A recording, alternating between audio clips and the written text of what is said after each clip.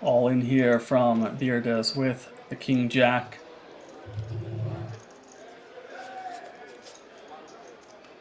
One king in the muck.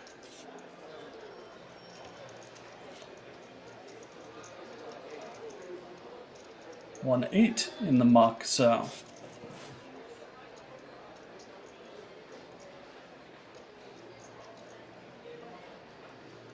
well, I imagine it's going to be in the muck. I don't see too many calls here with the 8 deuce of clubs. Obviously, Heaton is going to be in there and see the coin flip he's up against.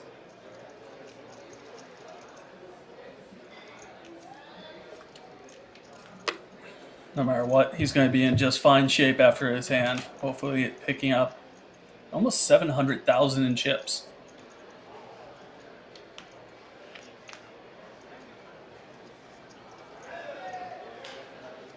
Extremely clean flop there for Heaton Kyle Van.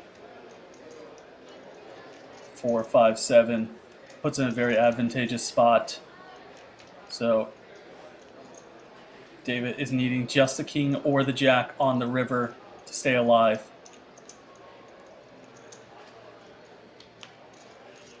And there it is, Jack of Diamonds. Nice little 5-outer for Mr. David Beardes, representing Slovakia. As a double up. Graphics are wrong. Says he was eliminated. The graphics are reading as a queen of diamonds on the rivers. No worries, we saw it with our own eyes. There's a jack of diamonds.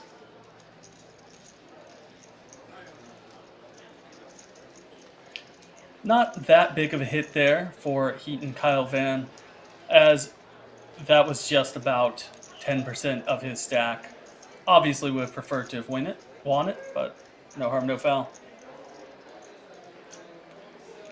OA Grinder asking if I am currently in Czech Republic. Sadly, I am not. I would love to be out there personally, but I am able to bring you the call nonetheless. Have 119 players remaining from this 2,261 player field. Let me give you some updates on that prize pool. It's a $330 event with a $500,000 guarantee. They blew that out of the water as they did acquire 2,261 players, bringing the prize pool to €644,385. So blew that guarantee clean out of the water. And as of right now, with the remaining players, they're each guaranteed €825. That's not what they're really all about, as first place takes home €89,650, which is a pretty sweet gig for just a small 330 buy-in.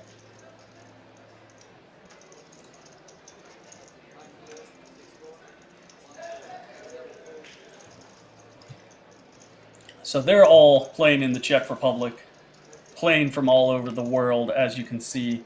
They're being well represented. Where are some of y'all from in the chat? Do we have some Europeans? Do we have some Croatians, perhaps?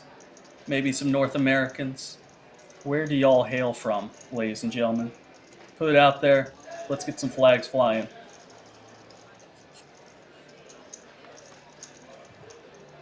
A7 suited here from the chip leader. Getting a call from a small blind from the Queen Jack suited. Interesting little flop here. Rainbow ace high board. Chip leader does check it back, which opens up a double gut shot for our small blind, who checks it back over.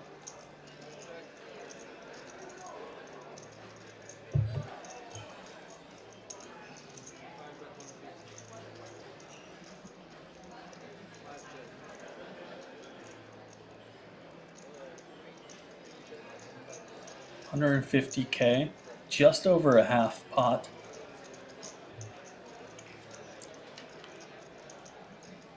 Ooh, probably the worst card on the river there for Hussein, as he picks up the jack. Gives him just enough to consider calling on the river against the dominating ace, but instead, our chip leader checks it on back. may regret that one if Hussein's able to make a comeback later on. See, some of y'all are out there all over the world. New Zealand for a couple of you, UK, Brazil, California, Las Vegas. Well, no matter where you are, no matter what time zone you're in, I appreciate you taking the time to join me on this Sunday afternoon. At least that's where I am, Sunday. I know for some of you it's Saturday, and for some people it's Monday. But here, we're going with Sunday. And no matter where you're located, we're all just lovers of this great game of poker. Finland. I like it.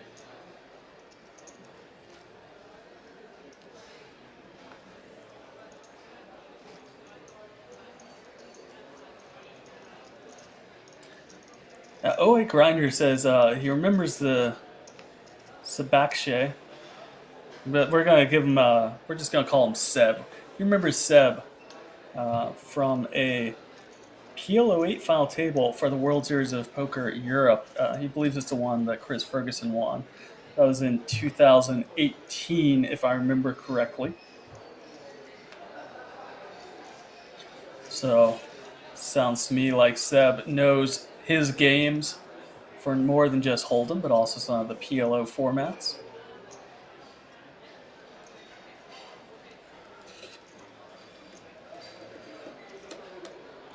David Berdes here, undergun +1, Queen Jack offsuit, shoving it all in, all the biscuits in the middle. 11 big blinds.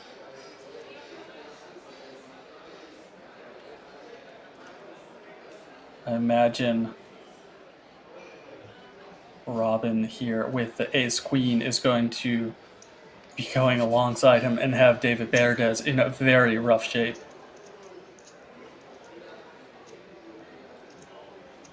There it is, the all-in as well from Robin Cornett.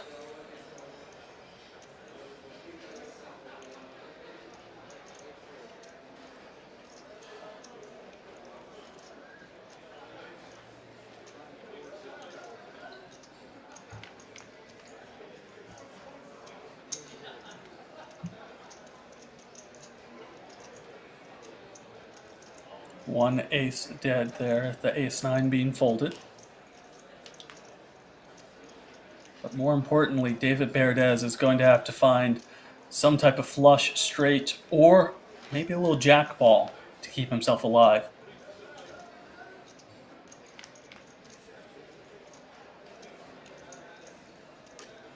Oh, that is not the flop you want to see. Gonna need running straight cards to make this happen. That's not one of them, as Robin Cornett busts out David Berdes, who came in as our short stack today. And Cornett takes a very healthy pot, chipping up to 1.8 million in chips.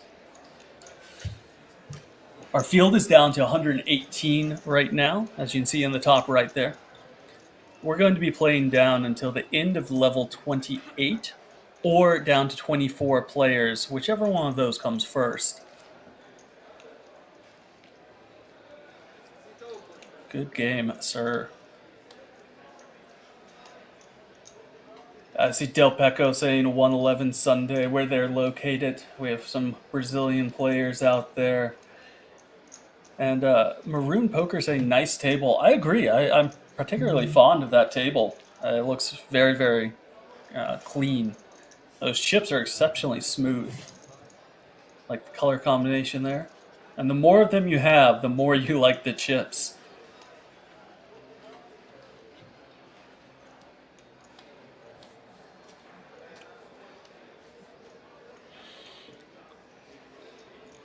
So, David Berdes just left us shortly ago. He was fairly well decorated, had 140,000 live earnings, with his top place being here at Czech Republic for a World Series of Poker Circa event. Third place, $200 event, taking 32,000. And he was 41st on Slovakia's all-time money list. Good game, Mr. Berdes. Appreciate you coming out and playing. Good run at it.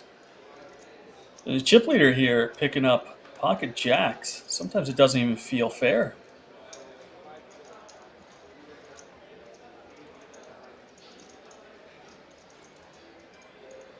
See y'all out there asking about those party poker points. And for those of you that don't know, if you watch the stream, you acquire points. And, ooh, real fast. We'll get back to those points as it's German on German. Oh, I apologize. I thought the 9-6 was shoving all in. In fact, it is Dimitros in the big blind with pocket queens going up against the chip leader's pocket jacks with a great chance to double up. 20 big blinds in the middle from each of these players, building a huge 2.7 million chip pot. Dimitros needing to hold, with Seb having live suits, which no longer matter. A 4-5 would be welcome for a chop. A little wheel action. That's not to be. Instead, we're looking for a jack on the river. Otherwise, Dimitros doubles up to near 40 big blinds. It's paint, but not the paint that Seb was looking for. 1.4 million for Dimitros is what he's adding to his stack as he doubles to 2.7 million. Almost 50 big blinds.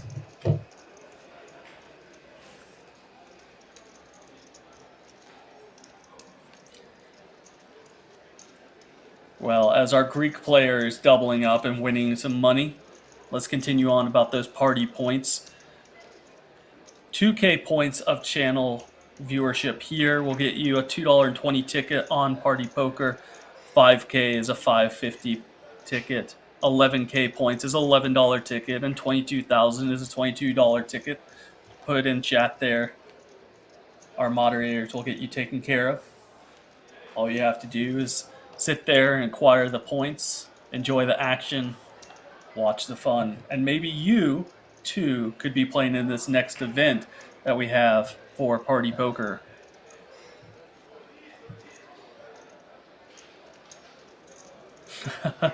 I like it. Oh wait, Grinder saying Dimitros coming in hot with the one name like a rapper.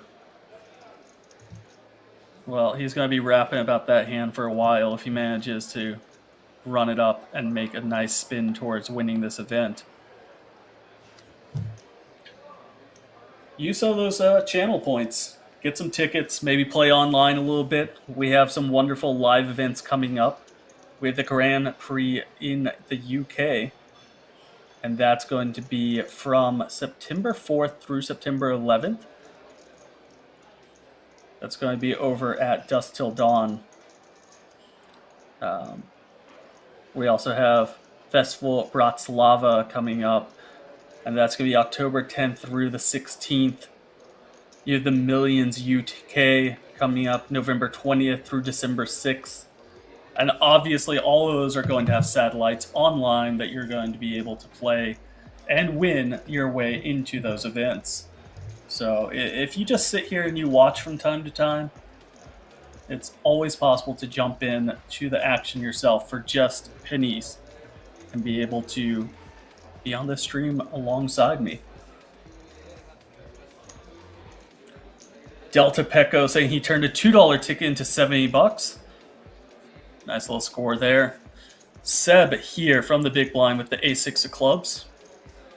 Going up against Robin Cornett, who was the opener under a gun +1. Who's going to continue firing here with his king-queen off.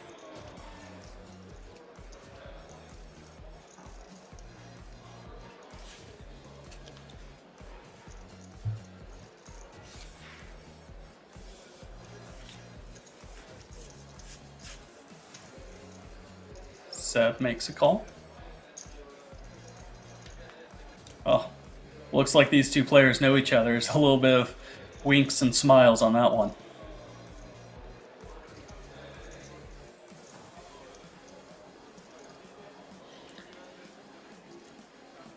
What beauty that one is for Seb. Picking up the nut flush on the river. Not that he needed it, but always makes you feel just a little bit better about your surroundings.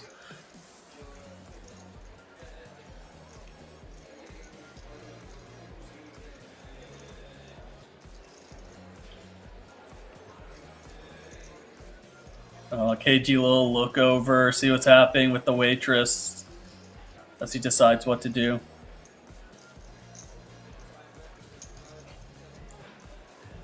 Looks like a tiny, tiny little bet here. 225.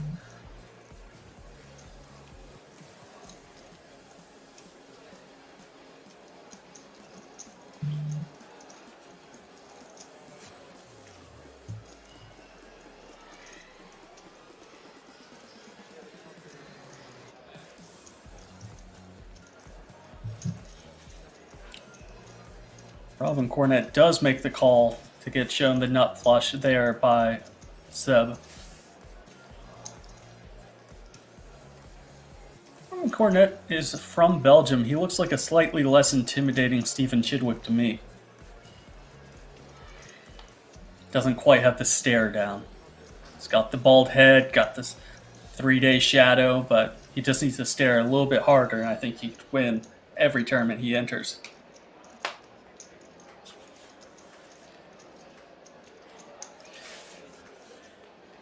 Kiss Casey, hello, hello, hello. Welcome on in. Thank you for joining us on Party Poker TV. So we're here at King's Resort in the Czech Republic. 10 diamonds is exposed in the 9-hole. Will not be in play this go around.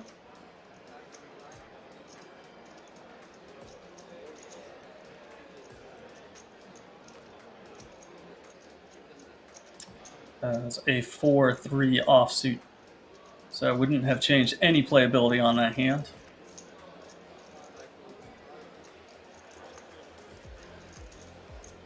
All right, Heat and Kyle Van opened up this stream today. First hand with pocket eights, lost it, and he's trying again here with pocket eights. Opens to just over 2 bigs.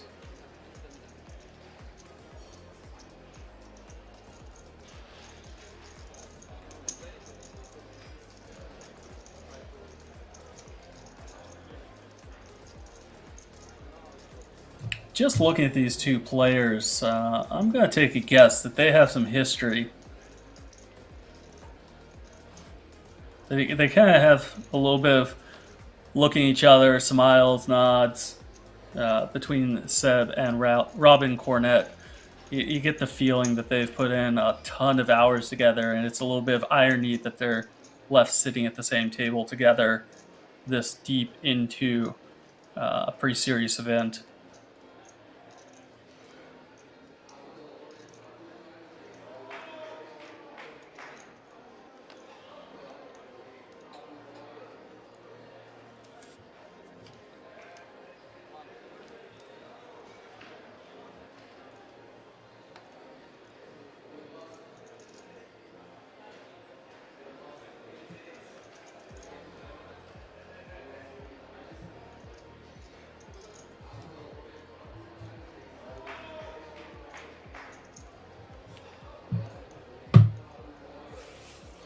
Cooking it in the chat. How you doing, good sir? Very familiar name from back in the day. Been joining in on these streams for a very, very long time. Alongside when we also were streaming the Galifon Challenge. Always good to see you in here. Our Greek rapper, Dimitros, one name only. He's letting the beat drop here with the 10-6 of clubs. Raising it on up.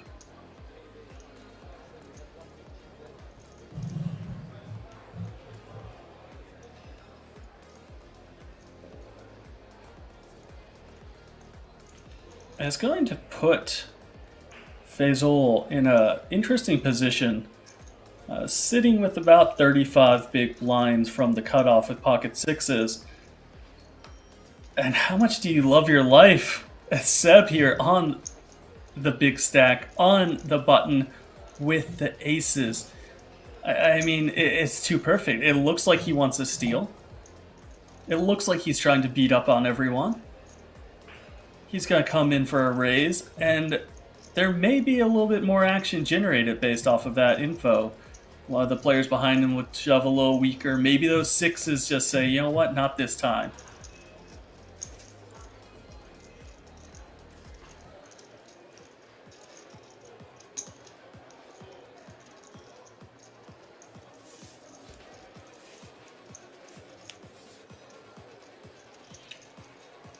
Doesn't look like he's going to get any action, but you never know.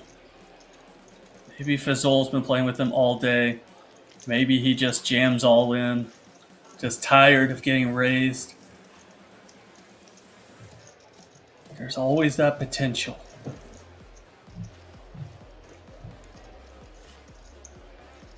Not to be. Seb going to pick up a healthy 400k, but he was looking for oh so many more chips on that pot. It was such a perfect setup for him.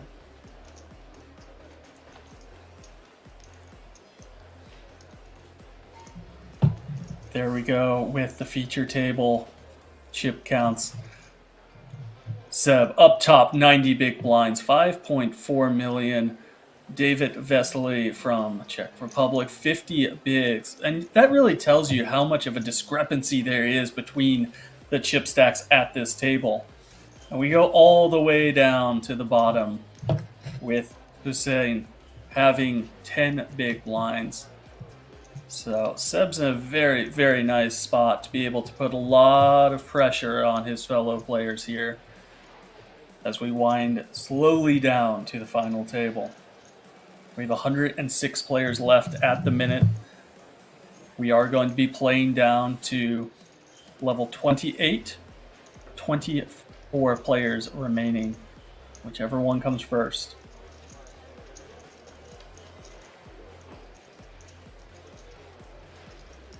Torsten opened up Ace-Jack of Diamonds under the gun +2, and Seb just said, you know what, I'm going to protect my big stack. There's no reason to get involved. Fold to Ace-10, which would have been dominated. And that's a really nice thing to watch and to think about when you go out there into the poker tournaments. A lot of people get attached to those kind of Ace-10 offhands. But he had also noticed that Torsten is not playing the most hands. He's opening up an early position, and Ace-10 is probably going to be dominated the vast majority of times, if it's not flipping against, say, 7s or 8s. So decides to just preserve his stack, not get frisky, and 3-bet it. Definitely liking what I'm seeing from our chip leader today.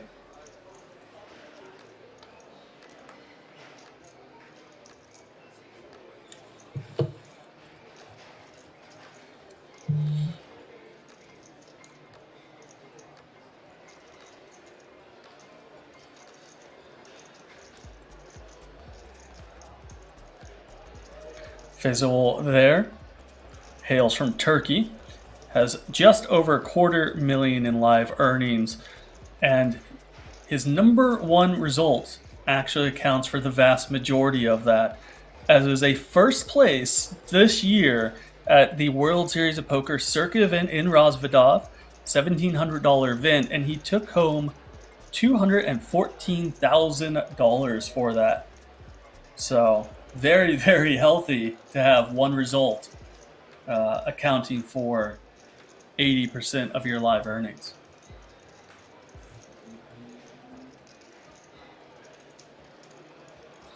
And ladies and gentlemen, I'm going to be joined by the infamous, the one-time legend, 08 Grinder, who is taking his time on this busy Sunday to join us in the Czech Republic Rozvadov tournament.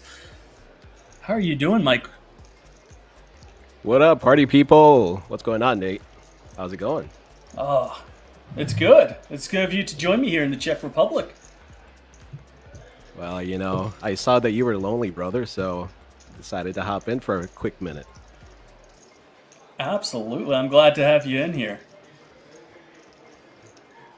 For those of you not sure who 08 Grinder is, he is a longtime commentator, been doing World Series of Poker, joined us here on PartyPoker several times, and also joined us for the Galfond Challenge. So always happy to have you in here, man. I'm always happy to be your sidekick, brother. No, not a sidekick, a fellow commentator, sir. All right. I'll agree with you this one time. All right, that's the only time you'll hear us agree today, right? the chat's gonna be like,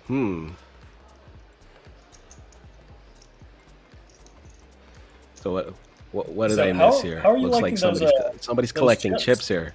Somebody's collecting chips. I missed something. No, Seb, our chip leader here, raised it up and then took it down on the flop. But I mean, speaking of those chips, they're such a beauty. Really enjoying the color scheme we got going on. What do you think? Yeah, I like how colorful the chips are, and I wish some of the players had bigger stacks. You know, like stacks that like just be like right in front of their faces. I kind of miss seeing stacks like that. You want the old school back in the day 2012 Jamie Gold stack? Yes, I want them to be like overflowing, like they're like going into the other guy's side. That like obnoxiously large stacks. There's, I mean, this has been a conversation as of late, specifically when the World Series decided to kind of take a lot of those down, reduce the stacks. I'm in favor, kind of a middle ground approach. We don't need micro stacks, but I don't think we quite need the overflowing stacks. Sounds like you're on the opposite side of life. Well, okay, so I don't mind that the World Series of Poker has decided to, do away of the large stacks, but sometimes the aggressive color ups or the unannounced color ups it's kind of annoying to some people. I've seen some of the reactions, and some people are annoyed by it. I don't know if it's a majority, but I guess people have to get used to it. What if I made you this argument, Grinder? What if I said poker players are notorious for just sitting all day and not necessarily having a lot of muscles? So maybe it just brought down to a point of like they weren't able to physically carry 20 racks of chips to the next table, and they couldn't handle it. Well, what I'll say to those poker players that don't work out, that choose to sit at tables all day, is to get really good at poker quick. Get really good at poker quick so you can make a lot of money, and then you can get an assistant to carry your chips for you. Well, as of right now, there's only a handful of people at this table that need that assistant, and that's chip leader Seb, 92 big blinds here on day 2 of the how many PartyPoker Championship Czech. He had like, you got, let's see. I believe he had 5.6 million chips, if I remember correctly. Okay, so these stacks look okay, right? They're not. Oh, these are healthy. Yeah. They but like, if you say chip leader and the guy has like 2 stacks, and it's like, No. This so you saw a second ago, the average chip stack is 2.1 million chips. So our chip leader at this table with 5.6 million is close to a chip lead for the entire tournament, would be my guess. Maybe there's someone out there 6-7 million, but he's well within the top 10. So he's sitting here with about 8 stacks. I think that's a pretty healthy amount for being in the top 10 in chips. I like it. Yeah, no, 8 stacks is fine. 8 stacks is fine. I like it. Is this a millions event?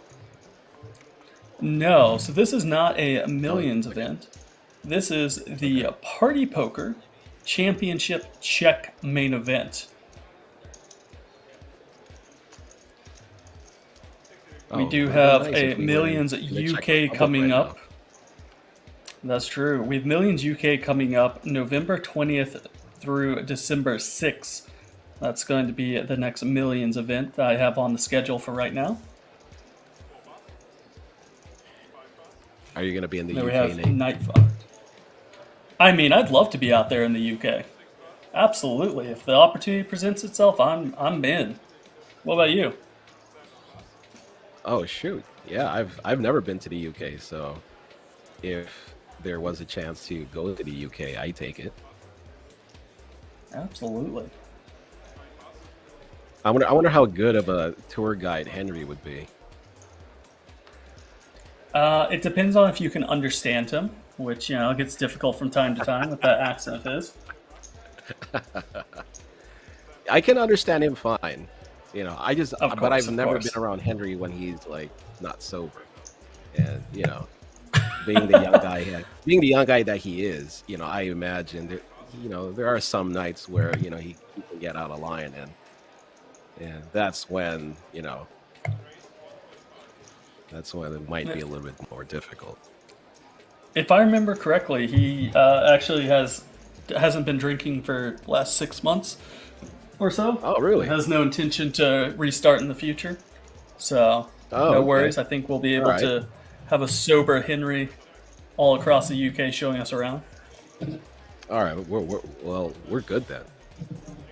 Absolutely.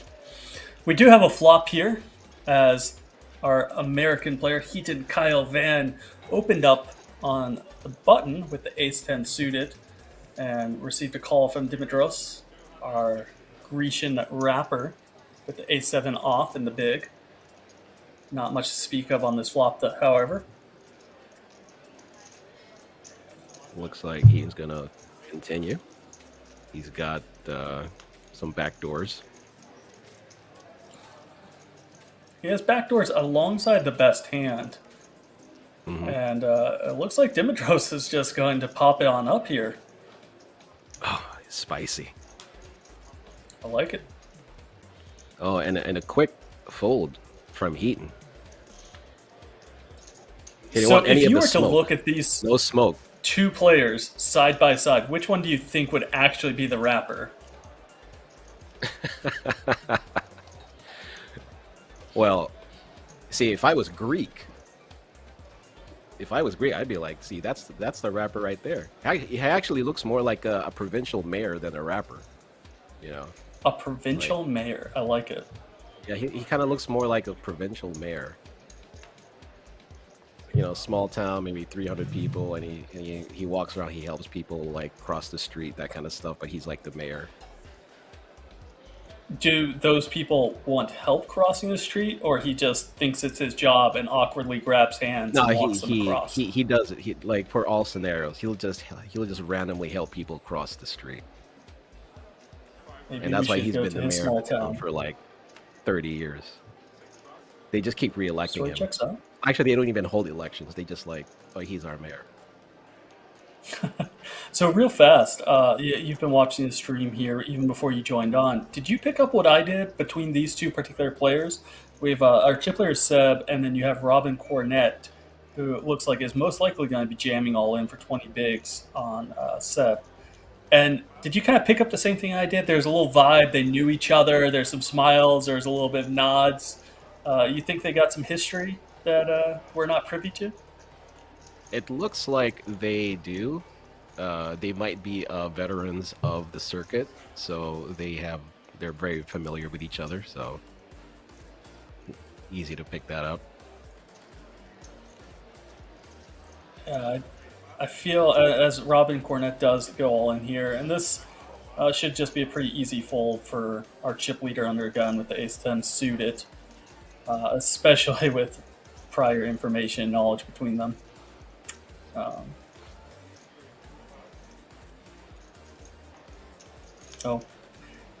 Yeah, you really have to think about with the Queen-9 suited here. What if he just accidentally he's not. dropped a chip in? Would they hold him? No, they wouldn't hold him to that. No. Like If it's an accidental roll-in, no. And he just kind of like rolls over. They look very ecstatic to be here today with 103 players left out of 2,261 players. And as you see in chat there, Grinder, the payouts for today range anywhere from a min cash, having been 600 euros, all the way up to first place for 89,650 euros, which This is a $330 tournament, so that is a very, very Nice. healthy first place for such a small buy-in. Nice. Nice. Good luck to whoever wins it. Well, they're Chat, who already do you within guys the top like, chat? 5%. I know chat has their favorites. Who do you guys like? Who do you guys want to win the Czech Republic Championship? I know you guys have your favorites. Type it in the chat, guys. How many of these players do you think will make the final table? That's the real question. 0 through... we lost one player, so we're at 8. Yeah. At this table? Let's see. Well, I gotta go with the mayor, the rapper. Like, Okay, Mr. Dimitros. he's got to go. He's got to go in there. I mean, like, he's badass. He's got one name. I like it.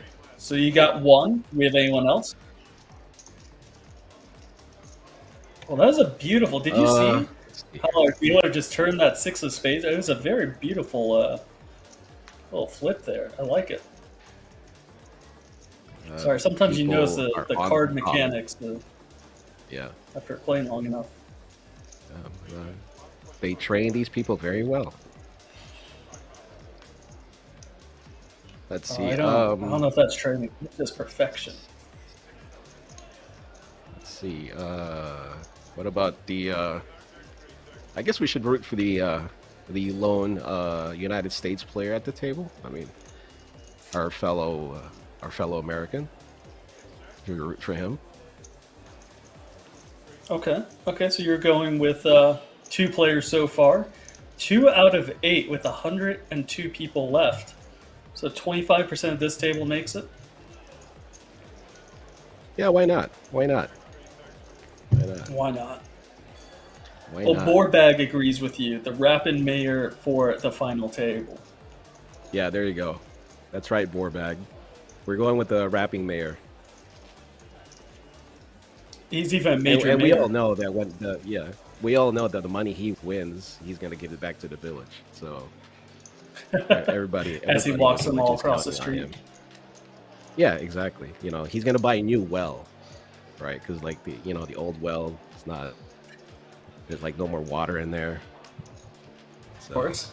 yeah, he needs the money to buy the big cats, drill a new well.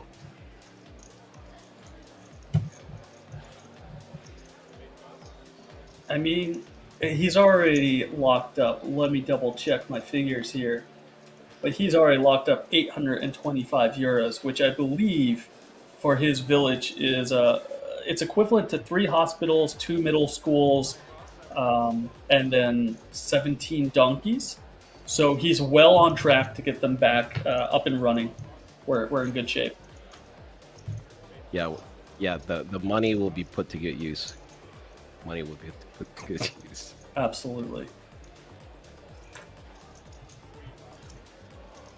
King's Casino here in the Czech Republic. I mean, I just like their slogan, to be honest. Play like a king. You know, it just kind of That's right. really brings it home to what they're putting on here. It pairs well with the Party Poker Live. It's a nice feel. I always love watching these streams. I love commentating these streams. It just all looks clean. It looks smooth, and it looks like such a nice environment to play in. Mm-hmm. Yeah, I agree. It's so. I wish I could play there. Maybe one of these days we'll make a trip out there. Playing the kings. Be like a king. Play like a king. Live like a king. Play like a king. Oh. Party Poker Live. We got some action here.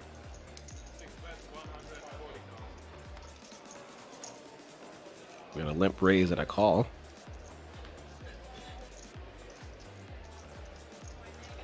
Ooh. All right. This is a.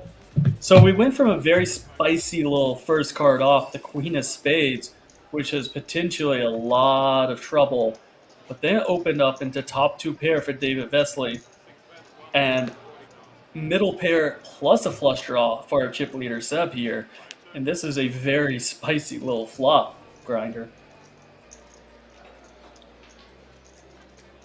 We're definitely going to see Sebi here continue. It just depends on if he's just going to call or raise.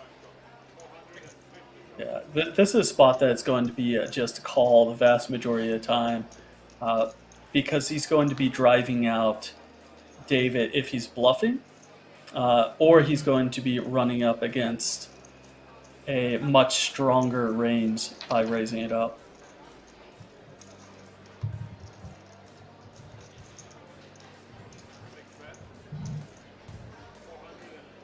Do you take anything away from like the speed of how David Vesely's been betting? He's not really taking a whole lot of time in his decisions. So he's kind of quick. I think you can bet.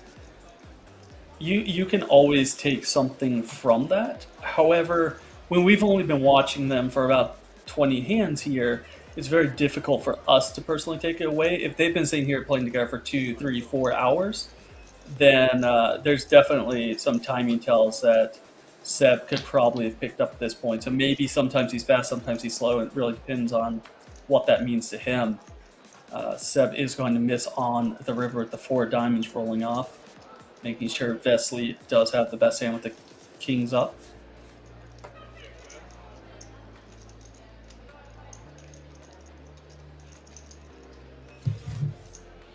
David's thinking about a size here. About 1.6.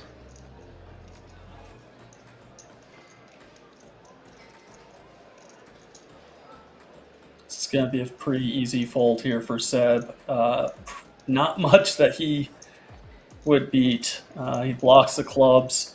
Probably, I mean, Jack 10 is about the only hand that really comes to mind that may want to turn itself into a bluff from David Vesely. But Seb's going to give it a nice hard think here.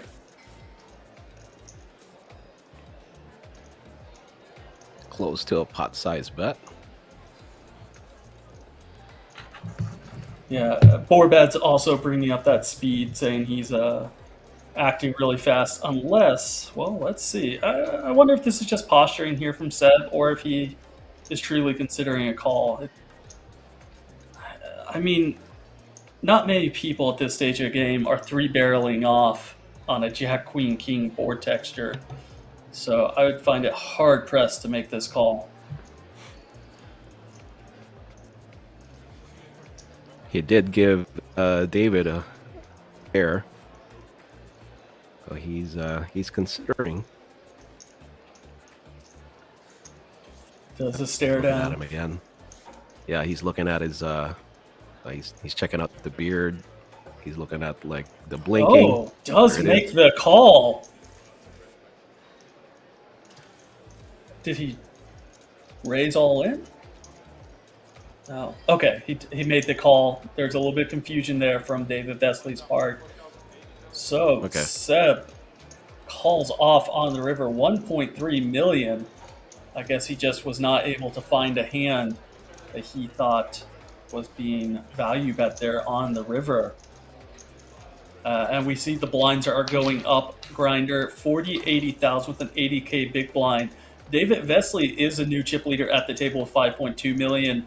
Dimitros, our Grecian rapper, with 42 big blinds in second place. And our former chip leader here drops all the way to third place, 39 big blinds.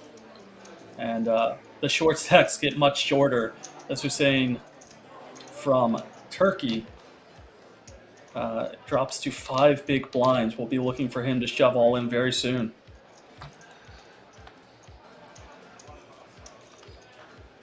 What seed is he in? Who's that? The short stack, the one with 5 bigs. Shorts. I believe it is this player right here with the pocket aces. Talk a little bit more about him because he likes it. All right.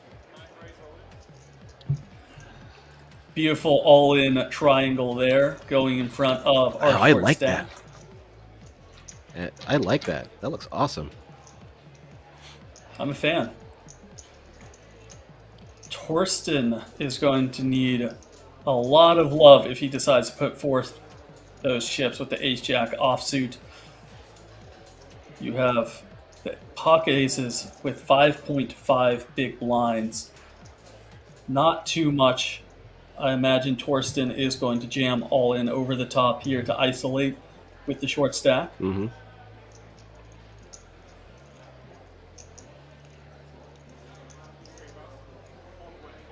This man right here, he looked like someone you don't want crossing the streets. Oh no, definitely not. He means business. He plays like a king. All right, There Torsten. we go. There's an all-in from There you Torsten. go. And he gets 1.3 million. He gets his own triangle.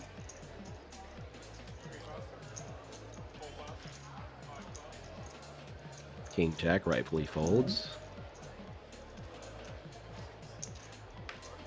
And everyone else doesn't realize it, but they're very happy not to have a hand here.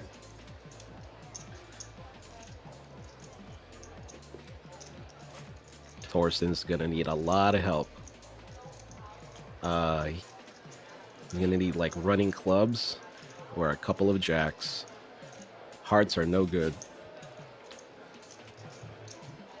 Yeah, and one jack is already in the muck. One king, so that takes away some Broadway opportunity. Torsten is in about as bad shape as possible. As you see on those echoes grinders, 6% go into this flop.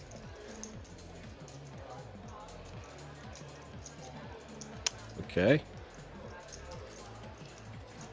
About as naked as it comes, does pick up the runner Broadway, and the turn shuts it down, giving our short stack a very nice double up to 1.1 million in chips, and leaving Torsten, I believe, as our short stack at this table with just over 10 big blinds.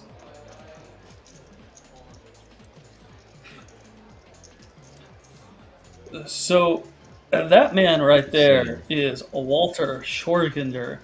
I apologize for that last name being butchered. He reminds me, have you ever seen Breaking Bad? Oh yeah, I love that show. Does he remind you of a character? He does. He's from Walter here is from Austria, and it's oh, you know exactly who I'm talking about from Breaking Bad. Mike. There we go.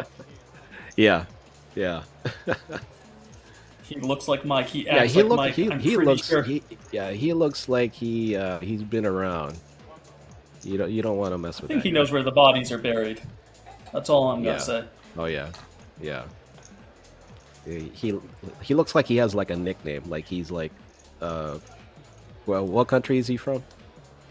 He's from Austria. Okay, yeah. Oh, Schwarzinger. So he's like, I'm trying to think of like a back to back all in. Our gentleman my bad. That was the short stack 2 seconds ago with pocket aces double up, and now he's trying again. Husinia with the ace king offsuit under the gun. See if he can go double. Oh man, the trigger happy from Turkey, Hussein Ozbalki or Balchi. I don't know how to pronounce that last. I'm sorry, chat. Well, chat's agreeing with me, Captor, saying that he does look like Mike Ehrmantraut. Snowball chiming in, saying he does look a little bit like him. Yeah. Oh, look at! Oh, did you see that? Did you see that? Hussein with the smooth, like he flipped his cards a little bit just to show, it was like a reverse peek, just to show the other player across the table what he had. It was so smooth. I think I'm gonna do that. I need to back this one up and watch it again. I missed it. Yeah, it was quick. It was, it was discreet, but it was sly. I liked it. Okay, I dig it. So we have the unintimidating. Oh wow! He's so intimidating, I'm forgetting who the actual player is. Oh no.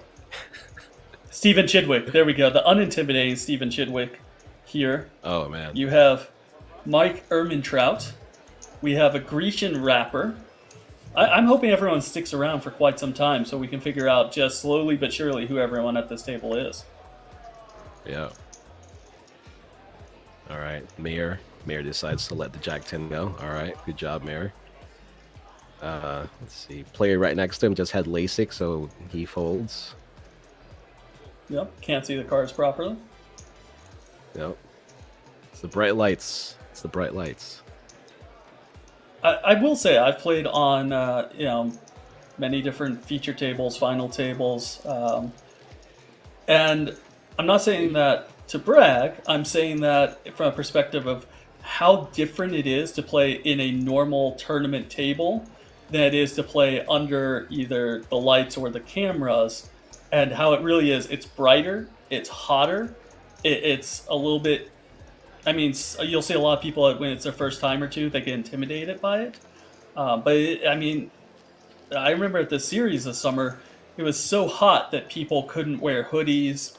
So it could definitely be he's wearing those sunglasses simply because of how bright it is under the featured lights here.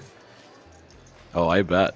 I played cash games at Paris, and there are different points during my my sessions where it was like hot, cold.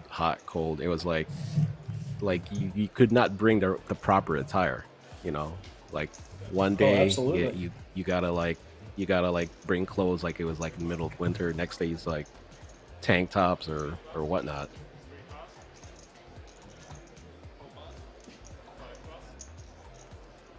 I think it's poker players are kind of given a lot of grief for wearing hoodies, and not maybe looking the most professional, if you will.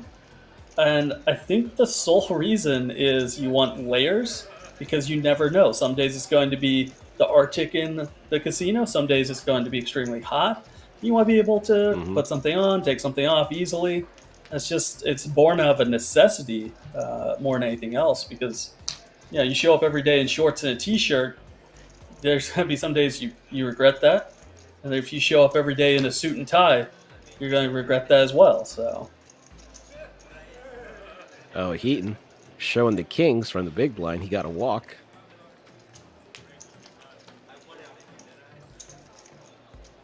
But you know what? Going back, Nate, no one can be as good of a dresser as you are. You're at least top 5. One of the best World Series of Poker dressers I've seen. Oh, well, I appreciate that. I like to, if we're doing commentary with cameras on, I like to make sure I wear something nice. If we're at a final table, I want to make sure, you only get those opportunities so many times in a year, so make it count. Yeah, that's right. Oh, one thing too, that maybe not a whole lot of people know. One of the main differences in playing televised or streamed tables is the RFI cards, right? Because they're a little bit different. They don't feel like regular cards, and they're a little bit bigger, and they always tell you not to bend them because they're very expensive. Oh, very. So. Yeah, so I've played on a streamed cash game once, and I was told all those things, not to bend them or anything, just treat them with care. And it's quite different holding RFI cards. Absolutely, they're very thick cards.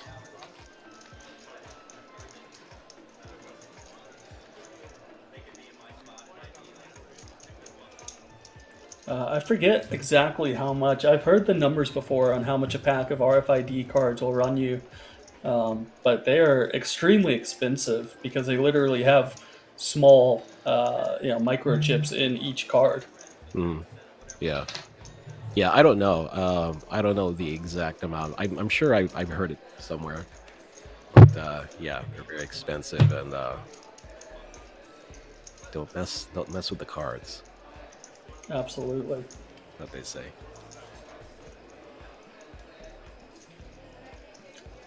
There you see it. Party Poker live on the left-hand side. Kings play like a king right in the middle. I mean, I just... you've been playing I long like enough. that. I don't know about you, but I've been playing for 20 years now, Grinder, and I've come across all tables, all felts, all casinos, underground, legal, You learn to appreciate the finer ones. So... Of course. Definitely. How long have you been playing poker at this stage of your career? Okay. Well, I started playing poker after I saw Rounders. Rounders came out in the late 90s, so I started messing around with friends like shortly after the movie. Okay. So it's been about 20 plus years, I would say. But I haven't been to anywhere exotic. Just the Americas. Well, we're working to change that. First, we'll get you a Czech Republic, then we'll get you out to the millions in UK, upcoming in this winter time. Let's go. Get you some exotic locations. Let's go. And here we go Party with Poker, those chip counts as we have a dealer change. David Vesely here from Czech Republic. Chip leader 66 big blinds. Dimitros 40 bigs. Our forward chip leader Seb still with 39 big blinds, all the way down to our new short stack Torsten with 10 big blinds. And there's definitely some short stacks here. So you expect to see some all-ins happening before too much longer, Grinder. No, definitely.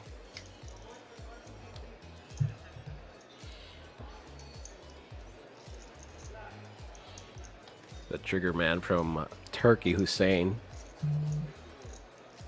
Prior, he had 5 bigs. Now he's up to 15. Good on him. Snowball in chat saying, good luck pronouncing some of those names. Absolutely. I just blanket apologize in advance. Myself and Grinder are both American. Pronunciation of some of these European names is not our specialty. So blanket apology to them, to their families, to their small children watching, and as well to all of you in chat. All in here from Robin Cornet with Pocket Jets under a gun +2.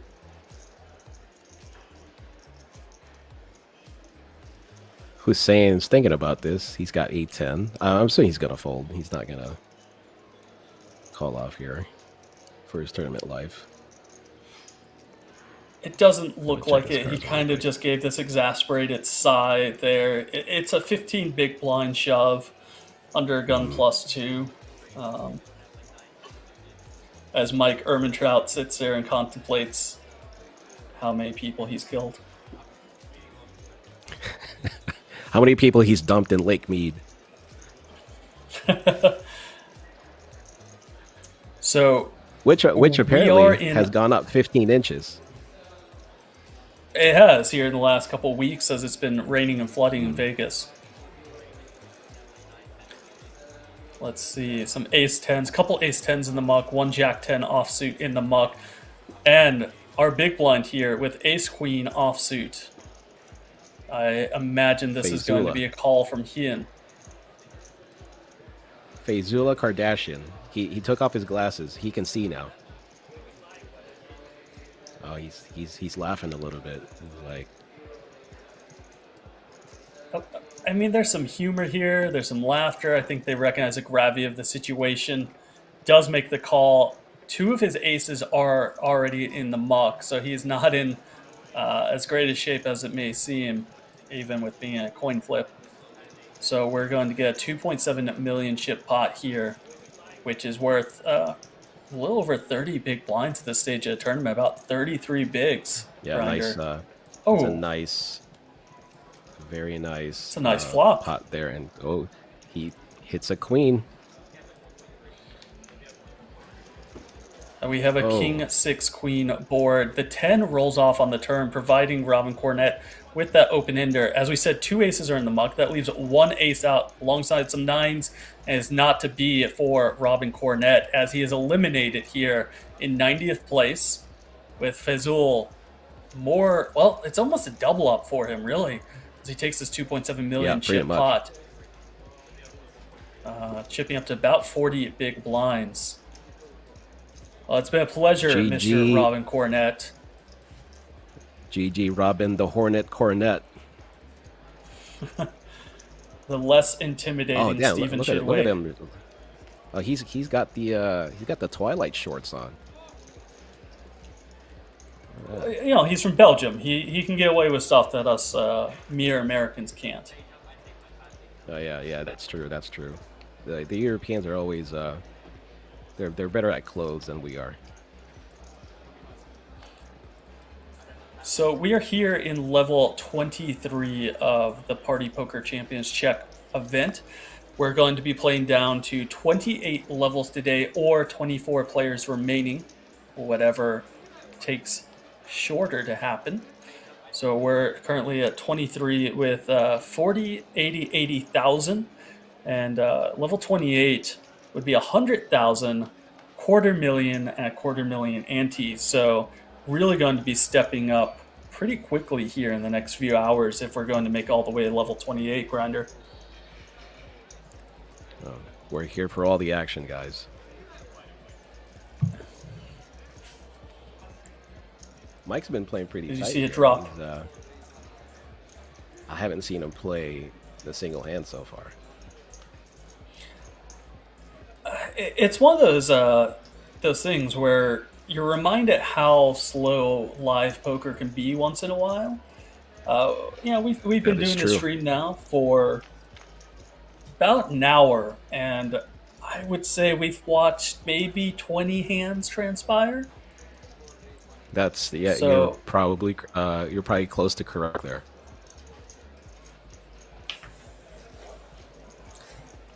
All right. 100,000 extra here from the small blind as Seb comes along with ace-9 diamonds from the big. I'd like to know what they're saying to each other. Well, I'd like to have ace-9 diamonds on ace-9 deuce flop. Yeah. I imagine we're going to see a check back here from Seb, as he's not really worried about any turn cards.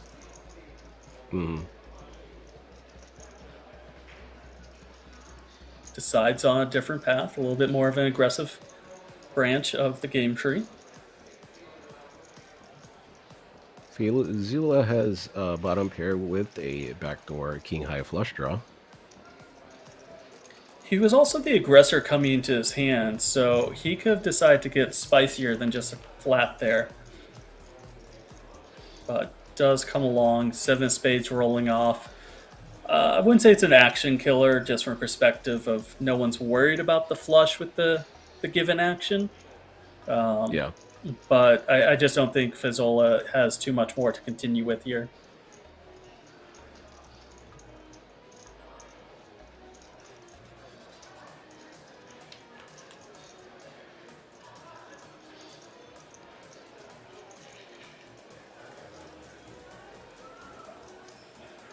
As I said, I don't think Seb was worried about the flush on the turn. I think he is just trying to find a way to get more action and chips in the middle from Fazul.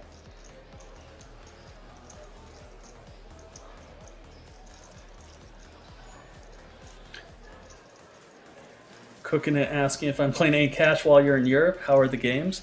Sadly, I'm not actually here in the Czech Republic. We're doing this internationally at the minute. I would love to be there, and hopefully next Party Poker live event I'll be able to make the trip across. I've heard wonderful things about the Czech Republic, as well as some of the amazing stops that they have coming up, but this go around was not able to make that trip across the pond. Interesting bet here. Seb bets 750K. Yeah, this doesn't really make too much sense. Very interesting bet. I wonder if Fizol is just sitting here posturing, but at the same time, we thought Seb was posturing earlier on, and he ended up making the call with the Queen Six of Clubs. So.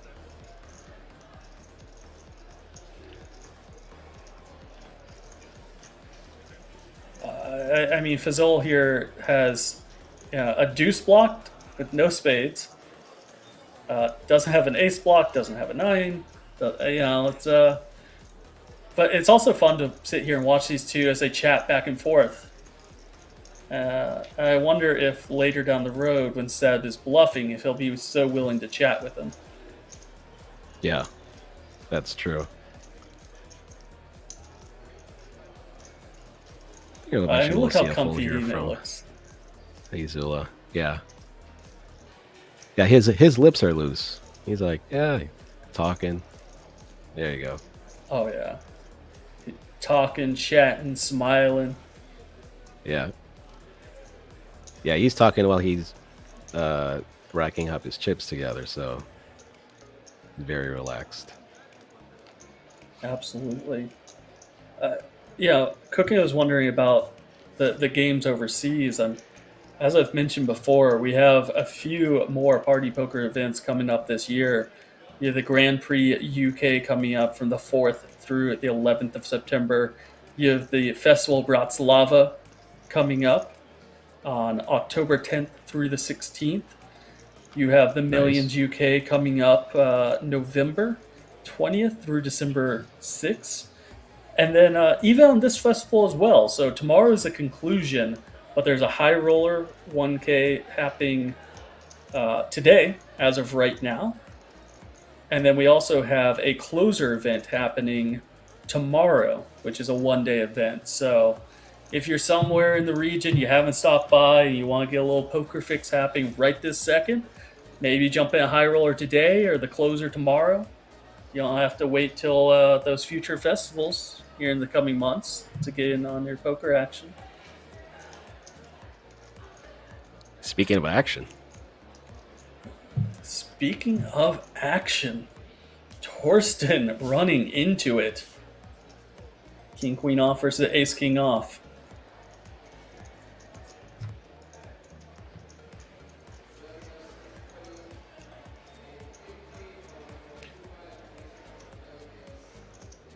Just over a 10 big blind shove here, 870,000. So I guess it's about 11 big blinds. Obviously, Seb's never folding. It just depends on caller all in. And he's going with an all in here. Torsten going to need some love from this flop to stay alive in PartyPoker Championship Czech event.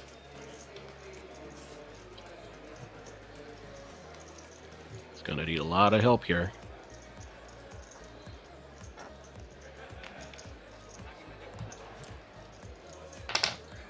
Ooh, and that's not it. Yeah, if he needed help, that's the opposite of it. All right, that 7 of hearts is going to put the nail in the coffin for Mr. Torsten Pichel from Germany. Good game, sir, as our former chip leader climbs his way back into a solid second place. 4.5 million in chips, which is good for over 50 big blinds. About 56 bigs here. Well done, sir. Well done.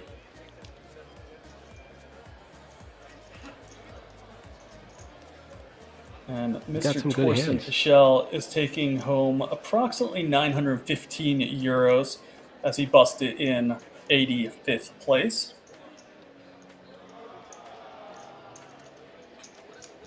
Hey, not bad. 950 euros. That's not bad. Yeah, this is only $330. I think it's 1-to-1. Oh, so there you go, guys. For all you non-Europeans there, that's $950. All right, so the euro currently is worth $1.03. So we'll just say 1-to-1. Yeah, it's 1-1. There you go. And so he won 915 euros, which is worth $938.70 for all our American listeners. Bezula. Another nice hand here. King, queen suited in the cutoff.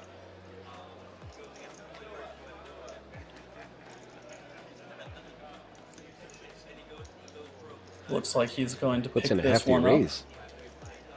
Yeah. Hefty raise.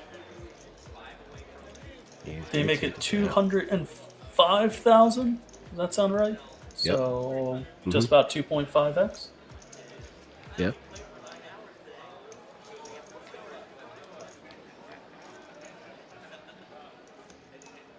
Cooking it out I there, wish we saying could hear what they're exchange rate saying. lessons with Gamble on Poker, ladies and gents.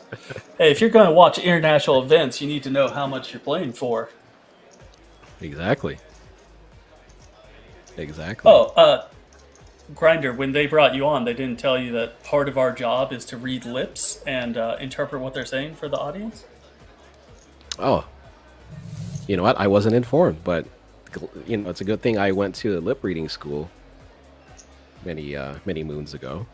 So we can definitely transcribe for the chat if they so wish.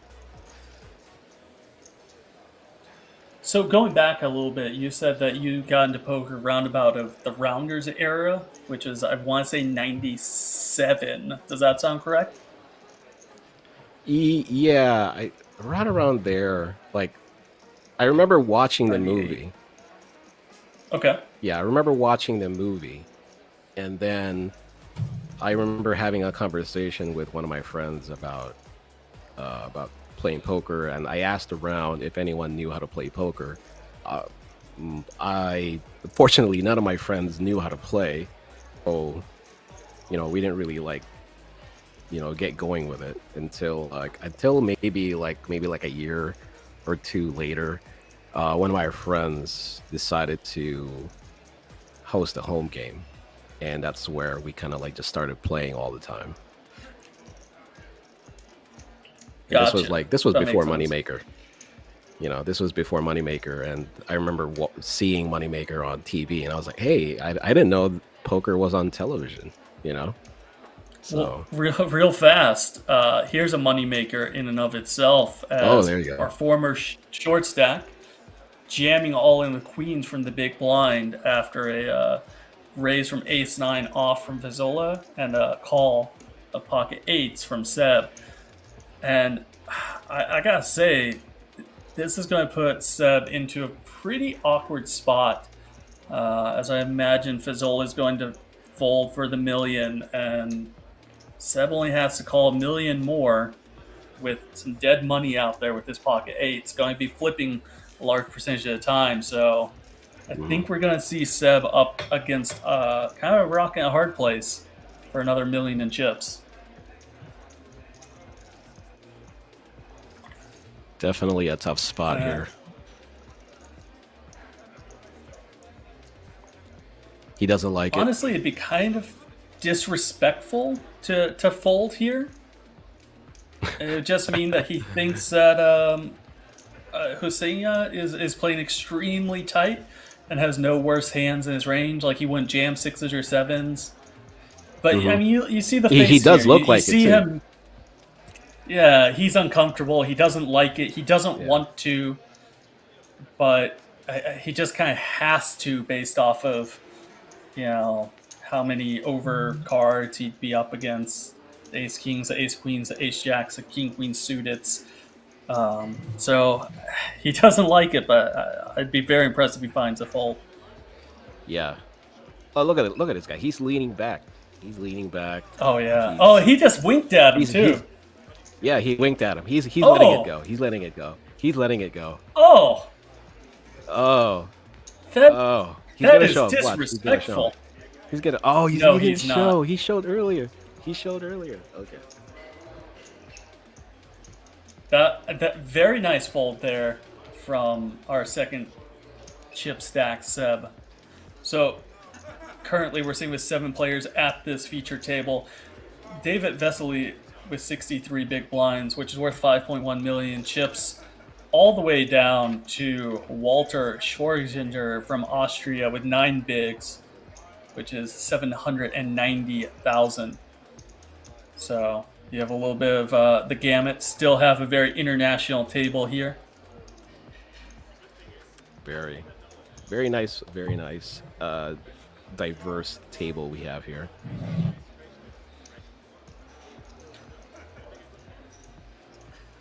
Mayor's gonna throw away the 10-9 off.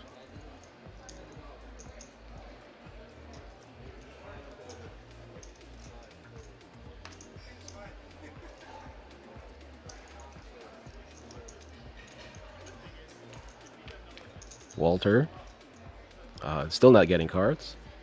Gonna let the 4 deuce go.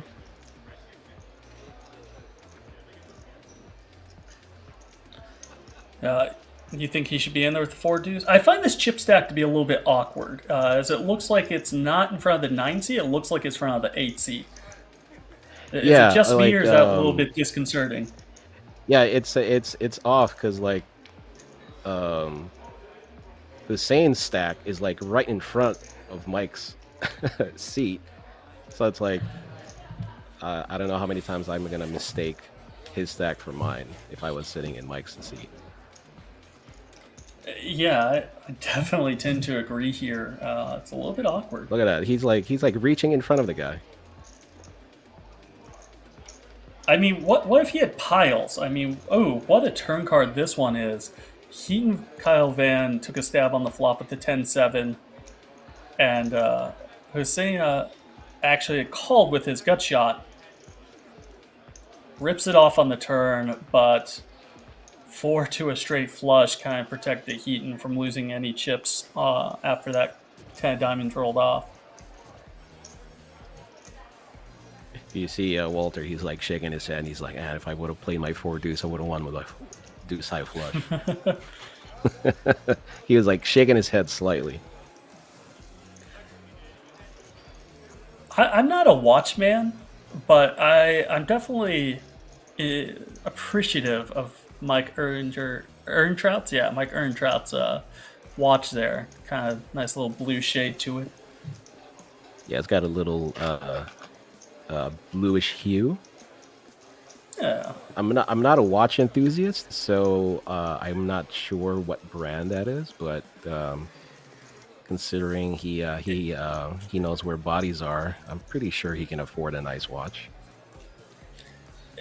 I'm not a watchman either. You know, I can appreciate a nice timepiece from time to time, but I don't necessarily understand how people spend the amount of money that they do on such timepieces.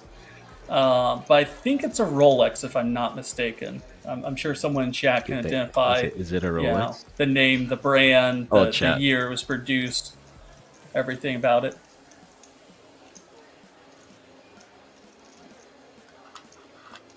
I'm pretty sure the chat can figure it out. Come on, chat. Let us know. Watch it be like a $29.99 piece from Walmart special. Do they have Walmart? Giving it a lot of love. You know, I've been all over Europe. I've been, I think about 10, 12 countries in Europe. I don't remember offhand. I don't think I've ever once seen a Walmart, so I'm gonna take the don't. What is the equivalent? What is the equivalent of a Walmart in Europe? I don't know, but we do have some watch experts out there. You know, Iron Wolf LT is saying it's a Casio, $23. Snowball can confirm, factually, 100%, it is a watch. So I appreciate the help, chat. Smart asses. Experts. Experts. Gotta love it. Experts. I will say, because of our fellow commentator Henry Kilbane, I've had the opportunity recently to meet the newest World Series of Poker champion. Nice. Preston Jorstad. Very cool guy, very down to earth. Very glad that he won as representative and ambassador for a game. I bring this up because he has a very, very nice watch. It's just a very cool, colorful. Oh, it's a watch. It's a $23 Casio. I don't know what it is. You don't know what it is, but I liked it. It's a nice watch. So, just want to pay the man compliments on having a nice $23 Casio watch from Walmart. Did you see Walter stare down Hussein? Hussein was like looking at his stack, and Walter just stared down. I was like, no, you're not calling this. Of course. He's like, no, you're not calling this. I believe this is the first hand that Walter has played with that Queen 10 of Diamonds all in, and does take it down. Very well. I wish he would have grabbed. I wish he would have grabbed Hussein's stack and pushed it in the middle. By the way, I don't know if you noted, the blinds have gone up. It's 50, 100,000, 100,000 ante. So that brings us up to level 24. And we are playing 4 more levels after this. So, well, we're dropping players pretty fast. We're down to 81 players at the minute. So we'll either be playing those 4 levels, or we're going to be playing down to 24 players. And it's hard to say right now which one that's going to be. You are right. 81 out of 2,261 entrants. My God. Successful event. Well, one of the reasons for that success, Grinder, is there was 3 flights that people could play online. So you could qualify online for day 2 and then come out for the live portion. Nice. As well as there was, satellites running at King's Casino here in Rapidav, and you were able to, satellite in and play a live day 1 as well. So I always like that mixture of, live event being coupled with the online event. I think it's a really cool way of doing it. Kind of, it's taking a step away from having to play day 1 live. I agree. Oh, look at that. 500,000 euros guaranteed for the main event. Nice. Right, and this was guaranteed 500,000, but, we blew that out of the water. We got over 2,200 players, which brought the prize pool to around about of 600. Let me look up the exact number for you real fast. 644,000 euros. So blew that guarantee well out of the water, Grinder. Wow. Yeah, no chance of cancellation here. Not for a second. No. And as we talked about a second ago, we do have the blinds have just gone up to the 50, 100, 100,000. And after this level, we're going to have a 15-minute break. A little bit longer than when we do the online events, as players in live demand a little bit more time to do their business. Yeah, they got to handle all the bathroom lines. Got to go get food. All that stuff. Oh, we're joined with a new player. We are indeed. Looks like Chakwo from Israel. Welcome on in, sir. 4 million in chips is what he's bringing to the table, so definitely bringing. Well, actually, we are joined by 2 new players. Oh, got another player there. Oh, a fellow one-namer. Ferrari. There we go. He's the actual rapper. Timitros has some issues. We're gonna have a rap off. Okay. No, I think we've already established that Dimitrios is the mayor, and so Ferrari's the rapper. We got it. I don't know. I want to see the mayor of Rap Town lay it down. Oh, see, they're chatting already. He's like, hey, boss. What's up? What's going on? Hey, man. I've seen your heard the new album. It's fire. He's like, I heard the new album. It's fire. See, he's already looking around. He kind of reminds me a little bit of Coco Loco. Like, that's just the vibe I'm getting. I am getting that, like, he's Italian, his name's Ferrari. I mean, come on now. Okay. I just had a thought. If you could show up to a final table and just have one name, you tell the guy who's like writing on the prompter, hey, what name do you want to show up on screen? What name would you choose? I feel like for me, this is a no-brainer, right? Like, I don't even have a choice in this. This is just, I have to go by gamble. There you go. Right? I mean, it'd be a little The weird gambler? if it was something. Are you just gonna go with just gamble, or are you gonna have like Yeah, with just a gamble. gambler, or just gamble? No, Okay, no. all right. Gamble. I think that's. I was born with it. I mean, I gotta keep it authentic, keep true to myself. Come on, what else would you expect from me here? What about you? Hey, you know what? You're right. You know what? You're right. You're right. You're right. It was a silly question. I already knew the answer. I should have known the answer already.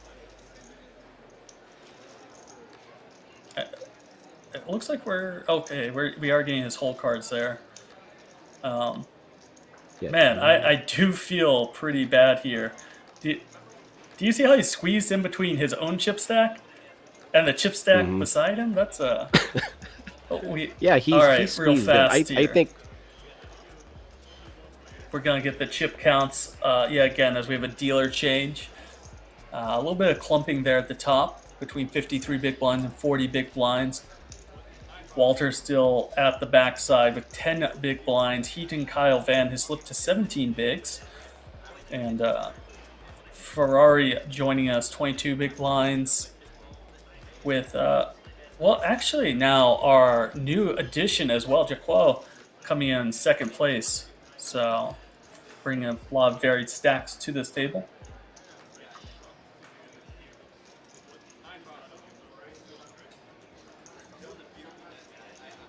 I just want to see Walter like blow up and just be like, "Can you move your chips? Can you just move them? Because you're squeezing me." Please. All right. First action here for our newfound friend Ferrari, hailing from Italy, of course. Don't know where else he could come from with a name like that. It'd be funny if he was like Ferrari, but like he's from like a different country. Australia. Oh, FaZe has similar ace-5 suited.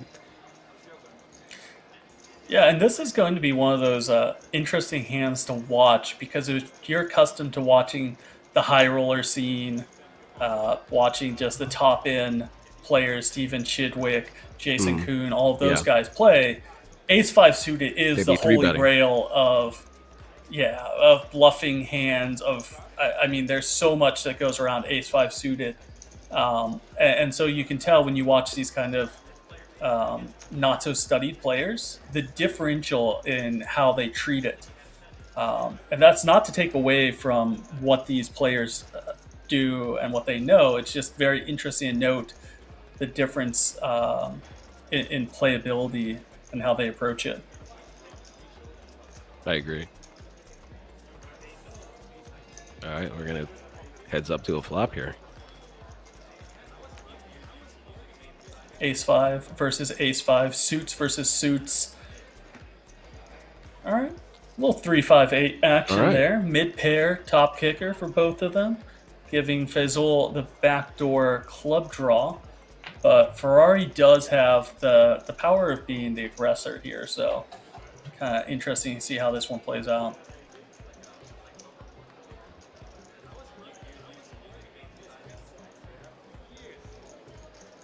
Down bets to 180.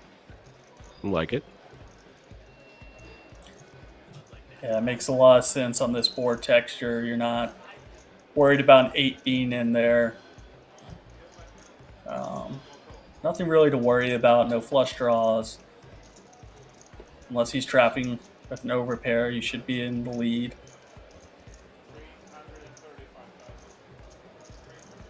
Not really a card that should worry either of these players. Ace-Jack would most likely have been 3-bet pre-flop by Frizzol. He could have floated, though, on the flop with a hand like, let's just say, Jack-10, clubs or spades. Yeah. But Ferrari's not worried about that for the time being. Does go ahead and bet again. Looks like 360, 335. Nice third size pot.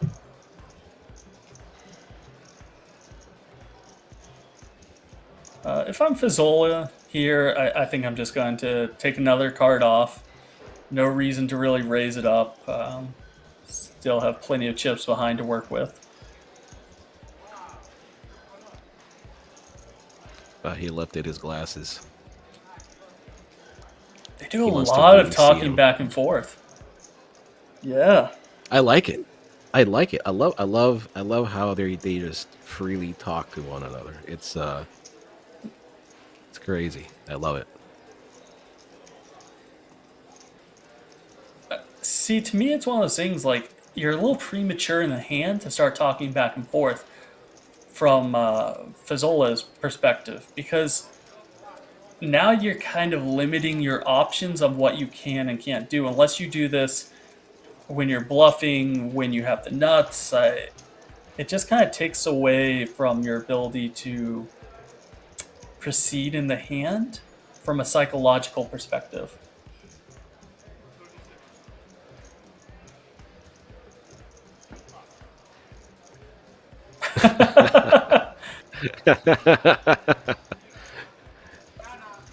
There we go. All right, Ferrari's got some personality. Welcome to the table, sir.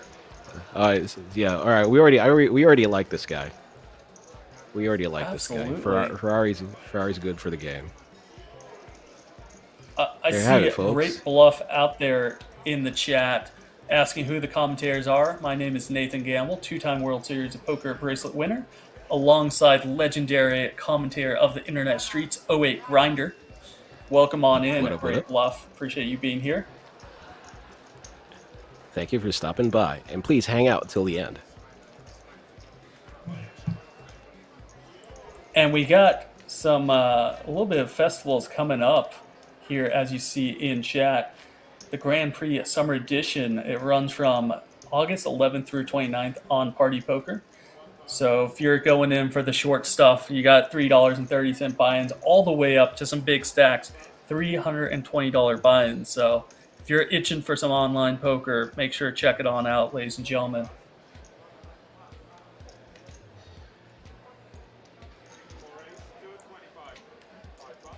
Okay, I get now why Hussein's stack is all the way to the right. Because the dealer can't go around his stack when they're dealing to him. So they probably asked him to move his stack from the left to the right.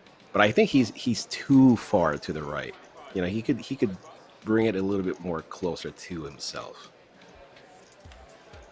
Well, if you do notice, on the table, they have those little white strips of tape in front of them, and that's where the RFID is and where they need to place their cards. You know what? So you can see it in front of each of the players. There's one in front of former chip leader Seb that's slightly wrinkled, so you can kind of tell what is, but just tells them where to put their cards, and they can't put their chips on that location either. So he's trying to avoid putting them on the RFID reader.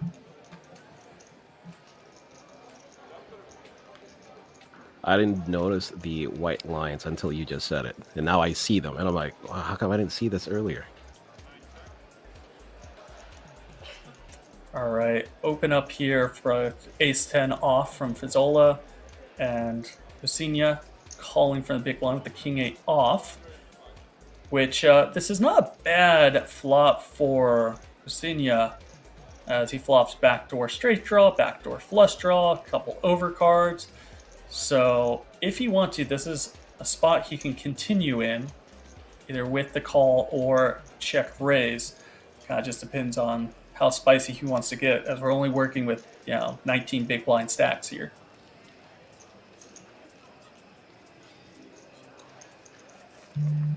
He's got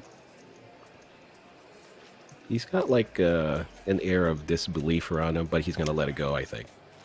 But he does.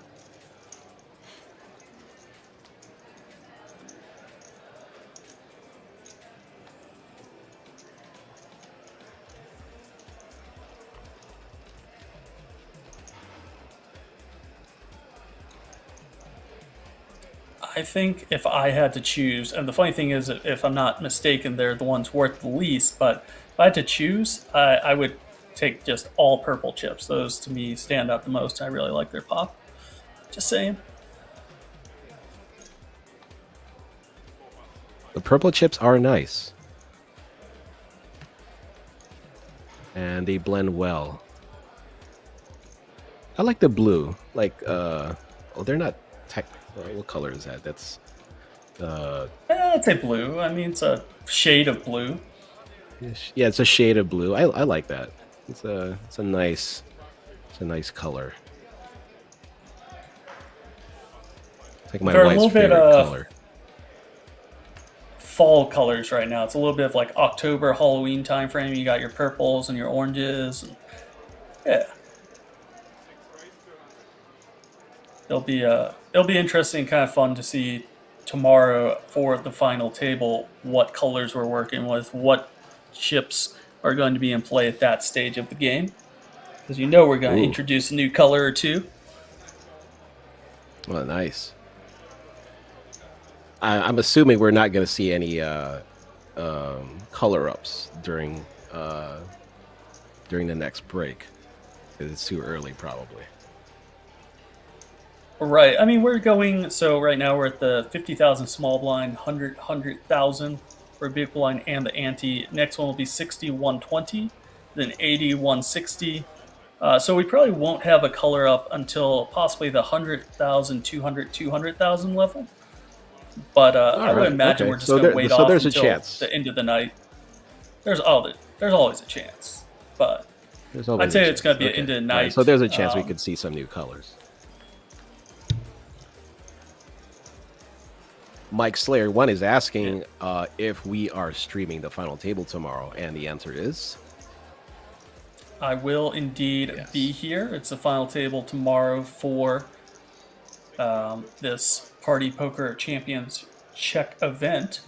I'm not sure if you're going to be joining me tomorrow, Grinder. We're still getting that ironed out, but it will be happening tomorrow live here on the Party Poker live stream, Party Poker TV. We're working it out with my agent, so I'll let you know, Mike.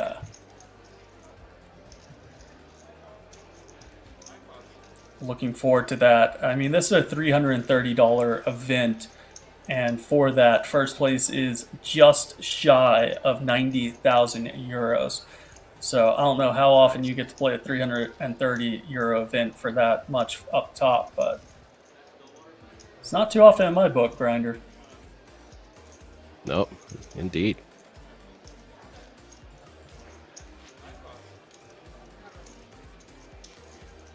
David Vesely here playing, I think, only the second hand that we've seen. The first hand was a monster where he took down almost 2 million chips from our former chip leader there on his right. And this is only the second hand we've really seen him play. Hasn't been given too many opportunities so far. Keep the chip lead nonetheless. Absolutely.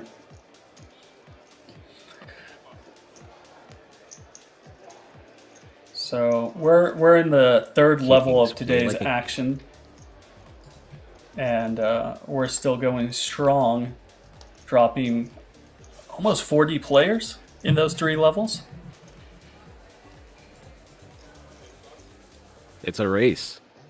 It's a race to who's going to get there first. It's a marathon. 28 or 20? What was it? 24 players? You said.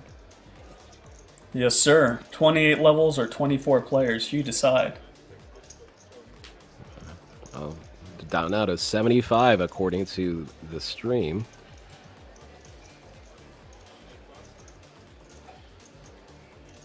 Well, as we play down, we have a new member in chat, Brazilian Donk. Welcome on in. Appreciate you being here. Welcome to the Party Poker Championship Czech event. I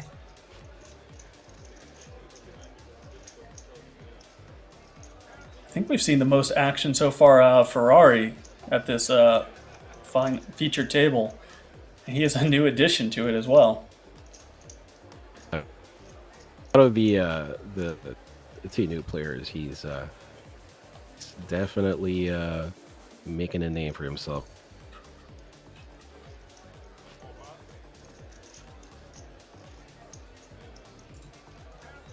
I see they only have 2 triangles for the all-in. I wonder if 3 all-in, they want out, or if they're just gonna like just eat 2. I think the dealer just makes a triangle with his hand, puts on the player's forehead, and then holds it there until everyone else folds. Okay, all right. So that's what I would do. So it pays to have long arms as a dealer, then, is what you're saying. Oh, absolutely.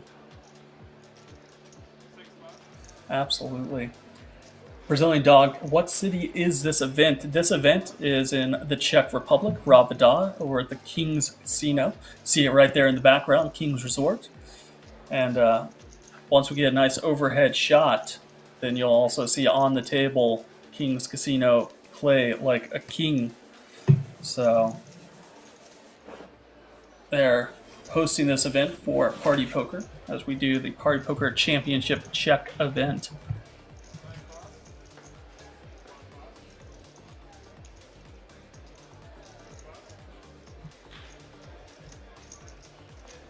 King Queen offsuit open up here for Seb. Yeah, he's gonna get every little through. Pickup is a $250,000 grinder. Nice.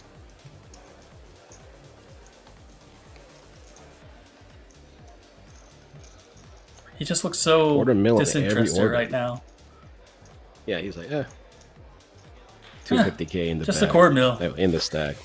Yeah. And he's just there's a smile. Away. He's like, yeah. He's like, yeah, I took it. Yeah, I took it down. Yeah, that was me. There you go. Kings play like a king for the Party Poker Live PPC. I love that. Which is the Party Poker Championship. That's a great slogan. Czech. I hope they never play change like a king. it. I like it. Yeah. Never change it. Never. Okay. Don't change it. I like it. We'll make play like a king. Make a recommendation to them. Yeah. What's the boss's name? The guy that owns Kings. What's his name? Leon. Yeah, there you go, Leon. Right. Just tell Leon I said don't change it. Let me get his last name proper here. Susernik. Don't want to mess up the king's name. That would be slightly disrespectful. No. You don't want to mess up the boss's name. Never. So it's funny because Ferrari here is wearing the backwards hat, has boss on it that you can see from time to time on the camera angle. I feel like we need to promote him, getting a king hat, maybe not the boss hat. Somebody send him a king hat. Let's get it done. King Queen suited here yet again for Seb versus the Jack 10 offsuit for Fazzola in the big blind. These two at it again, battling. I like how the dealer floats. Texture. I like how the dealer floats the door card first, and then a smooth swish. I like smooth that. Swish. Yeah. I like how you said smooth swish. I don't know. I'm a fan of that. Smooth swish. It's very smooth. I like it.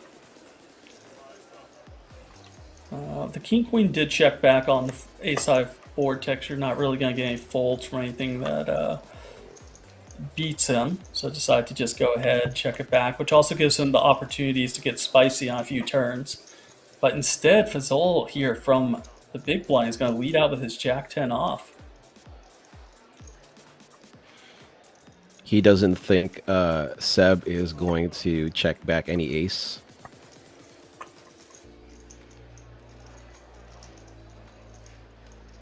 Or he could be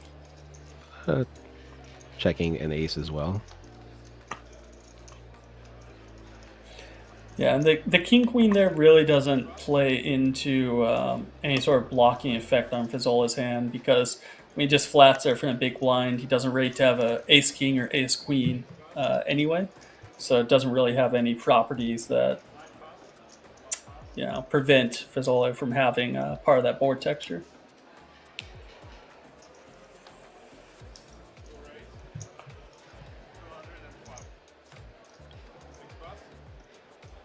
David Vasily continues to fold, not getting the hands.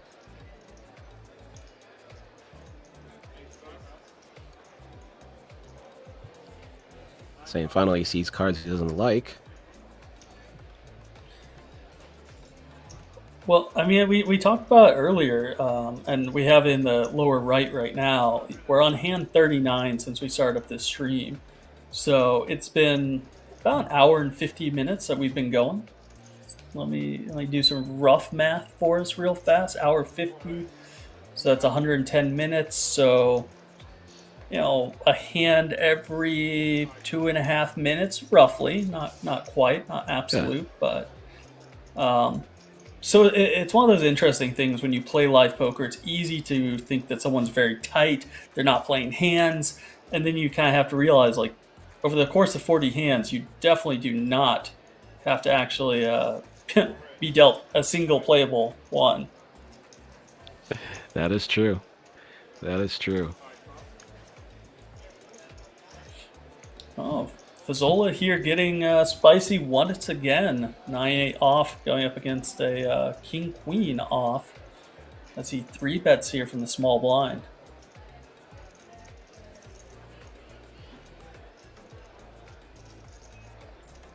Very spicy. Very spicy. I'm curious to see what Ferrari does here with his king-queen.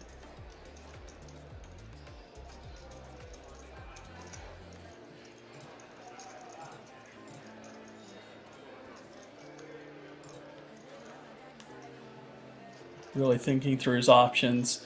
Yeah, he's been active since joining the table. And he's also seen Fazzola here kind of getting after it as well in the last couple hands, so does make the call. Gonna go heads up. Fazzola, obviously at the worst hand here, but he has the initiative coming in with the 3-bet from the small blind.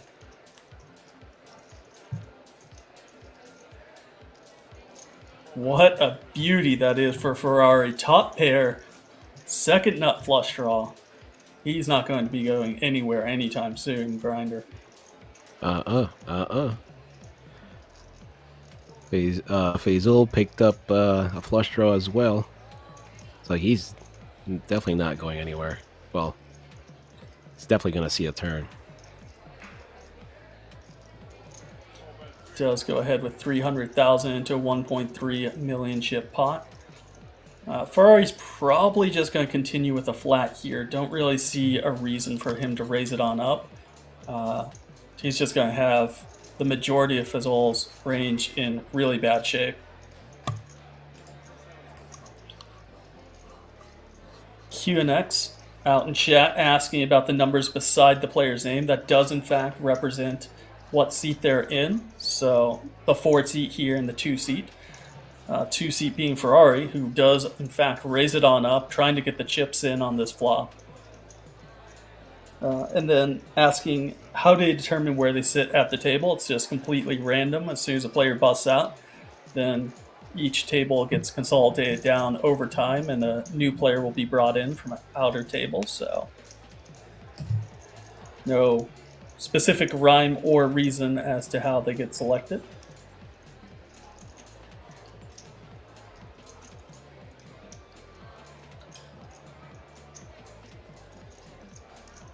Oh, there we go. The strength in that man right there from Ferrari. He takes the slow sip of the drink. We all know what that means. Yep. Wait, Faisal also lifted his glasses. Faisal lifted his glasses, so if judging from past history, I think he's going to let it go. Yeah, we've definitely noted when he raises up those glasses, that seems to be the case.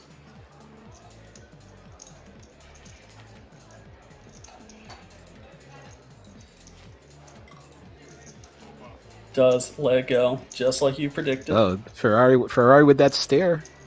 He gave him a little quick glare there. Little quick glare. Gotcha. That's what he's saying. Gotcha. He didn't have to say anything. Just that look. I mean, that's what poker's all about, right? That little look. Yeah. Yeah. Borbag out there in That's right, chat land saying he came in second in the McLaren Turbo Series. 8 max PKO for 2,633. Nice little run at it. Nice one. Good run there, Borbag.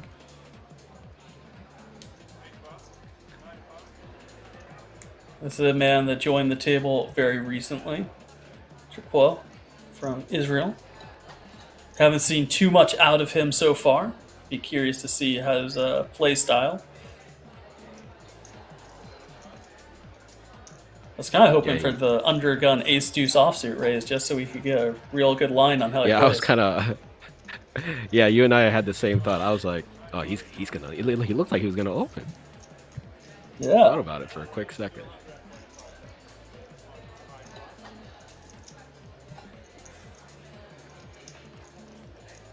Ferrari no hijack. Thought better. He wanted to. Definitely one of those things. You see it on people's faces. There's a lot of people here that are like, oh, I want to raise. I want to open.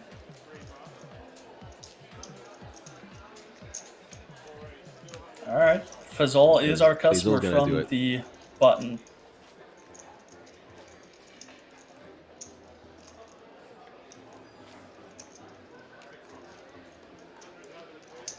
There's also, I mean, there's also something about being on the feature table where you kind of always look like you are going to play the hand, simply from perspective that you are supposed to slide your cards onto the RFID reader. So you're supposed to let them sit there for a minute and read the cards. So it always takes a little bit longer than normal table to fold a hand, just for that extra motion. Oh yeah, yeah. I remember when I was playing on stream. It was a PLO8 stream, so obviously we had 4 cards, and I remember I folded a few hands very quickly without putting the cards on the reader, and one of the producers got chastised. Like, hey, could you? Yeah, not chastised, but I had a little warning. They were like, yeah, if you could like just keep the cards on there for like a second or so. Like, oh, I'm sorry. Well, yeah. Walter is definitely putting his cards on the reader right now, as he has the ace king off under the gun, jamming all in for looks like 7.9 big blinds, and gets the job done. No customers. A third of his stack by just getting the blinds, so definitely needs a little bit more love in his life at this point. Just grab a little bit off of Faisal's stack. I mean Hussein's stack. No cheating allowed. Like a chip or so, or something. Charge him rent, all right? Because he's in your space. Well, here you go, and you can tell exactly how many chips each player has. And if you would notice, if Walter was to do such a thing, because we have the chip counts in front of us today, with David Vesely still up top, 5.5 million worth over 50 big blinds, all the way down to that short stack that you want to be a thief, Walter Schwarzenegger, 10 big blinds, and our lone American also in the short stack range at 14 big. So sorry to say, Grinder, we're keeping track. No one can just grab any chips off one another, no matter how much you want them to. I still say he should take a chip off, just to charge Hussein there. Charge him rent. He's all up in his space. Well, instead we're going He's to not even have happy about Hussein opening under a gun and trying to steal Walter's big blind. So, goes with a under the gun limp. Interesting.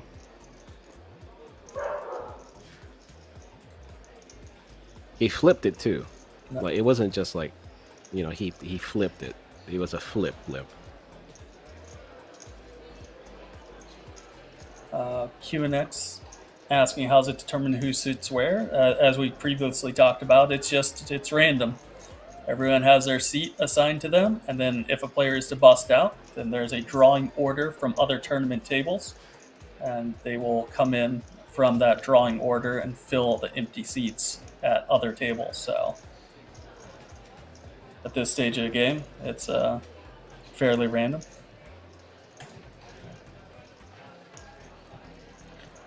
That limp is opening up a interesting pot here with the king queen being still ahead of the queen 10 of hearts, the king 9 of hearts. Walter's happy to see a free one with the 8 deuce of diamonds. 4 ways to flop. Let's go 8 deuce. Let's go 8 deuce.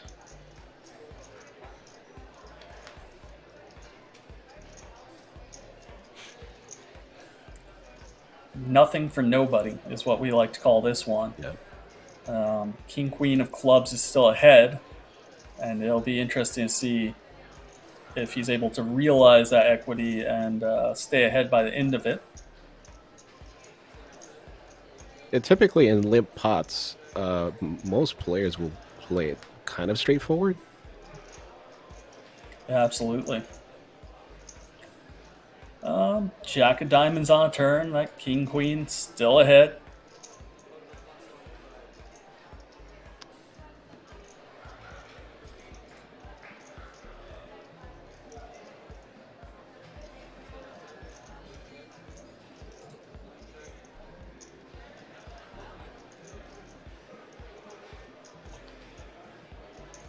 King 9. Somebody has to take a step.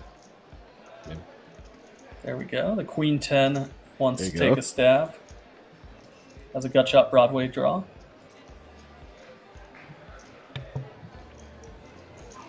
And it's one of those interesting spots because it looks pretty fishy to anyone in the hand of, you know, what is it he supposedly has here that he's betting, but at the same time, no one else has anything. And yeah, you know, you really just have to say, he doesn't have it, no one else has it, and I'm going to take it away from him.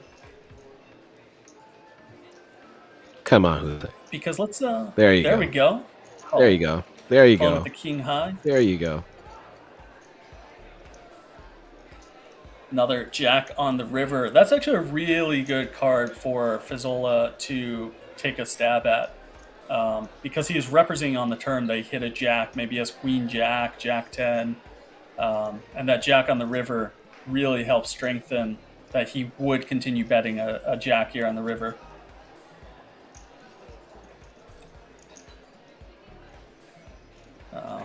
Makes it much harder for Pesena to make a hero call.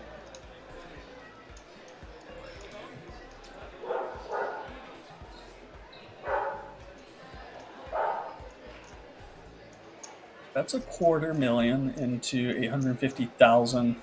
I mean, really, the only thing that he beats with this king queen is a hand that decides to complete airball on the turn, decides to lay it down, give it up, has a happy smile.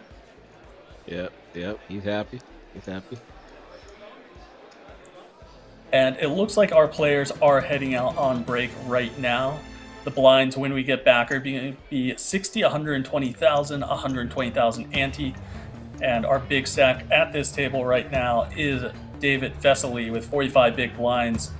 And that goes all the way down to Walter Schoringer with 7 big blinds. When we return from break, thank you, ladies and gentlemen, for joining us here at the PartyPoker Championship Czech event at Rosvedov. We will be back shortly in 13 minutes. Cheers, everyone.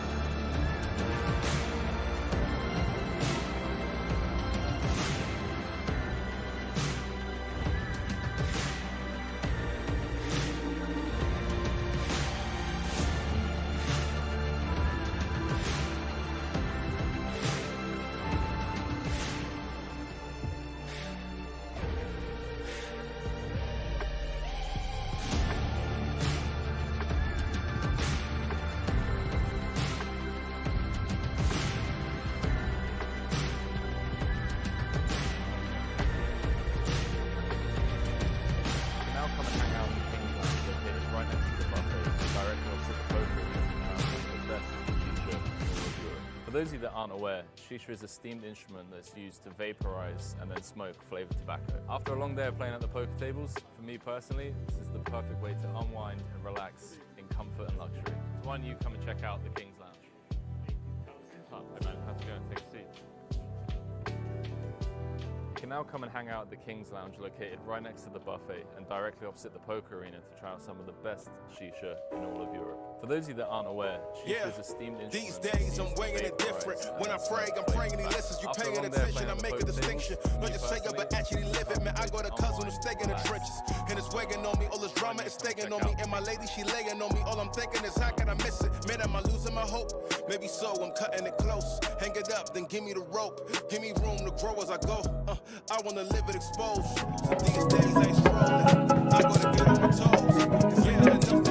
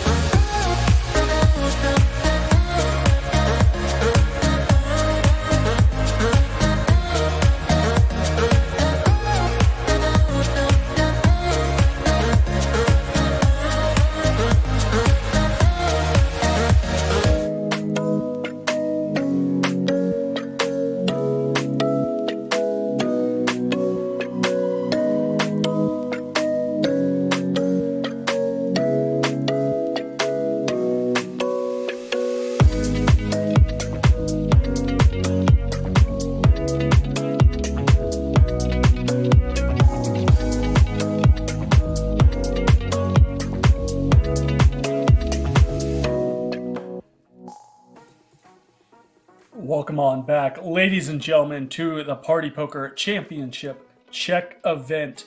My name is Nathan Gamble, two-time World Series of Poker bracelet winner, joined by a legendary online commentator, 08 Grinder.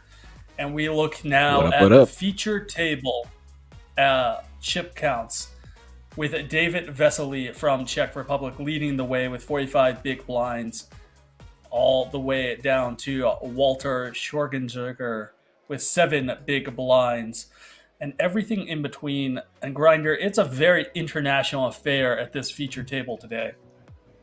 Yes, it is. Variety. We love the variety. We got Czech Republic, Italy, Israel, Germany, Greece, Turkey, USA, and Austria represented right now. And we're currently on, I believe it's level 25, if I'm not mistaken, 60,000, 120,000 blinds with 120,000 big blind ante. And as I said, we're on level 25 Grinder, playing down to either level 28 tonight or the final 24 players. I'm wondering what milestone we'll hit first. I'm thinking we're going to hit level 28 first. That's you think it's level 28? That's my guess. Yeah, I think we're gonna hit level 28 first before we lose enough players. So I think last time we checked, I think we were at like 70 something. Yeah, last time we checked, I believe we had 71 players, all the way down from 2,261 players to start this event. So we need to lose about 50 more to get to that 24 mark tonight. Yeah, things can happen.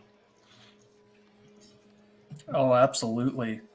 And you see there on the back wall, the PPC, it ran from August 8th until tomorrow, August 15th. We still have a high roller event happening today alongside closer event happening tomorrow.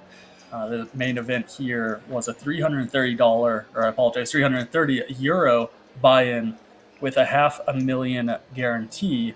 And we well exceeded that with a, I want to say 640,000 total prize pool. Nice. Very nice. How much is the high roller?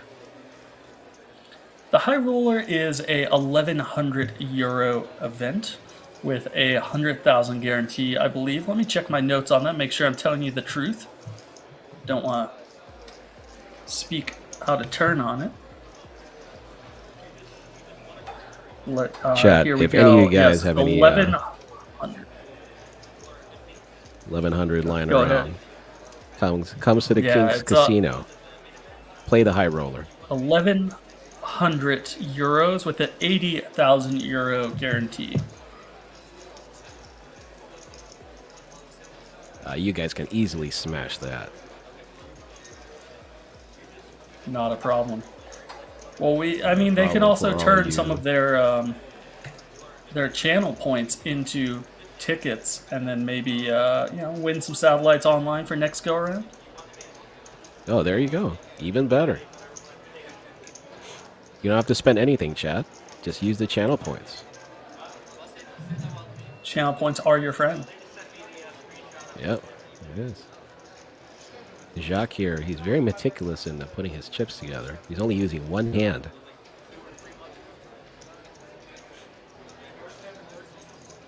This is the way. He has slightly blue tinted glasses. Reminds me of Mr. Daniel Negreanu. The D-Negs. The D-Negs. The D-Negs. He had a rough going in this World Series. Well documented in his blog. Yeah, absolutely. Lost roundabouts of $1 million, plus or minus a couple 100,000.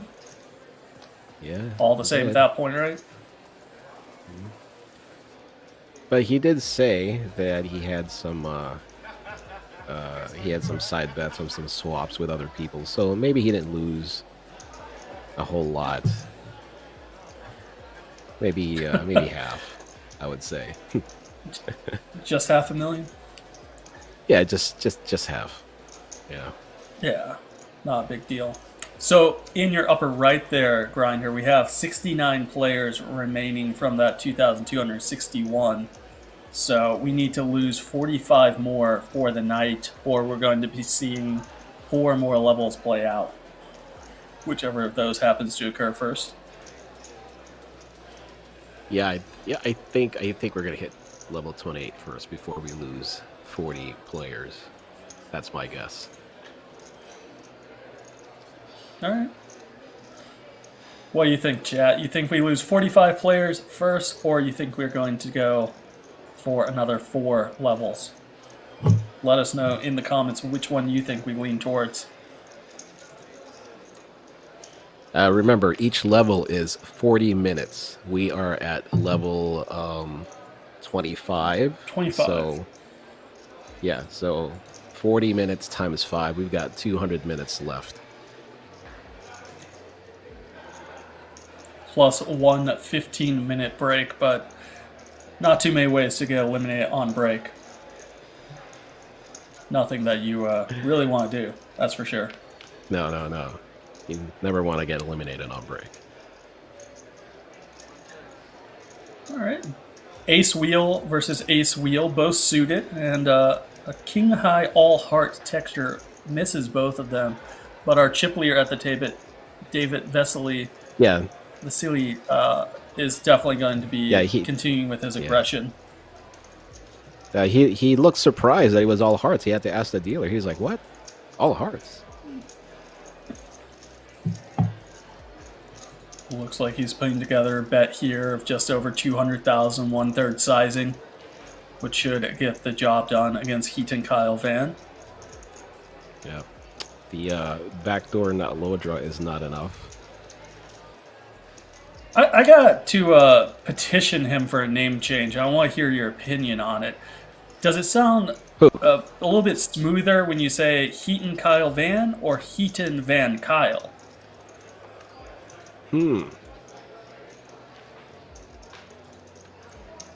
Heaton. Just I don't know. It rolls off the tongue smoother to me. If it's it does. Van Actually, Kyle. it does. It does. Heaton Van.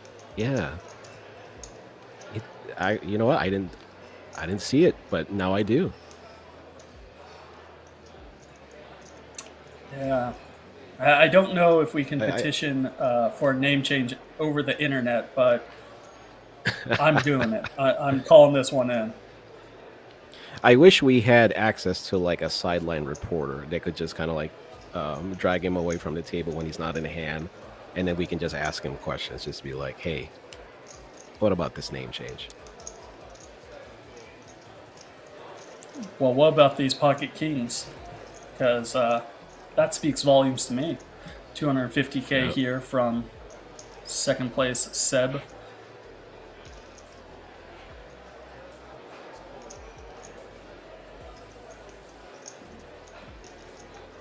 Haven't seen a lot of 3 bets or 4 bets going on at this table. It's all been rather kind of by the book. Mm-hmm. We'll see if he gets any action here. Haven't seen anyone fold jacks yet, or a jack, so maybe there's a jack somewhere. Pocket jacks. You're just looking out for the pocket jacks right now, just in case. I saw somebody chip leader folded queen 9, so I was like, oh, maybe queens are gone. Well, no jacks out there lurking to get stacked, so you're gonna have to be content. I with just winning. wasn't optimistic. I wasn't optimistic. You're an optimistic man in general, though, Grinder. In general, yes. In general, yes. Generally optimistic. But maybe it just only applies to me.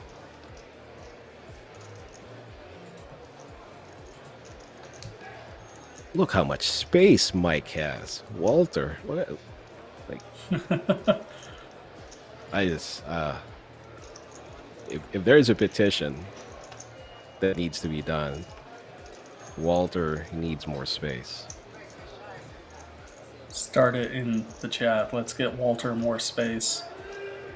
Let's get him more space. He's too snug there. I mean, that's pretty snug on both of their parts there with the ace deuce and the ace seven with their particular stack size. I think both of those could easily be an open jam. And instead, we're seeing Heat and Kyle Van from the dealer button jamming the queen nine offsuit and taking it down. Pick up a nice little 300K. I'd like to see both Heat. Of the aces fold. I'd like to see Heat on a heater.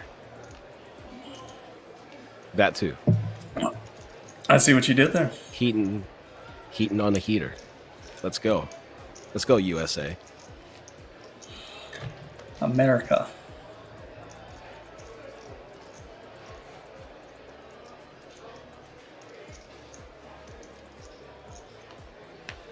So tomorrow is the final day of the PPC. We ran for a week. How awesome is that? Yeah, as we said, it started online, where you could, play day one online, make your way into day two, and if that didn't work for you, or that's not your cup of tea, you could have also played here on a live event, live day one at King's Casino. So whichever way you want to, you kind of had the option of making your way into day two. Looks like there's a little bit of confusion here as to what's going on. Small blind with pocket tens. And Walter with 10-9 off. Not entirely sure where the confusion is coming from currently. It looks like Jacques limped with pocket tens, but maybe he intended to raise, but he put out the wrong chips. Well, either way, seat 9 here, Husinia with the ace-jack off is just going to move all in himself. So no matter what the intention was for Jock, I think the money is going to go all in one way or another. There you go.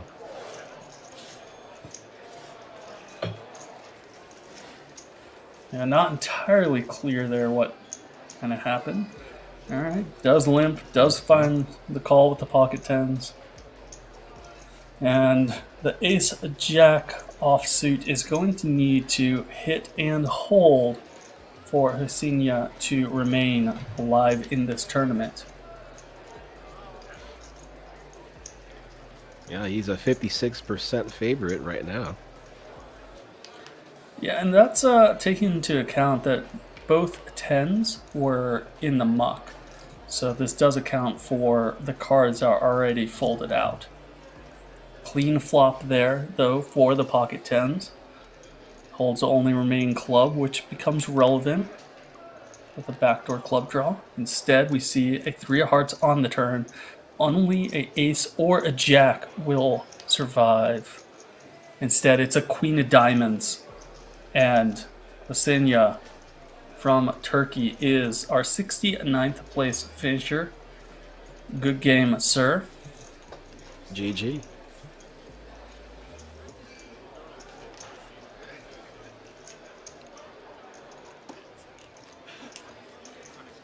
And there is an updated chip count as we have a dealer change. 8 players currently at our featured table with blinds at 60, 120 at 120. Chip stacks ranging all the way from 49 big blinds from David Vasily, all the way down to 6 big blinds for Walter Schrodinger. And your lone American grinder is saying there were 10 big blinds. That's what I was saying earlier. Heaton needs to get on a heater. He's going to need to get on a heater relatively quickly to stay in this tournament. Hey, you know what? One double up, and he's already in the middle of the field for this table. So that's fair. One good hand can change his fortunes. There you have in the upper right, the average chip stack right now is 3.3 million in chips. So just shy of 30 big blinds, roughly, was it 27 big blinds? Yeah, so around 27. Plenty of room to work with for our final field of 28 as we play down tonight. Ferrari looks like he's going to open here with the king 6 suited in the cutoff. I mean, we already know Ferrari likes to get it done. He's out there. He's action. Yeah.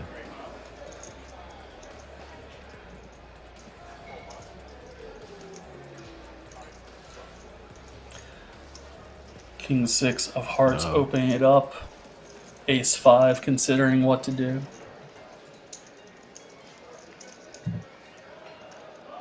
He's recalling the action from last time these two battled.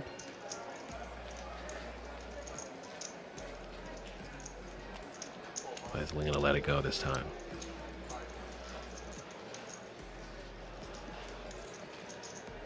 Nobody messes with Ferrari. Yeah. Ace 5 finds its home in the muck.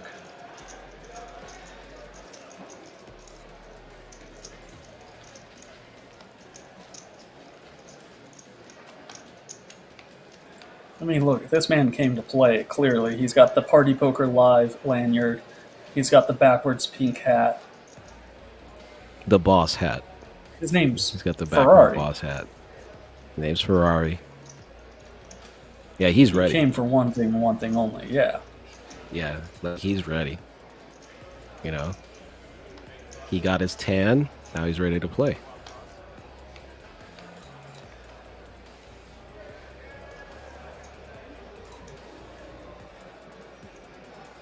Is David Vasily, is he, I know he's a chip leader at this table, at the feature table. Is he the chip leader for the whole tournament? No, I wouldn't say so. So, I mean, let's just take it from this perspective. He's sitting there with about 5.6 million in chips. And that's good for roughly 56 big blinds. So I definitely would not imagine that the chip leader of this tournament has 56 big blinds. I'm going to assume that that's more in the 90 to 120 range.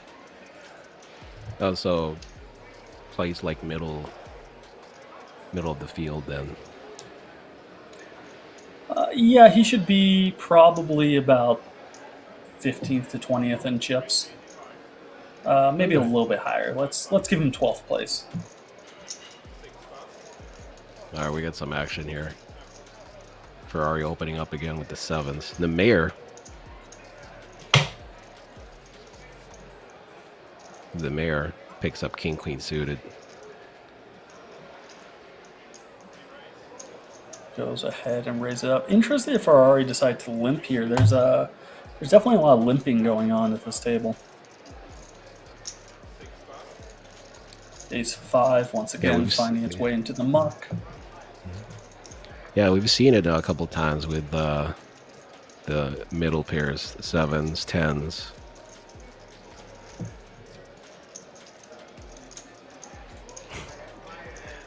Ferrari's engaging the mayor. I mean, I do enjoy the conversations that are going on back and forth between all these players. He's asking. He's like, "Do you really have like no last name?" And he's like, he's not even answering. He's just looking at him. Like, he's like, "What do you think?" One has a different meaning. One name versus one name. What name. do you think? He's like, "Listen here, kid." He looks so happy. He looks so happy. Of course. I mean, he lives in Greece. You know, nice weather, and he's the mayor. He's beloved in his village. And by the way, he's not using village funds to play. He's not playing village funds to play the tournament, guys. So all you people in Greece, no worry. The mayor is not using. He's not using village funds. He's playing with his own money. Of course. Oh, look at that! Walter is happier now. You see, he's more relaxed. He's happier that he has more room to work with now. He doesn't have Hussein like getting all snug with him. I mean, in the Jock 10 seat. over there is actually melting away. I don't know if he's going to be able to survive the rest of the night. You know what? I think it's the jacket. You know, he's got one of those like Mercedes-Benz jackets. They're too hot. He's gonna feel uncomfortable. He should just take it off and just relax and enjoy himself.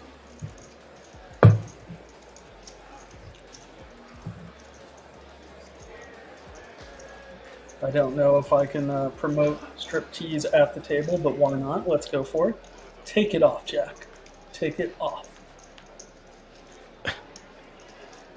Can't see his cards right now, but he's thinking about putting more money in.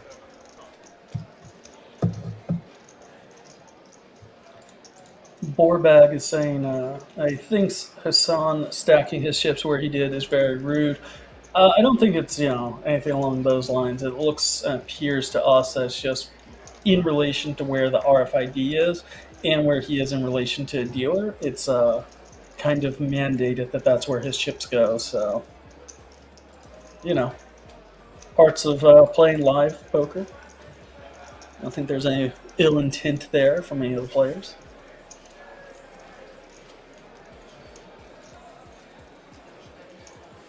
Maybe I'm wrong. Maybe he's just a very malicious person. Malicious intent.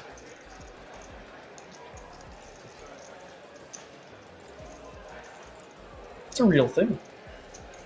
I mean, think about it. Everyone comes out here to play. You don't play poker not to win, right? So there's some people that You will would think. use psychological warfare against their opponents. So whatever they have to do to win is what they do. I don't know. Correct me if I'm wrong, Grinder. Hey, I'm with you. We still don't know what Jacques had, but not good enough to continue on a deuce, queen, deuce board. Sebi takes it down.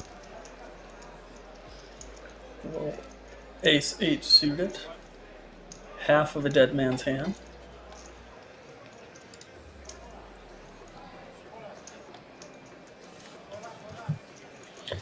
Yeah, Borbag is saying he knows the Ferrari line waving around now. 9 is pretty far over to the right. That's definitely what I noticed as well. It seems like his RFID spot for that particular chair is pretty far over. Ferrari was trying to get Sebi to drink a bottled Coke. And I don't know where he dropped the Coke off to. I did notice earlier that there's a Coke with a very large straw in it. More straw than Coke. Yeah, that was a very, very long straw. And it looked like it wasn't paper either. It was like your old school plastic straw. Oh, absolutely. What's your stance on the plastic versus paper straws, Nate? I mean, I think it's pretty simple. Like, everyone actually appreciates a plastic straw more. Let's not beat around the bush and try to say otherwise. But, it's better for the environment to go with paper. It just also happens to melt in your mouth and you're not able to actually take a drink for more than half a second before you just have paper mache going on. You got a paper party in your mouth. Yeah, and no one likes that. No, definitely. So, like, no one I likes understand it. why we have them. I support them. I just hate them. What about you? Are you a fan of the sea turtles, or do you want to just they'll maybe be around anymore? Hey, you know what? I grew up watching Teenage Mutant Ninja Turtles, so I have a lot of love for turtles. Okay. Okay. As for the plastic straws, I typically don't use straws when I go out. I just like to drink straight from the glass, or if I got a bottle, like if someone gave me a bottle of Coke, I would just drink it straight from the bottle, not use a straw.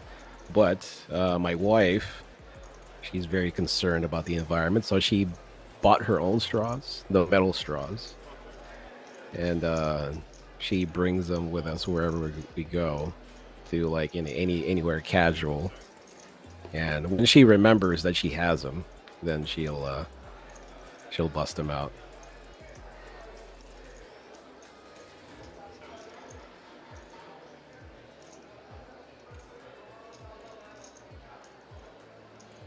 We're still not seeing Jacques' cards here.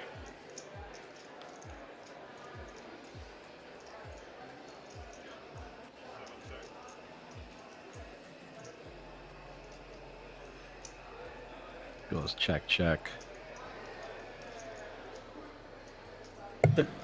He has king 7 here, and the question is if he can derive value from anything on the river with the... I mean, it's like Jack obviously beats him. Any king would beat him, so... Curious to see if he tries for any sort of thin value here.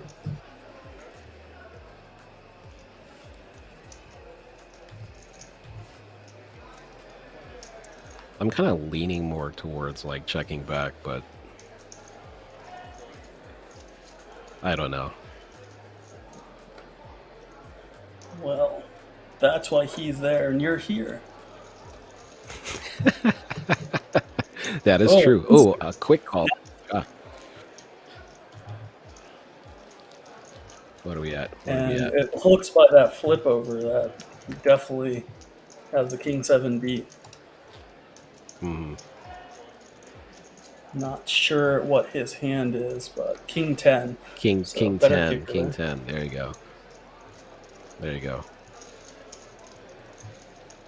Yeah, and that's part of the issue with betting on the river is what's going to call you that you have beat.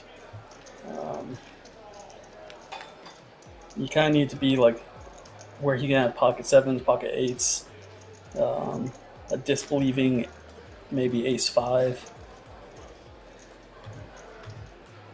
So, not overly surprised to see the king 10 in there on river making a snap call.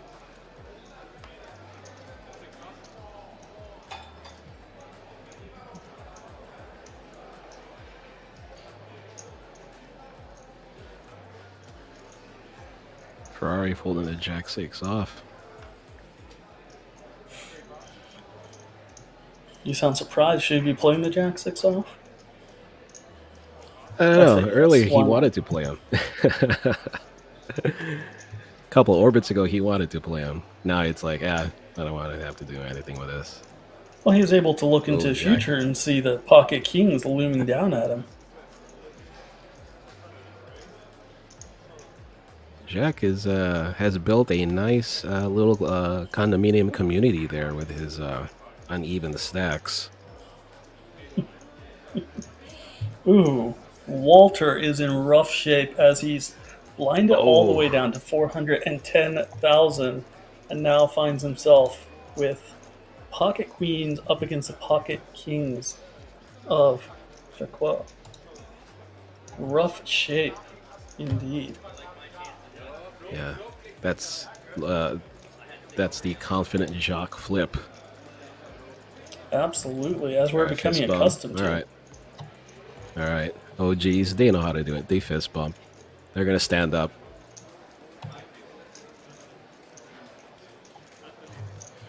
He's like, yeah. I mean, he's clearly not out yet. He still has 21% equity. There you go. Well, suits are not live, so definitely needs to hit a queen. Yeah, the other really rough part about this particular spot is he makes it so much harder to hit Broadway when your opponent has specifically those type of cards that interact with it. Yeah. Instead, they both hit 2 pair here. Queens up are no good and is going to need to make queens full on the river. Otherwise, Walter is going to be out in 67th place, which is what happens as Walter is unable to improve and is finding himself the exit in 67th place. Good game, sir. Good game indeed. GG Walter.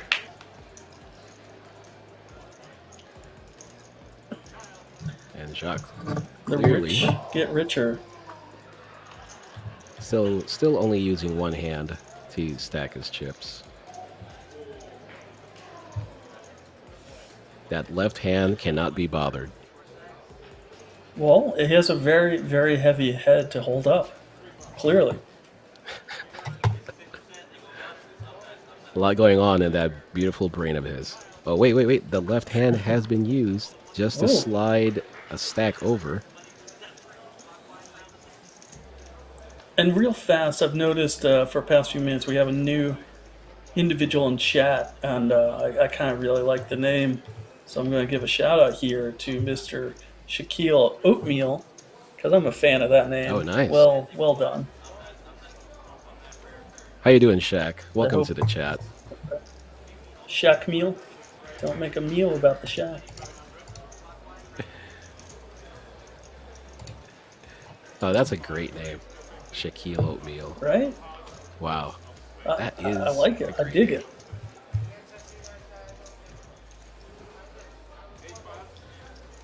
David Vesely. Waking up to monsters. Ace King now. I mean, monsters are good. Monsters under a bed, not so much. So I definitely prefer his position.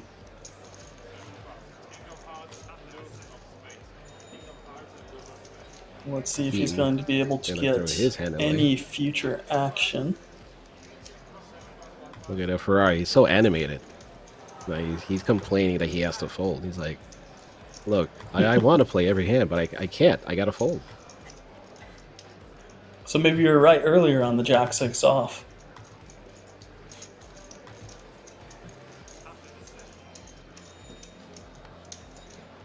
I'm right sometimes. I can be. I can be right sometimes. Broken clock twice a day. There you go.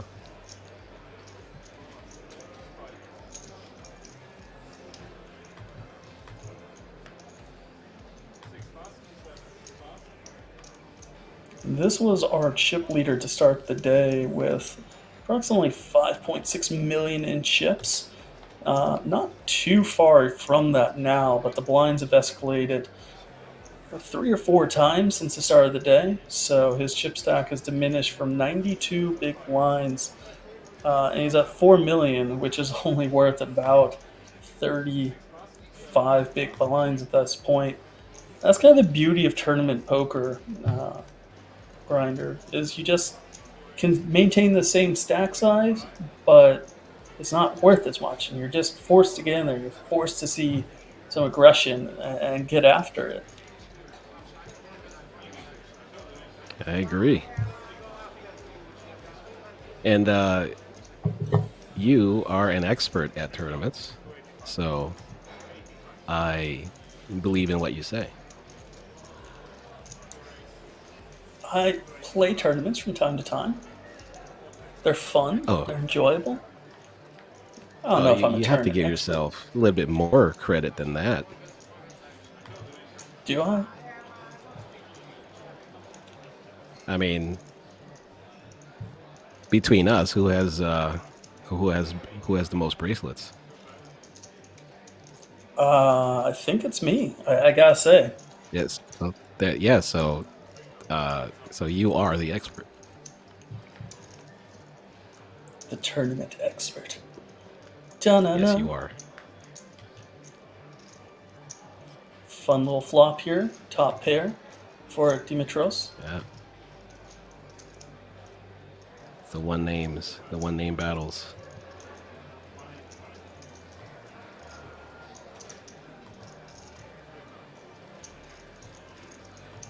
Clearly gonna be pretty happy when you call it the Queen 10 out of the big blind, flop the top pair, backdoor. But that being said, that's not a card that you're particularly excited to see, even though you do have a Broadway draw now.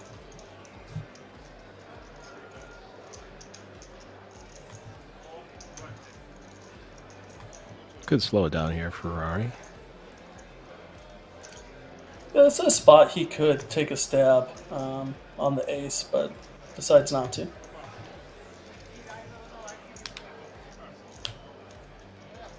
I don't really see the point in betting here from Dimitrios. Seems a little odd, as you're not going to get a better hand to fold, and you're kind of left in an awkward spot otherwise. He's like,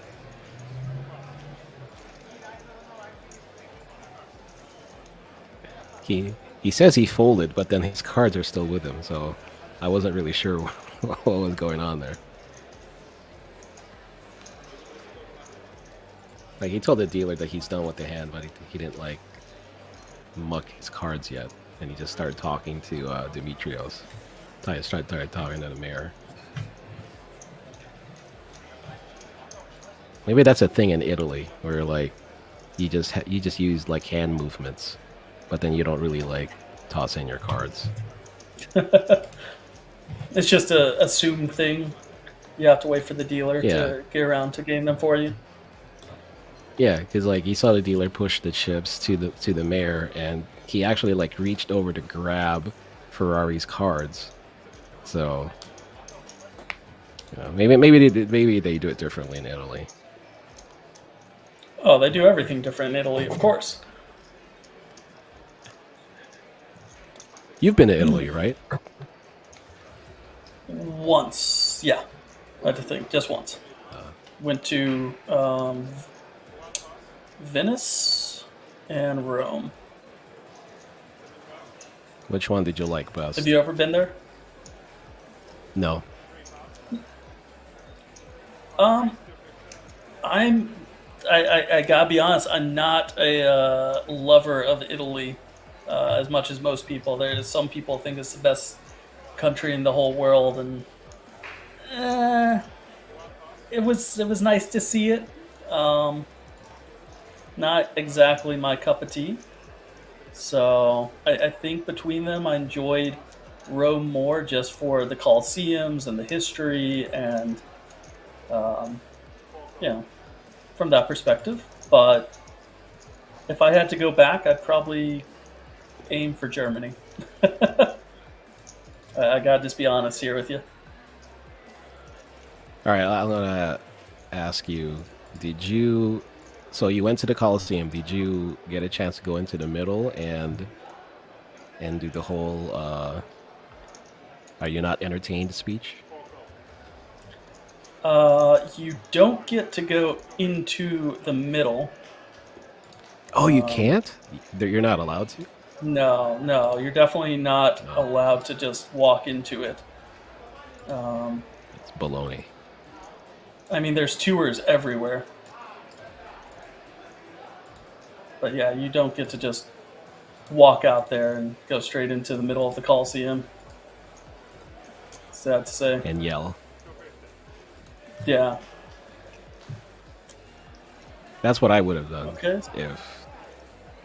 if I was allowed to go to the Coliseum.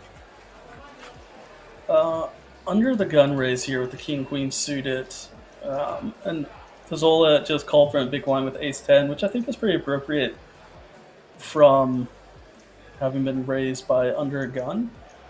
But now he's left in an awkward position on this queen 6-5 board, which in fact favors Seb quite a bit.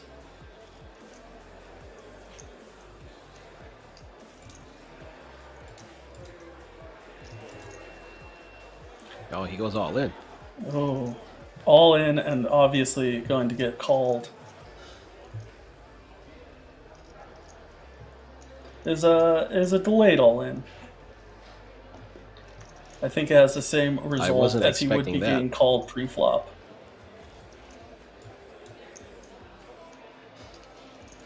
He's leaving himself needing runner for a Broadway, or potentially being that ace. Does not find any help on the turn and leaves himself needing a Barry Greenstein on the river. Otherwise, it is good game for Fazzola, and it is a good game. the fake ace GG. comes on the river, the 4 of hearts, and good game, Monsieur. In 63rd place goes Fizzola. Appreciate you being here. Good run at it. GG. As Sebi just start keeps of the adding to day. his stack. Absolutely. The start of the day chip leaders really held his own today. Built his stack back up. That's what he's He telling says, what everybody. can Hey, I do? yo, I have top you- pair. I mean, Yeah. You guys might as well just give me your chips now, because I'm going to win this thing. it's understandable. I like it. There you go. King's Casino. Play like a king over in Rostov, Czech Republic. If y'all are in town, go and check it out. We got a high roller going on right now alongside the closer tomorrow. I noticed that they moved Ferrari, and we added some new players. So I'm familiar with this flag, as one of our earlier contenders had it as well. That's the Slovenian flag. Slovakian Nice. flag. So welcome on in, Lucas Konitsi. And we'll just apologize once again for it, as myself and Grinder butcher everyone from Europe's last names and part of your first names as well. We just butcher every name. Yeah, that's Let's fair. just put it out there. No name is safe. So he starts us off by joining the table, raising it up with King Jack suited. Seb I like out it. there in the big blind with the Ace 9. So far, everything's pretty standard.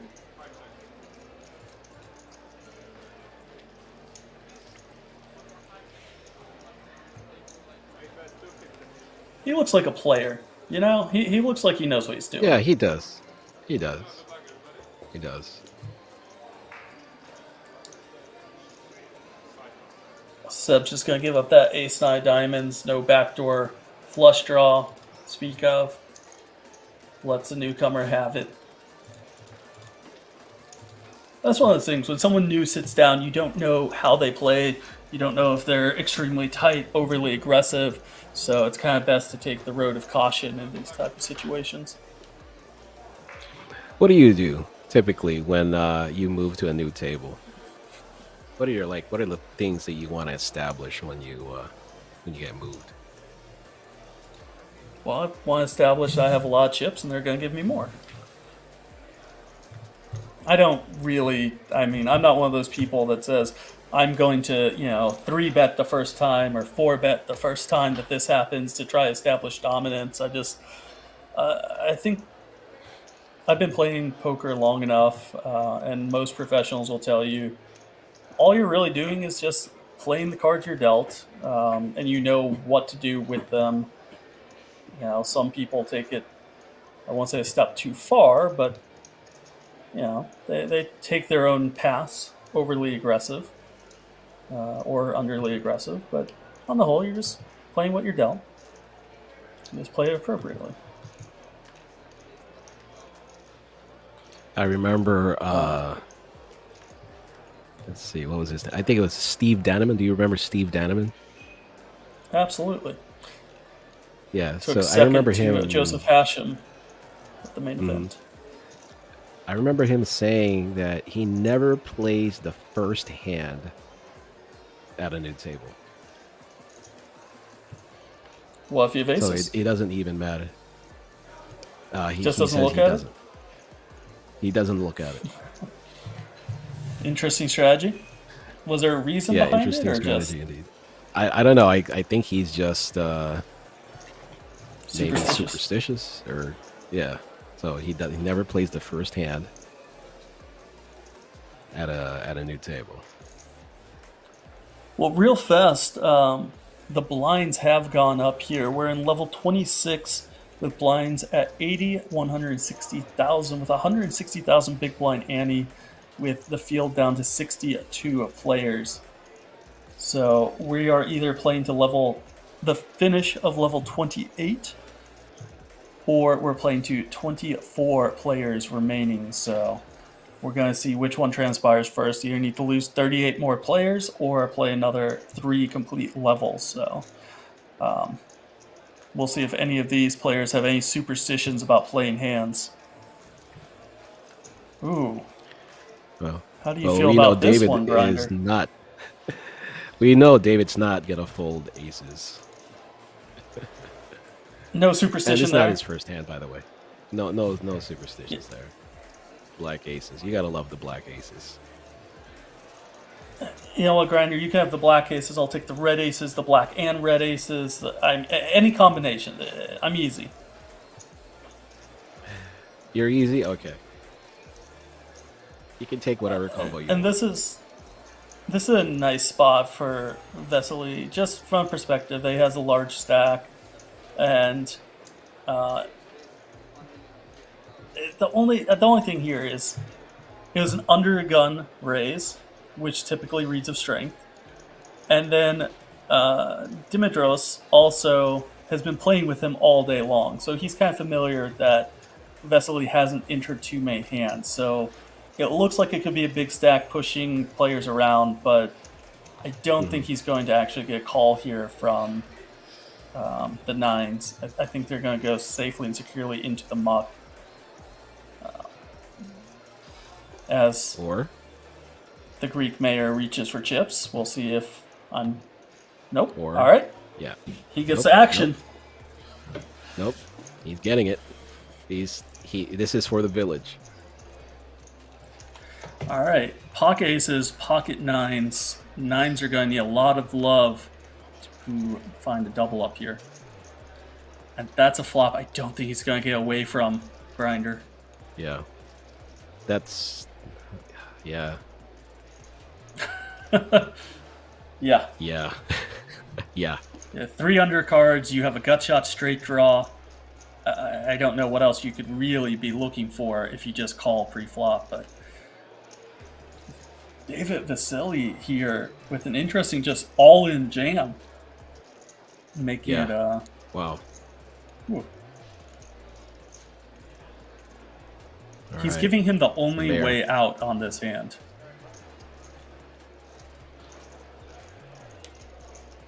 Ooh. I thought he was going to slide it in. That little... See, now he's thinking about the children. Thinking about the well, I can't thinking about what needs to get built. Thinking about old Mammy's refrigerator needs replacing. Getting one from the mainland is just too much. Well, he does not look comfortable. It's a very interesting just all-in jam here from David Vesely. As, I mean, if somehow the 5s, 6s, or 7s were in his pre-flop calling range, he'd just be absolutely dead. So instead you're saying, I think I'm up against 8s through jacks, and those are going to call me. It's a little ambitious to just jam it all in here.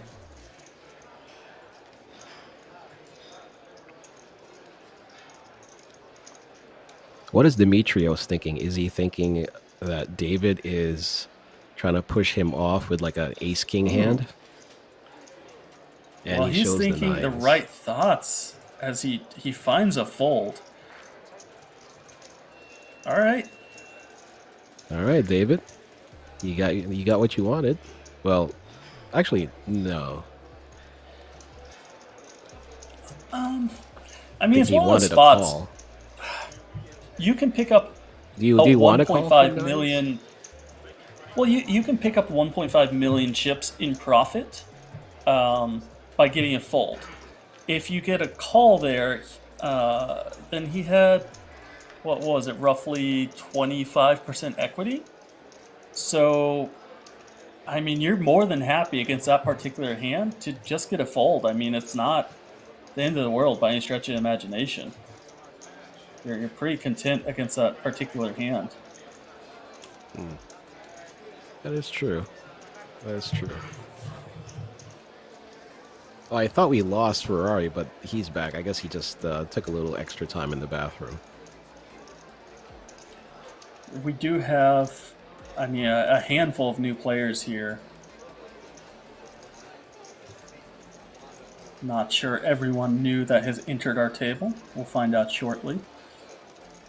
We've been introduced already to Lucas from Slovakia. Not sure who this new individual here is. Doesn't look like he has... Oh wait, he does have plenty of chips to work with. Still used to where that chip stack lies. He's placed his chips where Hussein placed his before. So I guess that's the spot where they want you to have your chips. Yeah, I think that's just simply in relation to that little white line that dictates where the RFID reader is. Yeah. Dimitrios looks unhappy with his fold from earlier. I think he's still thinking about it.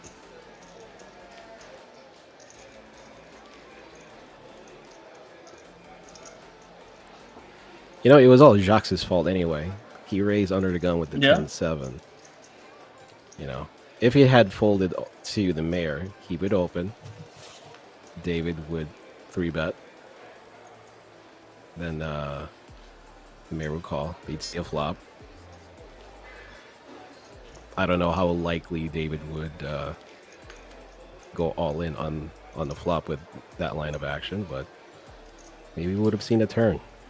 Things might have been different. You think we would have seen a little bit different results from that if it is not raised up under a gun? Yeah, probably. Here we go. Here is our new face at the table, Dean Kolunsik. Not entirely sure where that flag is from. Wasn't able to get the Dean. Anybody in the chat know what flag that is? Well, that's the Italian flag.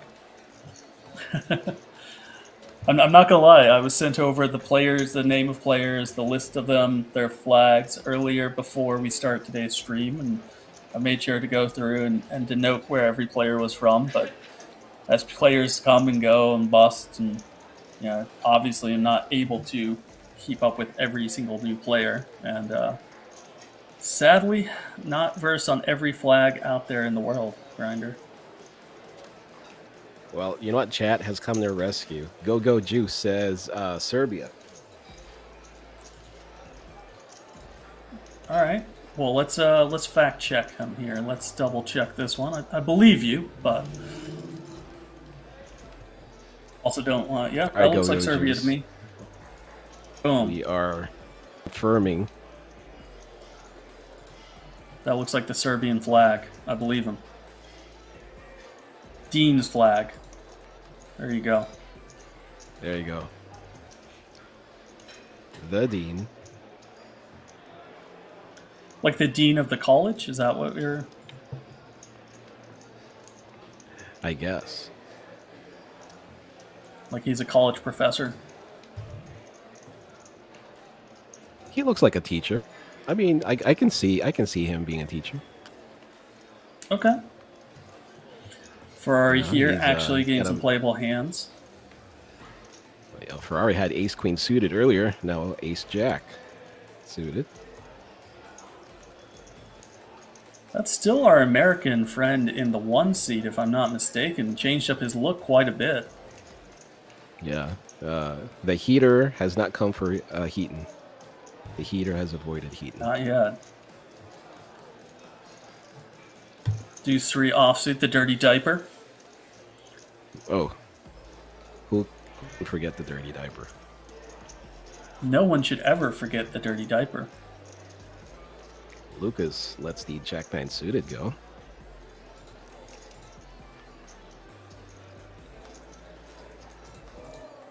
And so this is the Dean. Yep. And we are verifying once again that is a Serbian flag, so apparently, according to GoGo Juice, it's a quite common first name in Serbia. Appreciate you with your Serbian knowledge. That's Dean is a common first name. Wow, I didn't know that. Interesting. I wonder if we're even pronouncing it right. You know, it gets that's fancy true. in Europe. Dion. Like John. Okay, I can dig it. Dion. We can start calling him Dion. Oh. It's nice to see a Ferrari. man make change for someone. Oh yeah, definitely. And those two hands, Ferrari picked up 800,000 with back-to-back hands. Yeah, these blinds Power are of definitely winning- starting to winning get the up blinds there. and antes. Yeah.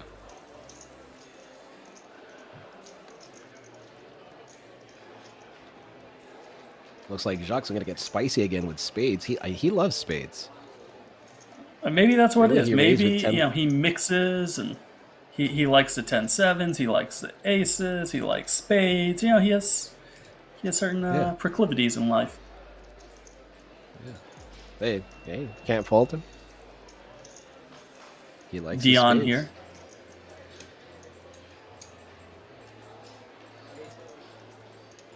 Heaton, still looking for his heater, but he's gonna go for it. He's just going for it here out of the big blind with the queen 6 off. Looks like it had just been limped in the button, so very surprising for him to just jam it all in when he could see a flop for free. But he is kind of well ahead. I mean, 57.43% if he gets called, and it's not even a guarantee he gets called, Grinder. He avoided the snap. Does. Oh wait, no, never mind. He does the toss. All right, well, this is not going to be the confident flip over that we've seen. So, all right, Heaton. Oh, the professor leans back. He looks comfy. He knows the spades are coming in. And let's see if he is able to hold up here or if Heaton is headed out and headed home. Queen To one flop. time for our U.S. friend. There you go. There you go. Queen in Yeah. the window. Yeah, close up on his Right face. in the middle. Oof. There. Jacques has some Without backdoors. some running help. That's Well, one of them. That is not one of them. That is a club. No Oh, it backdoors is here. Oh, okay. Okay. You know what? The one time I don't put on my glasses. All right, I'm going to put the glasses And a back on. club comes on the turn. One time I don't put on my glasses, and I read it wrong. So I'm not going to take these off now. They're staying on my head. Never. All right, that's fair. That's fair. Well, for the duration of the stream anyway. No, you have to keep them on indefinitely.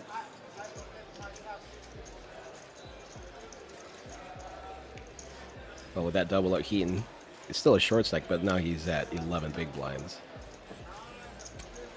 Yeah, absolutely. And if you look at the right-hand side, I mean, we range from 1.9 million to 7.5 million in chips, and it doesn't seem like it's too far off, but you know, that's represented 46 big blinds ranging all the way down to 11 bigs. And you know, one of our most active players here has been Ferrari. He's picked up some pots, and he's still sitting only at 24 big blinds.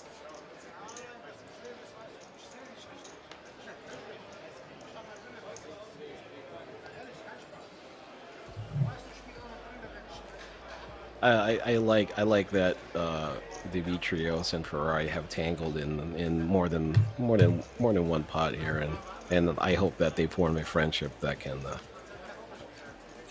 last a while. Transcend barriers. You know, yeah, it transcends everything. You know, Yeah. see, they're nice to each other. They're friendly. Some players play for money. Some play for friendship. There you go. David Vesely has the nuts right now. The pocket sixes. Ooh, that's taking us back quite a few streams. That's Party Poker Millions when pocket sixes could not lose. Yep, exactly. Remember You know well. it. Heaton will just have to see if he can be on a heater here. Oh, the pocket sixes just get snap called. All right, pocket sixes versus the ace 10 of Heaton Kyle Van. And Heaton is going to need to hit and hold to stay alive in this competition.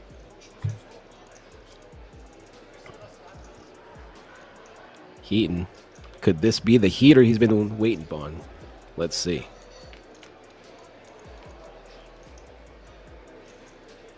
All right, we have gut shot now for Heaton. Drawing pretty live here, always a sweat. Mm-hmm. Turn does not bring any help. Pairing that 3. He's going to need to hit here on the river. 10, jack, or ace, and instead it is a 9. And our lone American friend, Heaton Kyle Van, is out of here in 59th place. Good game, sir. Good run at it. GG. I mean, it's tough when you're up against the nuts. You know, when you're up against the nuts, it's tough. You have to get lucky. No, absolutely.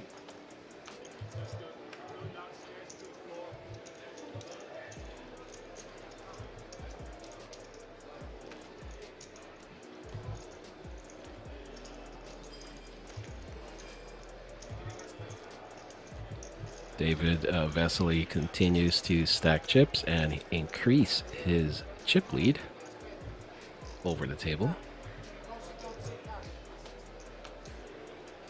Him and he's tied for first with the player right beside Mr. Jocks, if I'm not mistaken. Oh, is Jacques the chip leader now, or was he? For the. I think he was prior to that hand. He had roughly 6.5 to 7 million in chips. Mm-hmm. But now instead we have Vesely here with 9.7, rocking up the chip counts. Yeah. So we had a little issue here. Jacques wanted to raise, but then he was acting out of turn. So Vesely, now with pocket sevens, decides to fold. I mean, I definitely I like it. Some people think that you shouldn't take advantage of information like that, but it's all part of the game. I mean, poker is absolutely a game of information, so nothing wrong with taking advantage if your opponent slips up, and so no harm, no foul there. I would have done the same thing.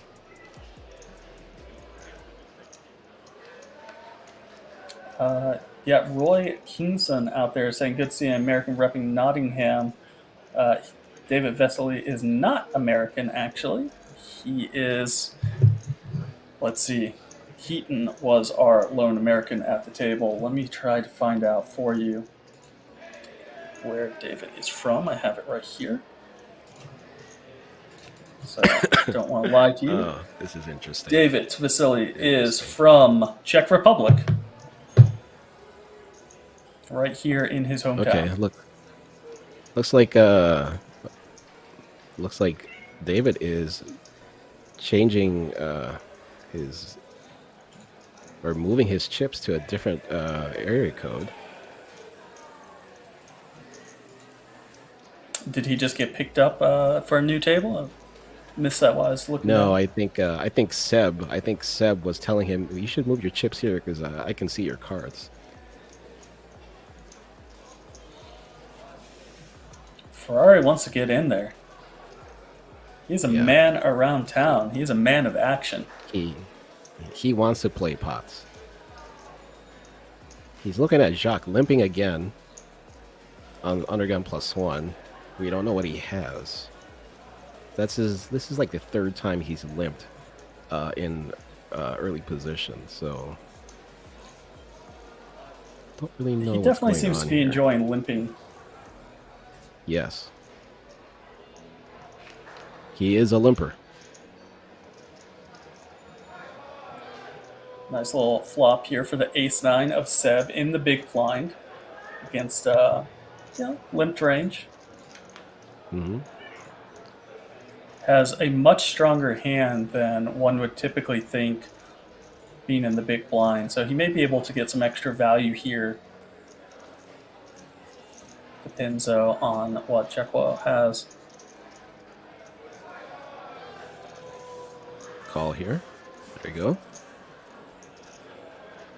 Yeah, I really don't expect him to do anything other than check call pretty much the entire way down, unless we see, let's say we saw a 9 on the turn. I kind of expect him to just check call. And you notice the speed here. Deuce doesn't change it. Nothing at all. Very fast action.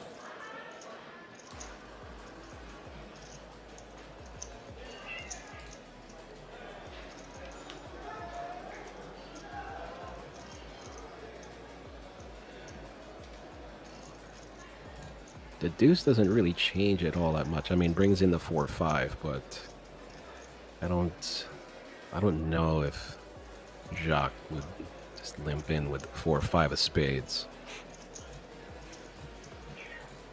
I'm just saying spades because he likes spades. Of course. Flush comes in on the river.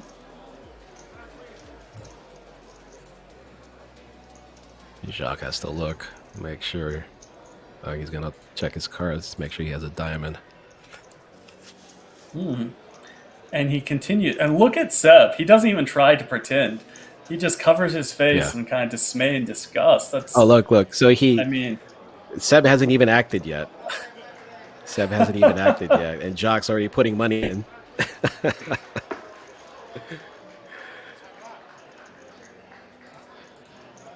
What are you doing, sir? All right, Seb now with the check. And Jacques with the bet. There you go.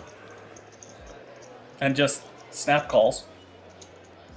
Interesting to see. I don't think he even showed. I think he just mucked his hand. He just mucked his hand. It was a bluff. Whoopsie.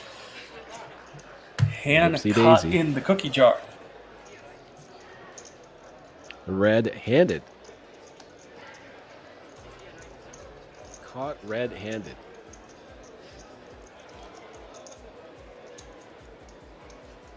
Seb correctly picked it off.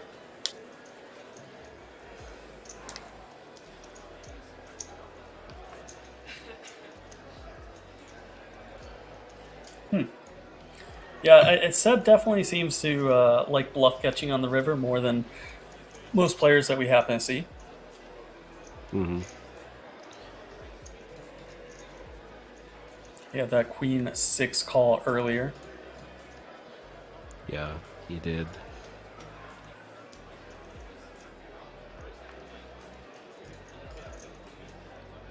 He's willing to look people up. Yeah, absolutely.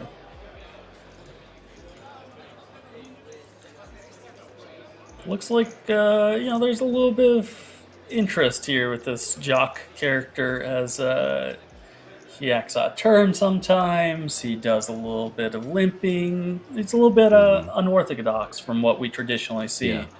So, one to keep an eye on as he progresses. I think they're telling him to put the cards on the reader because they haven't been able to see a lot of his cards. Yeah, we had that issue a handful of times now, so I could definitely see that being the case.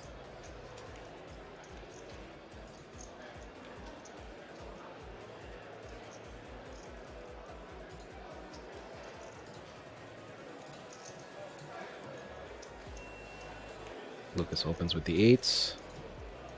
Verdine with king, queen off. Dion. Or Dion, I'm sorry. Forgot. Don't we were trying to pronounce it in Serbian. I gotta think Serbian. Dion. Of course. Otherwise, you're gonna get kicked out of the booth if you don't say their names right. We both know this. Oh my god. Sorry. The council. I'm sorry. I apologize to the council. The Council of Dions? Mm-hmm. Pocket 8s here versus the 8-7 of Ferrari. I mean, This would be a really bad time for him to get out of line, but does find the fold. I have a feeling Ferrari is like this very enjoyable person at a cash game. Like he'll play a lot of hands, do a lot of talking. So that's fair. Fair assessment. I think we might see him maybe down the line. Some cash games. Ferrari, we see you. We see you, brother. Demetrios folding the ace jack. I mean, we haven't seen much out of Lucas other than 3 or 4 raises. I don't think he's had to show a hand down yet, so it's not like Demetrios is sitting there saying, "Oh, he's a tight player." It's kind of a very tight fold there from Demetrios to off his 10 big blinds, 11 big blinds. I think most players are going to find a fold there, so pretty surprised.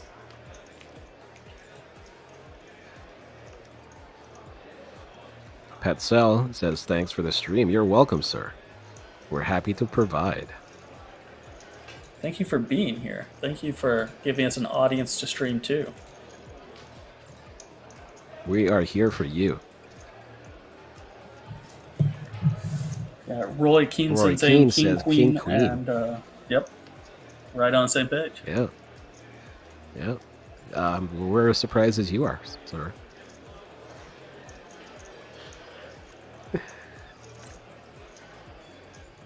Ferrari had 8-7 earlier, and he was the only one wanting to play.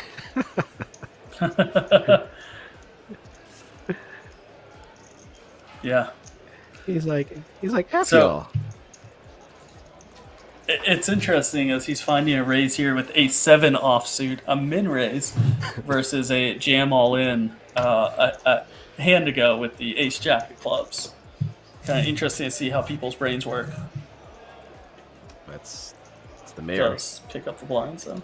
It's things work differently in the village. Yeah, that's fair. All right, it's okay. I mean, he redeemed himself. He folded the ace jack suited, but now he raises a7, picks up a nice 400k pot, and he's laughing it up with Ferrari. These two are best friends. He's now. enjoying himself. Oh, of course. Yeah, these two are best friends now. They're gonna go out to dinner, have drinks. He's gonna introduce him to his daughter, right? Which one? So, Veronica. I don't know. Of course. Or as we like to call her in the they're laughing streets, it up. V money.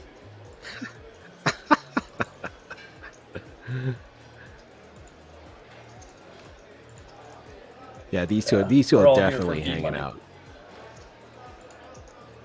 These two are definitely gonna hang out. Maybe they came together, like they caught the same Uber, had the same driver. Or maybe Ferrari was his Uber driver, and he was like, "Hey, you know what? I'll play the tournament too with you. Sounds like fun."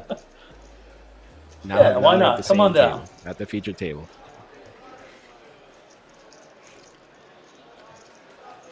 Roy Keenson asking if we know if there's any regular tournaments or cash games running at the King's Casino in Prague. Not entirely sure. I hope you enjoy your vacation there. And we look forward to you reporting back to us on that. Give us a trip report, your ups, your downs, how it turned out. So let us know. But hopefully for your sake, there's some regular games running.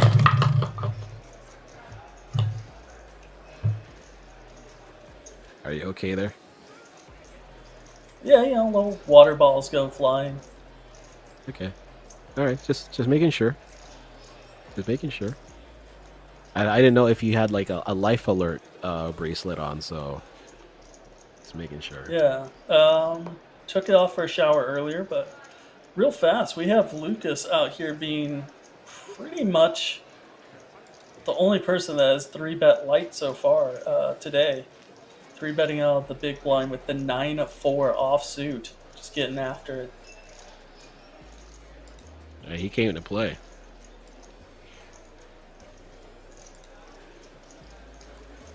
which makes folding that ace-jack earlier really egregious.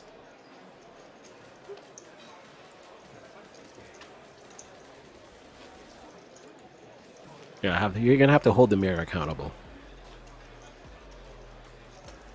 Yeah. The mayor is accountable for those. Where is... Oh, okay, never mind. I was gonna say, where is Dean's stack? Is like, does he only have like 4 purple chips? And I forgot that he had... Right. There's another stack right there on his right. That's terribly close to Lucas there. You forgot how it all works with the stacks and the squeezes in the middle. Yeah, I gotcha. I forgot. Ferrari's looking at Jack 5. That's one of the hands he likes to open in his local room. Gonna let it go. I mean, how do you not like to open the Jack 5? Mitrios. Opened earlier with a7 off. See what he does with a6 suited. Oh, it's definitely going in. No question about it.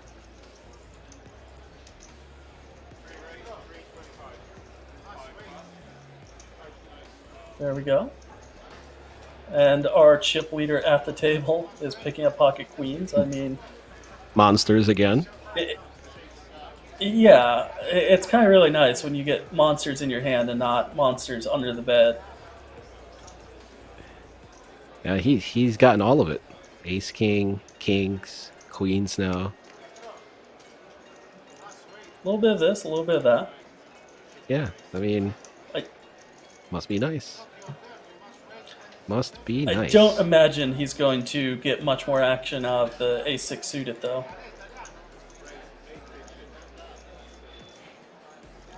Heard the dealer saying raise Probably up to not. 850. Probably not. But Dimitrios still has in his mind those pocket nines that he folded when he was up against the aces. He's thinking he has revenge on his mind. He's touching those chips like he knows he's going to put them in. He's got revenge on his mind, brother. All right. Like the hair on his let's see. arms are standing right now. He wants to put it in. Well, He we wants to can't even put it see. in. Oh, why did you stand up in the middle of that? Our camera angle got cut Wants to off. Put it in. Of course he wants to, but will he? That's always a question. He's thinking about the children.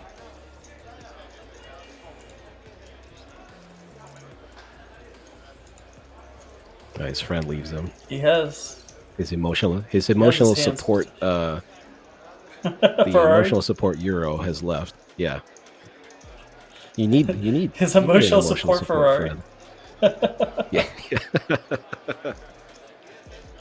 I need Doesn't he emotional look like he support owns a Ferrari? He looks Oh, like of he owns a course. Ferrari. He's the mayor. I mean, is that why his village doesn't have a working well? Because the mayor's off playing poker and winning Ferraris? And I don't know. We have some questions. He's trying here. to win for the village. This is for the village.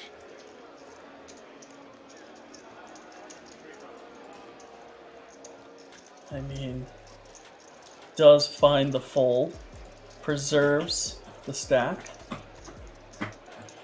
The village lives another day.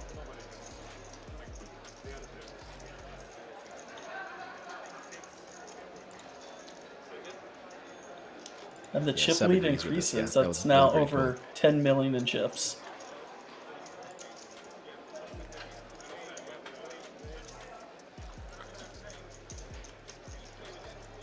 So each Yeah, of those must be nice stacks to is get. worth 2 million. Not bad. Not bad. Must be nice to be David Vesely. Picking up big hands. All throughout the stream. He's picked up aces, kings, queens, ace, king. I mean, but he's King, also played queen. them extremely well. And, Yeah, you yeah. know, That's definitely part of the skill factor of not only picking up the big hands, but knowing what to do with them. Yep. Yeah, agree.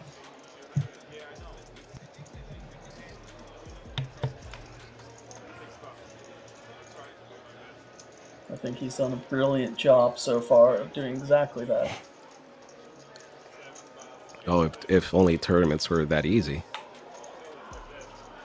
Just picking up hands and knowing what to do with them. Not, yeah, no, you know, not even put yourself in tough spots. That must be great.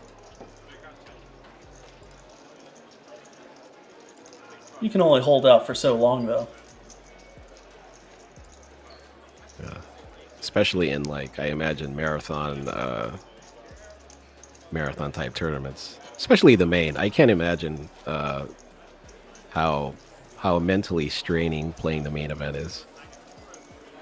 I've never played the main, so no. Huh. I've never played it. Maybe one of these days I will. I've played. Maybe we'll make it a handful goal of times, next 3 or year. 4 times. I think I made day 5 or 6. I don't remember offhand. It was my deepest run.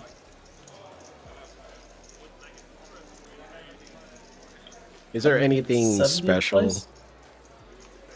Is there anything special you do for the main? Like, do you like eat an extra egg in the morning, or do you just approach it like any other tournament?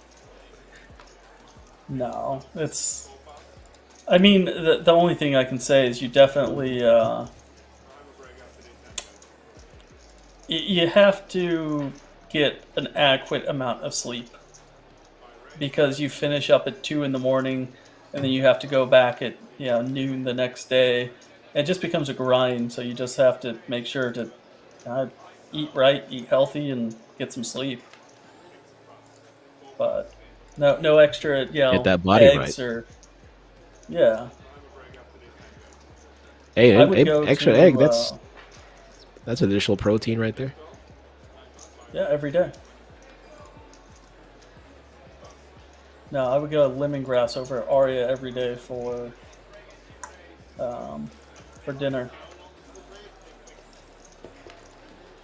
Oh, looks like our players are going to speaking go of dinner. on break here shortly. I want to ask you. Absolutely. So,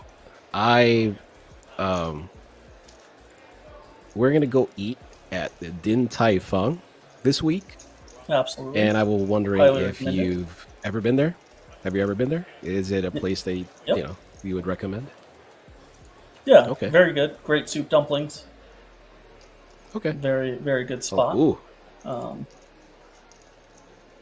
Here's a beauty of a flop straight, or I apologize, royal flush draw for Lucas against the gut shot Broadway draw for Seb. We'll get back to dinner recommendations after break, if I'm not mistaken. We're going to break after this hand by the looks of things. Okay. And, I mean, what a hand to go on break on.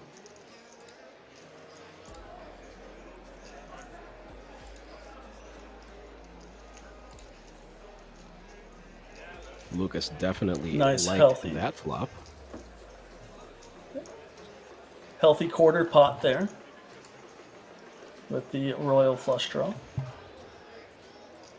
He's going to have a lot more queens than Seb is from just from a positional advantage so he also gets to raise from that perspective. Sebi folds the best hand. Lucas showing him the Jack 10. He's like, oh, see, I wasn't messing around, brother. All right, ladies and gentlemen, that's going to send us on break. We're going to be coming back to, I believe, 100,000, 200,000, 200,000, as you see there on your screen. David Vesely here is your chip leader of the feature table with 50 big blinds, 10 million chips, ranging all the way down to our short stack from Greece Dimitros with 9 big blinds, 1.9 million in chips. So, ladies and gentlemen, we appreciate you tuning in for Party Poker TV at the Party Poker Championship Czech event here in Ravadov at King's Casino. My name is Nathan Gamble, joined by 08 Grinder, and we will see you shortly after a break.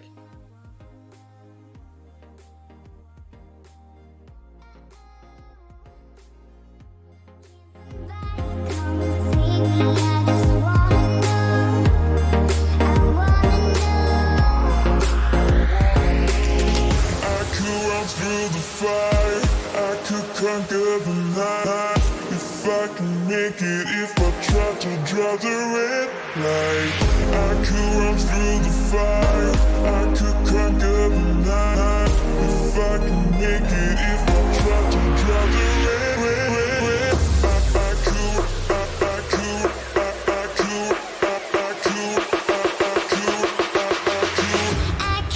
through the fire.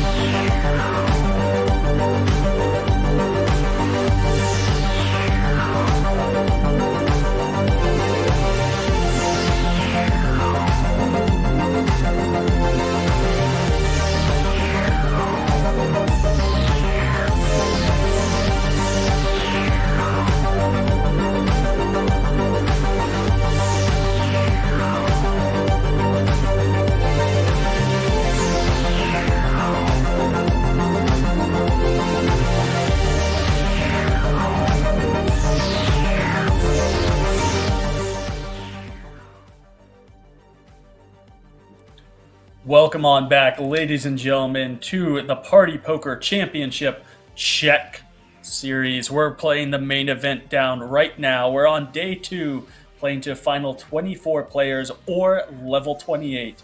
My name is Nathan Gamble, 2-time World Series of Poker bracelet winner, joined by online commentator extraordinaire 08 Grinder. How you doing, Grinder? Let's go. Let's go. I'm pumped. Let's I'm go. hyped. Let's do it. Last 2 levels. Let's go. Let's go. That's right. We're on level 27 right now, I believe. 100,000, 200,000, 200,000. And at most, we're going to be playing to level 28, which is 100, 250, 250,000. So we will see which comes first. The elimination of the necessary players or the play down of the levels.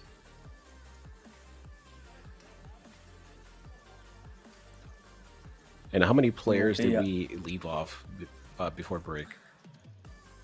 Ooh, that's a good question. I believe we were down into the 50s, so we needed about 25 more for the night to end with 24 players, but we will see shortly, as it looks like we have... there we go. There's the feature table. Chip counts by seat. So seat 1 is going to be a new player, Maximilian Bauer from Germany. We have our fan favorite Ferrari from Italy, Dimitros from Greece, Rael Sav. I'm not familiar with that flag. I apologize. Chip leader start the day was Seb here in seat number 5, 5.6 million. Basically exactly where he started the day. However, the blinds have increased several times since, so chips are not quite worth the same amount. David Vesely started this table, and he has done very nicely for himself, chipping all the way up to 10 million. Chip leader with 50 big blinds at this feature table. From Israel, Jacquot with 4.2 million. We will see the other 2 players here shortly. So, that's right there, as we said, David Vesely with 50 big blinds is the top dog at this feature table, 10 million chips, and it goes all the way down to 9 big blinds held by our lone Grecian player there. And I like all the flags, Grinder. I like where everyone's from, where it's just, it's an international event. It really is. Like, there's only 2 players here from the same country, Yeah, like we've been saying all along, we love diversity. We like seeing all those flags. We're here for it. We're here for it. And where we are is the King's Resort in Czech Republic. You see it there on the wall. 330 euro buy-in, guaranteed half a million euros. And instead, it garnered way more than that with 640,000 euros. So we far exceed that guarantee. And these players are playing for almost 90,000 euros up top. Nice. Nice indeed. Oh. You know what they say, Grinder? Wait, Nate, look. Play like a king. Play like a king. And I want to point out that Jacques has done a boss move by an outfit change during break. He's no longer sporting the black shirt with the gray sweater. Now he's busted out the red long sleeve shirt. It is obviously How do you feel a about tactical this move. costume change? It's a tactical move, my friend. It's to cause confusion amongst your opponents. So I like it. He's changing it up. We might see a different Jacques here in the last 2 levels. Interesting one here. You don't see too many flats at this stage of the tournament. Seb raced up with ace-queen off. And then Lucas, here with the queen-9 of diamonds, decided to go ahead and flat it from the hijack. And it's really not something you see a lot of as we get down into it.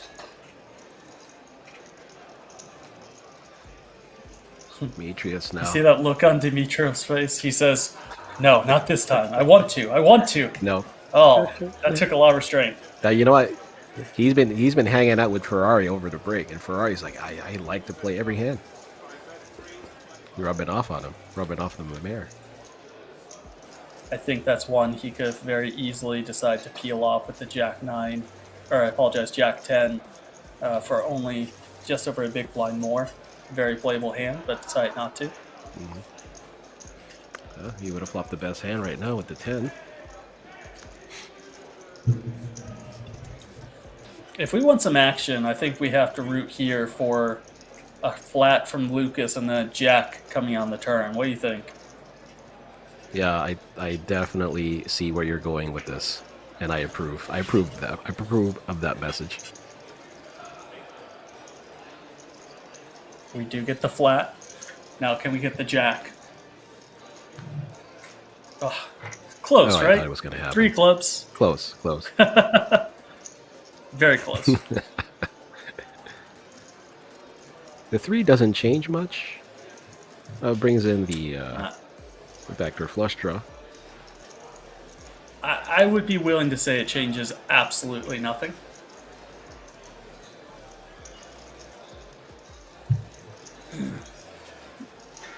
Obviously, Lucas was calling here on the flop not just to try to hit his gut shot, but also to be able to float and take away from some different runouts.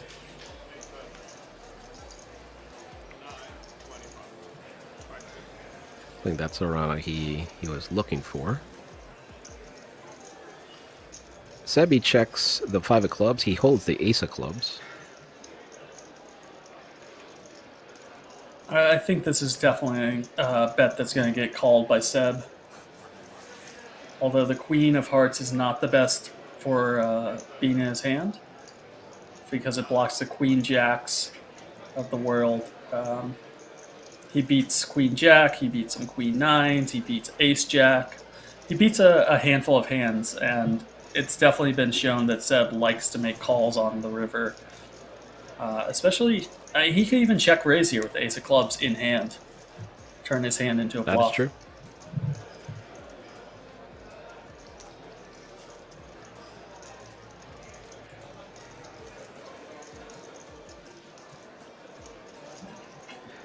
Lucas bets a little less than half pot, I think.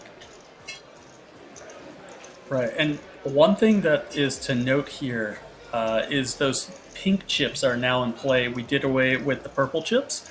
Those pink chips are worth $500,000 each, so your light blues are 100,000, your pinks are $500,000, and then those orange ones in the back are 25K, if I'm not mistaken. Nice. We saw a color up. Nice.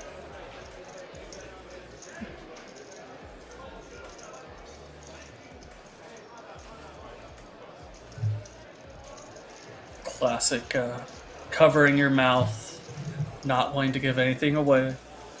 Remember back in the day when tells were all the rage, like you could tell what someone had by looking at them deep into their soul and seeing if their left pinky twitched, and game has Or if definitely they have changed like a over twitch time. on their lips. Yeah. Ooh, Oh. Seb finds Oh, a wow. fold here, and Lucas gets it through. Lucas Nice pickup there. quietly chipping up. Has not shown down a hand yet. That's true.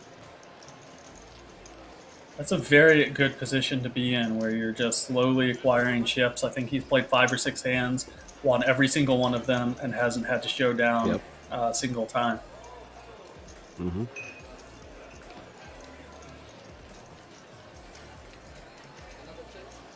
And there he is, putting that $500,000 pink chip in the front of his stack.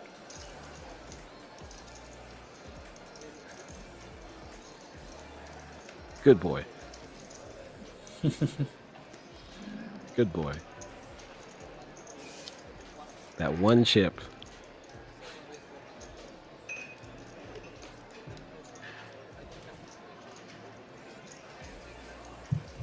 like when you're You'll playing see pot from limit, this and then, overview. you win your first black chip at the cash game. You proudly put it in front.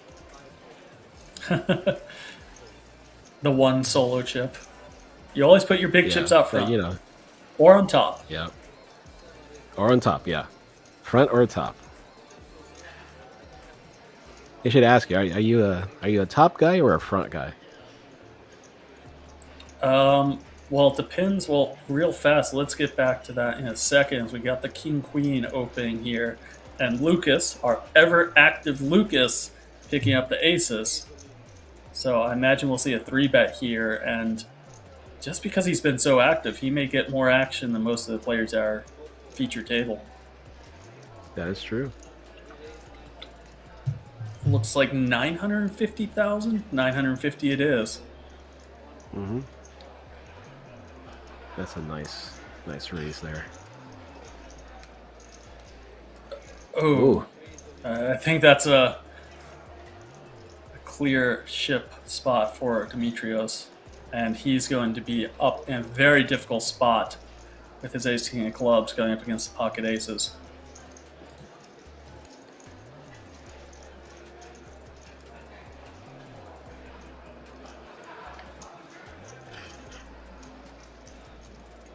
And I it imagine appears that Jacques gonna let this one go, right? I would imagine so. But his other he's- option here is to shove all in and isolate the small blind, which would be an absolute disaster for him as Lucas waits behind with the aces. But I mean, let's look at realistically. Dimitrios, shipped all in for 1.5 million, which is only 7.5 big blinds. So Jock here could easily just ship all in, try to isolate the dead money, and find himself in a bad position. It would make a lot of sense to do so, but he, thankfully for his sake, finds the fold. Good.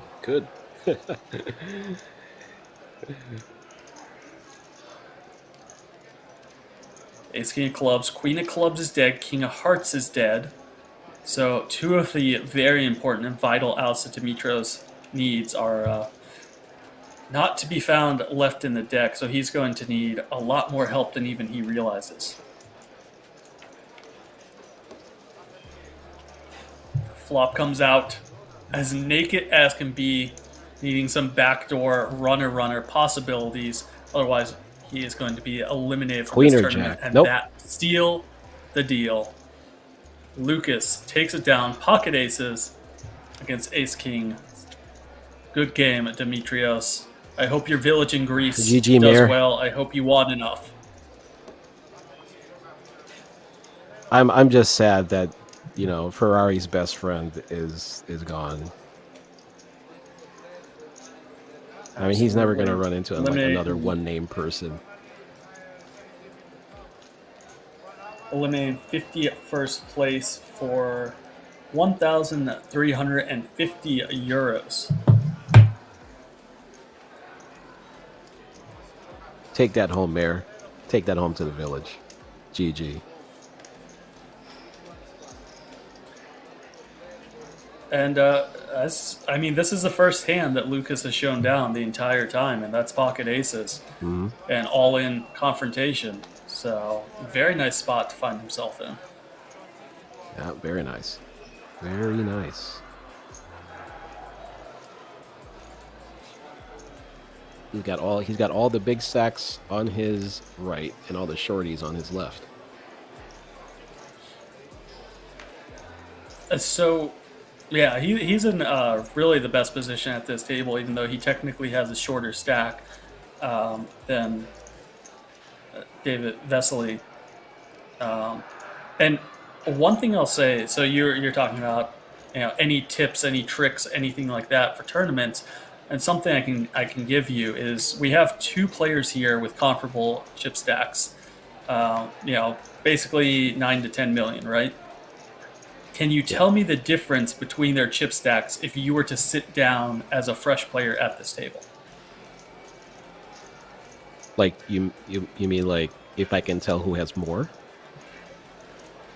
No, Is that what you're saying? no. So they both have roughly the same amount. So if you sat down at this table and you looked at their chip stacks and you're like, okay, they both have 10 million. There's a difference in their 10 million. Can you tell me what it is? Difference in their 10 million. And what it means. Let's see here.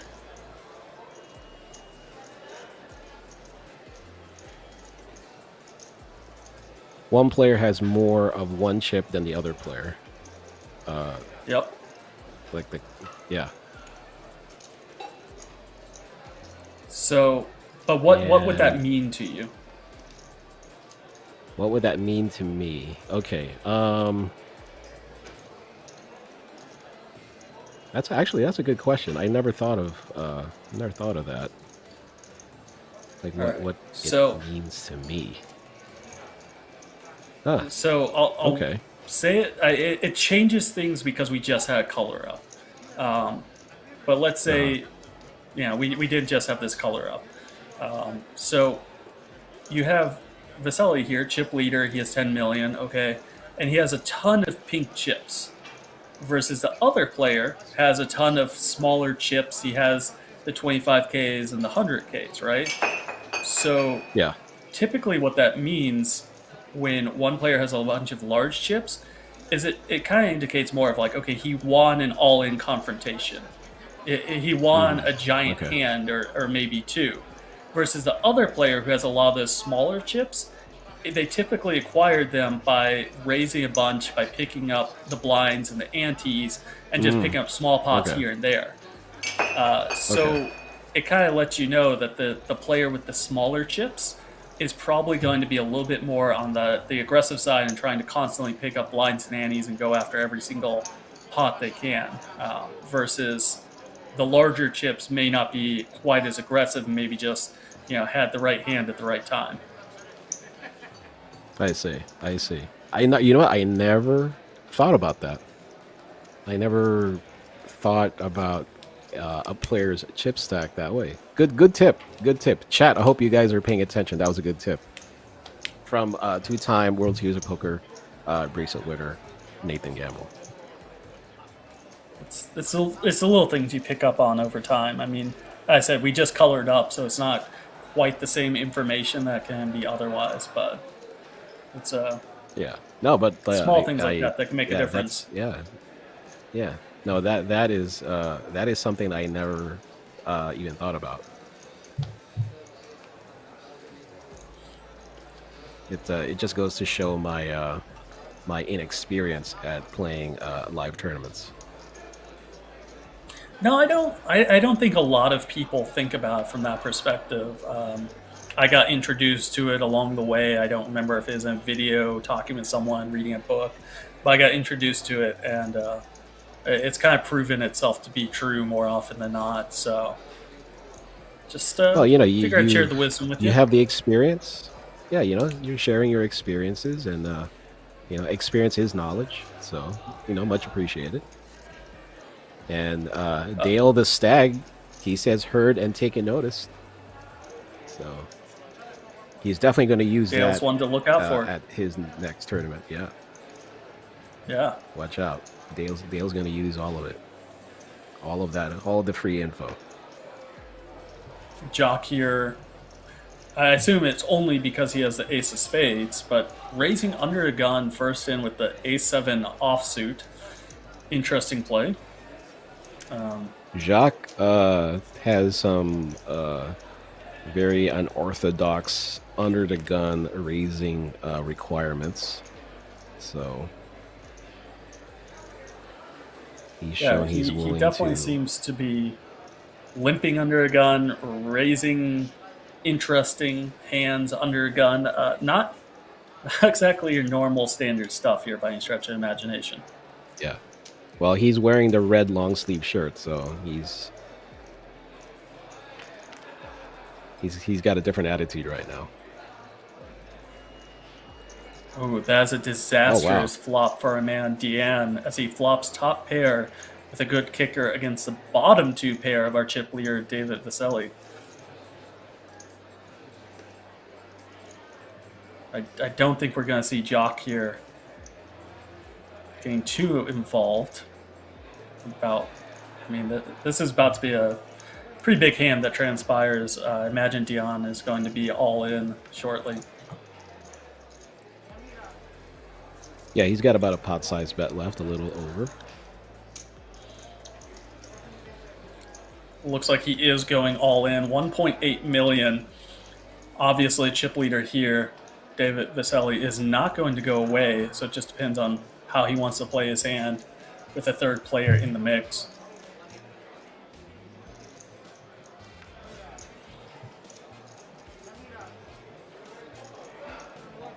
Decides to just flat call.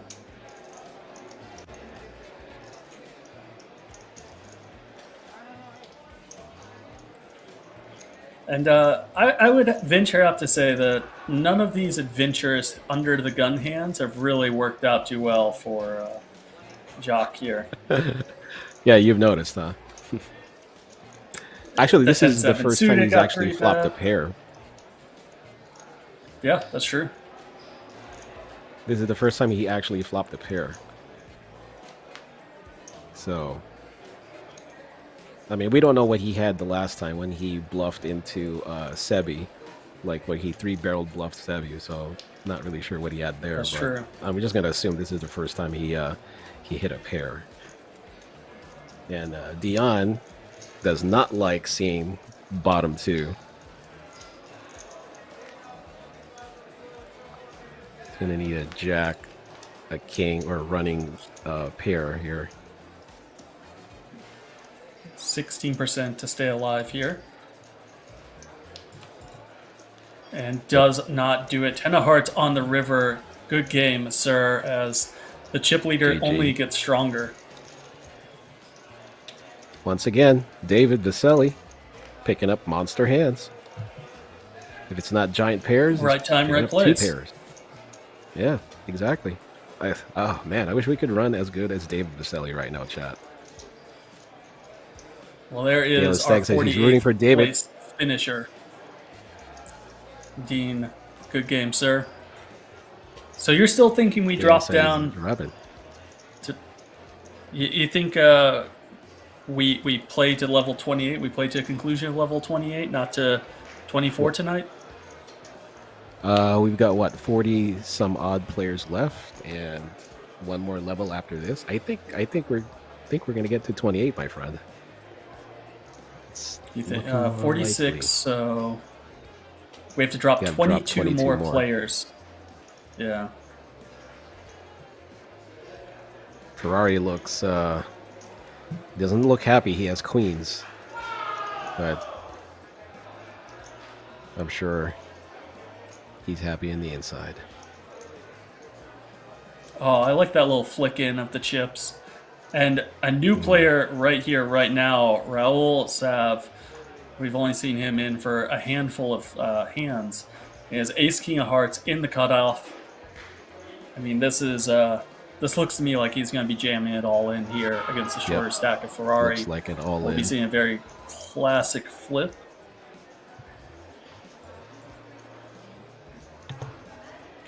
Going with the smaller bet sizing, 1.4 and a quarter. Okay. I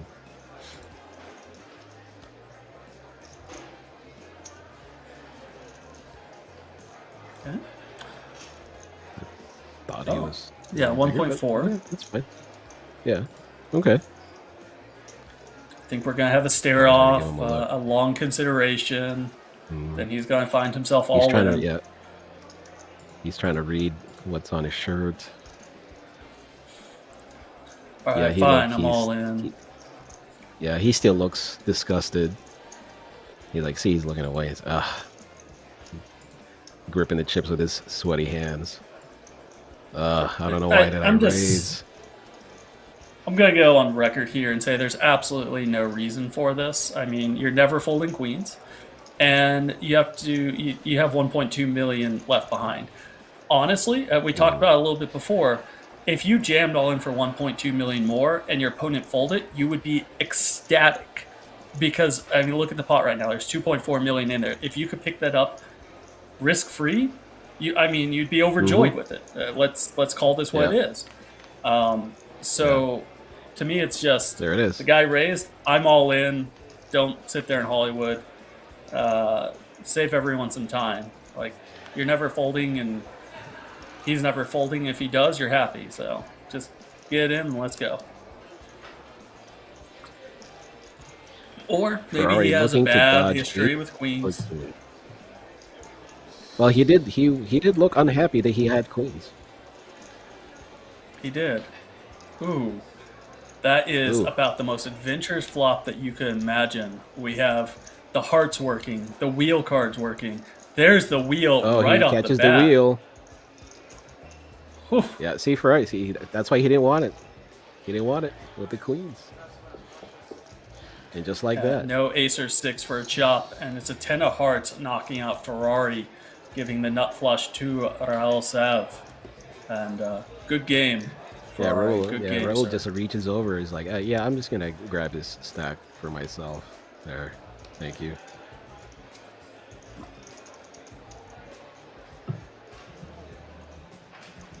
Raul looks like a... he looks like a cheap version of Ronaldo. A cheap version of Ronaldo. Like yeah, does he come in a plastic box? Ronaldo. Yeah, he looks like, he's got the Ronaldo type hair, right?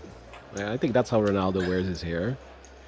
He's got the short sleeve shirt showing off the guns. Yeah, he goes to the gym. Well, not every day, but he looks like he goes at least twice a week. Right? Man, I don't know how I feel about this comparison. The cheap version. Well, he can't. He's never going to measure up to Ronaldo. All right, so. Is anyone going to measure up to Ronaldo? No, nobody. That's why I'm saying he looks like a cheap version of Ronaldo.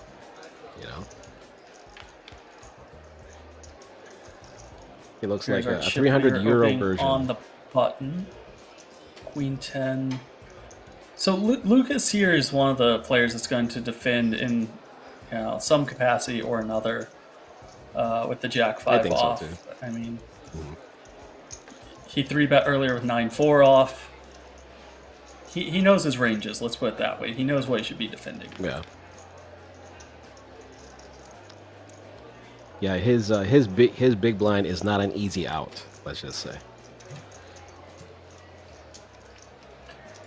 Yeah, and picking up a 3-diamond board, unless he just decides to turn his hand into a no equity bluff, he should be folding this one off, which is what he does after the chip leader bets it.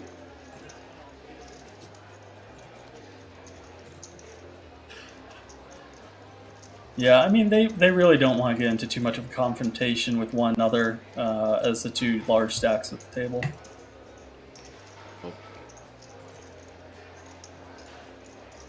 And who is this new addition? We got a couple new guys. We do indeed. We'll know shortly who the new players are to our table. Got a big yawn here from Jacques. What time is it in the Czech Republic? Must be late. Let's see. I need to do the math in my head. That's too much to ask at this point. It's pretty late there, though. We're approaching 1 a.m. if I'm not mistaken. Ooh, okay.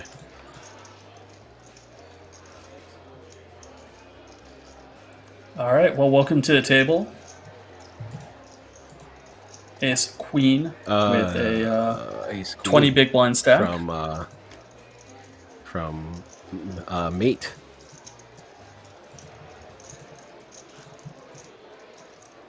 Matej, I don't know how to pronounce that. Mikhailik. We'll go with Matej from the Czech Republic there. Matej. Okay, that's fair. Oh, a fellow Czech. Each win. Yes, sir. Each win in the chat there. Welcome on in, asking where's Melissa. She was unable to join us today, so instead we have the always wonderful and emblematic 08 Grinder.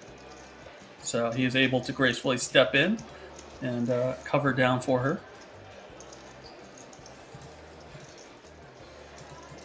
I hope you'll have me each win.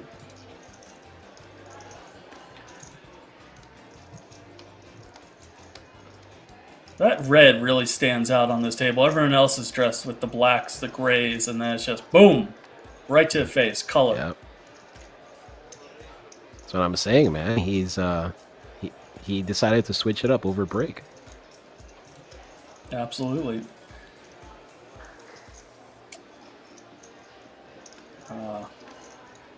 It's always interesting to see how they want to play specific hands. He want the king nine of diamonds, but he just couldn't. But we do get the raise here. A6 of hearts from Raul Sav, recent multimillionaire. Fresh off of stacking Ferrari, so using Ferrari's chips to raise.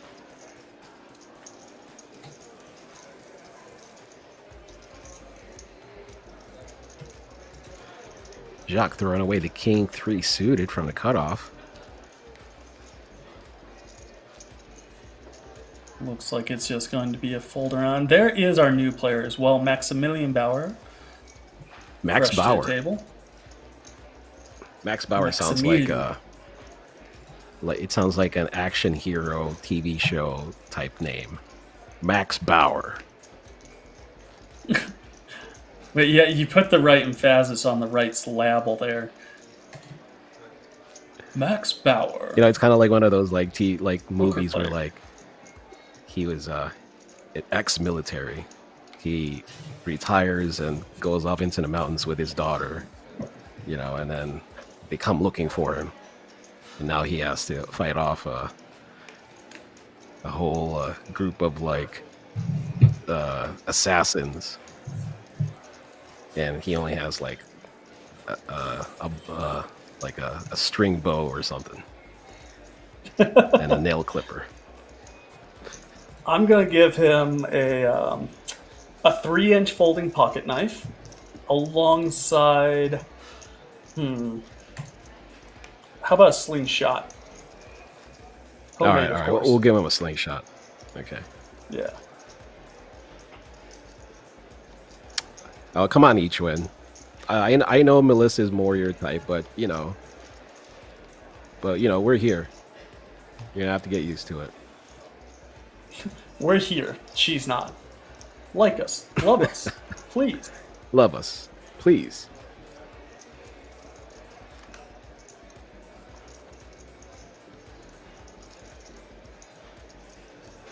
Who's it on now? Or are we just gonna have? We're It's just on the looking dealer. at this dude. Oh.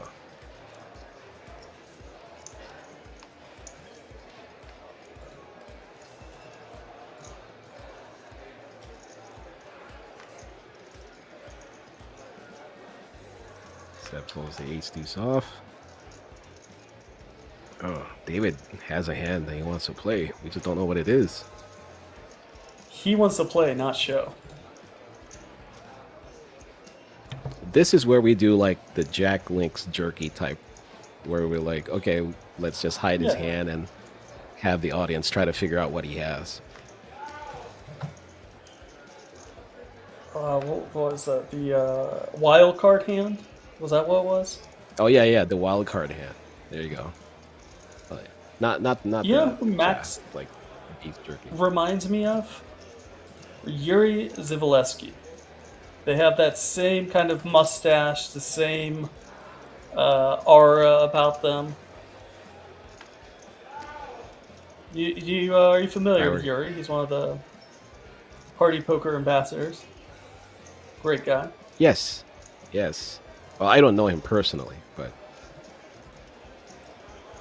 we'll let Well, I the camera recommend him. pan He's a back good guy. to. Let's pan back to Max. I want to get a closer look. You know it'll come around. Thank you, Ichwin. I appreciate it.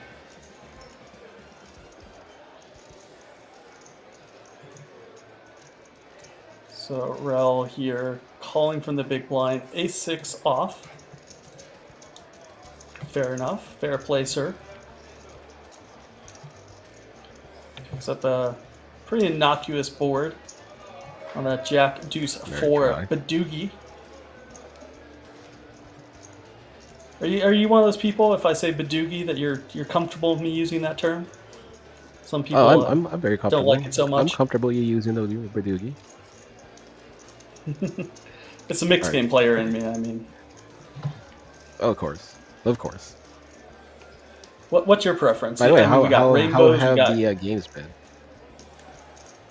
It's post-series has not been wonderful. It's basically been break-even for last month, but online's been doing well, so no harm, no foul. Okay. All right, that's all Multiple fronts to attack it That's all on. good. I saw that you were in a Twitter thread about Joey talking about PLO, and I saw Dave Williams saying that he's going to start up a game over at Red Rock. Saw that you chime in. Yeah. I think, I mean, David's a fun player to play with, and with David involved, it also is a very action-oriented game. So I think it really depends. I'd like to help start that up and play once or twice a week, but it kind of depends on the composition of the group, because there's certain players in any game that you're just like, you know what, there's better action out there.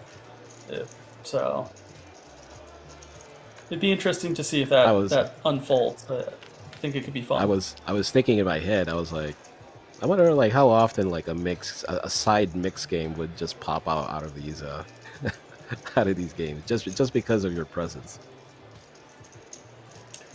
With that particular group of people, I don't think too often. Let's call that what it is. I mean, real fast, we have Ace Jack tapping. That's a different Sebastian.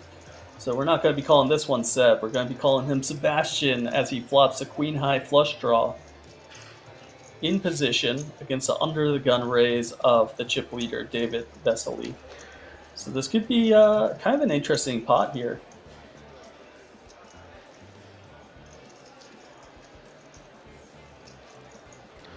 He's got 2 overs and the flush draw. 2 overs, flush draw, and it'll be interesting to see what Vesely takes away from this flat here. I mean, we're looking at deuce 3-6 board. I think he's just going to have to kind of shut down on this.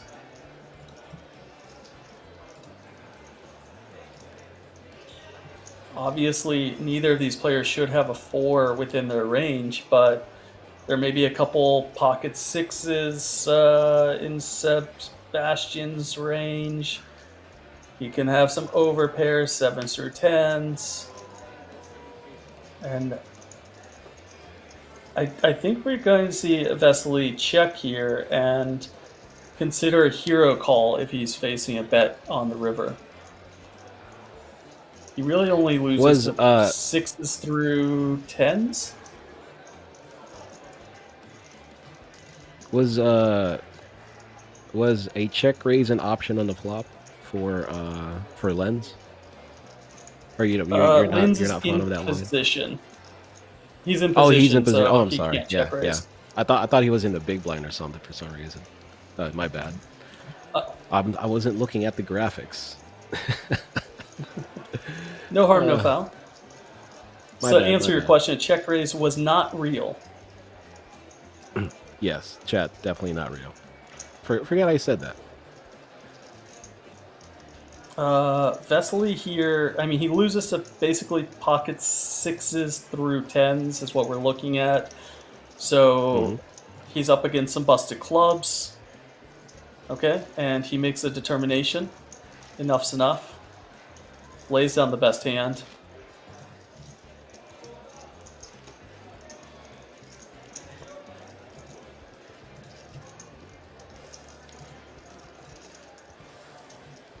Looks like we're gonna get a dealer change. There.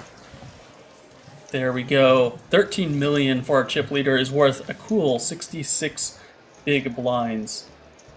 All the way down to 2.9 million being worth a paltry 14 big blinds for Jekwo, our spade-loving, under-the-gun, limping man.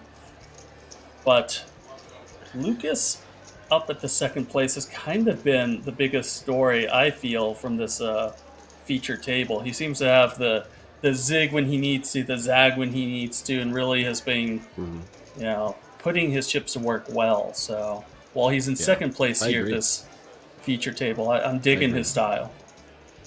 I agree. Lucas is definitely a force to reckon with at this table. So in the upper right there, we're down to 41 players, Grinder. So 17 more before we stop for a night. Otherwise, we're going to have to play through this level and one more. So let's see what happens first. All right, this is the third time we've seen pocket queens.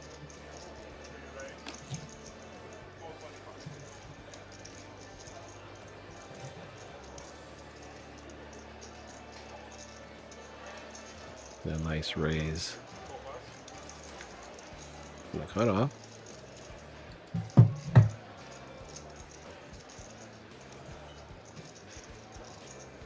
Seb 1 has ace-9 offsuit. Don't think he's going to continue with this.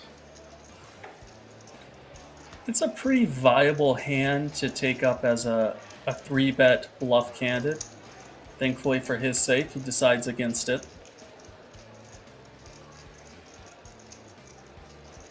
Jack 7 off as a chip leader. Decides to go ahead, muck it, preserve his stack. That's a fine line, the balance of being the chip leader, of how much aggression do you take and how much do you kind of protect your stack. And the best players out there know how to walk that line. Do you think if he had, say, like 80 bigs, he'd see a flop with that Jack 7, or just it doesn't matter? Yeah, Jack 7 is definitely a playable hand from the big blind. There's no question about that. But it comes down to your opponent, how much they have behind as well. And also, we're not really at the stage right now of ICM being a real factor. We're not at the final table. It's not like there's significant pay jumps between everyone getting knocked out. So that's a very real consideration here. We like Lucas's chance. I'm not so sure now, as he's picking up kings under a gun versus the pocket aces of Seb Lins. What can you do, Grinder? There's nothing you can do. Seb 2 is going to raise it up for sure. This is easily the cooler of all coolers. Kings versus aces. 39 players left in this tournament. I mean, this is painful to watch. Oh, and one king dead there in the chip leader, David Vesely. Nope.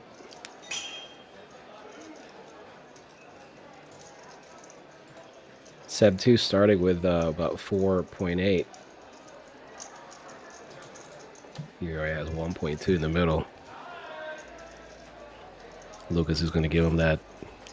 Oh, he's going to look at his shoes. Look at his aftershave. Let's see. So it's 1.2, 6 big blinds. He wants him to call. He wants to play this hand. I'm going to say he's going to size it to about 2.5. 2.5 sounds right. 2.6, somewhere in that neighborhood. Be interesting to see where he lands. 2.5 is what it looks like.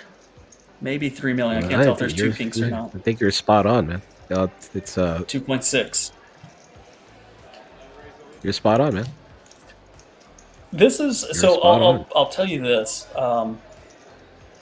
As you know, my primary game is mixed. I play PLO. I don't play a lot of Hold'em, but by watching streams like this, by watching high stakes poker, by watching party poker, by watching all of this, it really and thinking it through from that same angle, like, okay, if I got 3-bet here, how much would I 4-bet to? Would I call? Would I do this? And thinking through those exact numbers in your head of what you would do really is what helps you strengthen your game. You know, just sitting there, not passively watching, but instead saying, okay, like, how much would I raise here? Because it's really easy to just armchair quarterback it and say, oh, that's wrong. But instead, it's like, well, what would you do? Seb 2 comfortably in the lead right now, with one king already in the muck. His suits are live though. Oh, what a window card. Oh, wow. We have a backdoor royal flush draw, but that's about it. I think we saw a 10 throw in. Somebody mucked the 10 earlier, so. Well, we now see that the 7 of spades ends everything, all hopes for Lucas. And that's a painful one to witness. Yeah. Don't look now, but I think Seb 2 is our new chip leader, table chip leader. Could be close. If he's not, it's going to be very close to him. They're pretty much tied.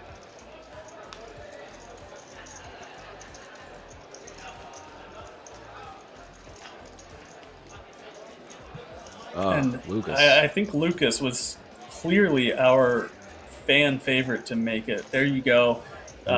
David Vesely and Sebastian Lintz are essentially tied for first place here with 13 million chips apiece.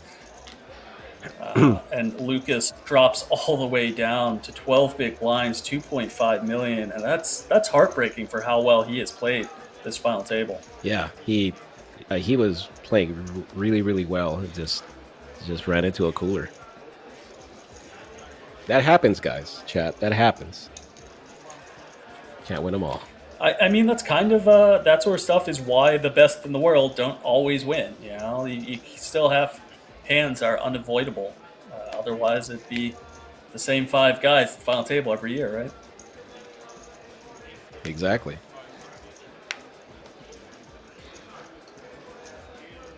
But yeah, no one deserves to have that happen at this stage of the tournament. But such is life. C'est la vie. Hey, you know what? He's not out. He's still in. So absolutely. He's got a chair. He's got chips. Anything can happen. Would you say he has a chip and a chair? Oh, he's got way more chips than just a chip.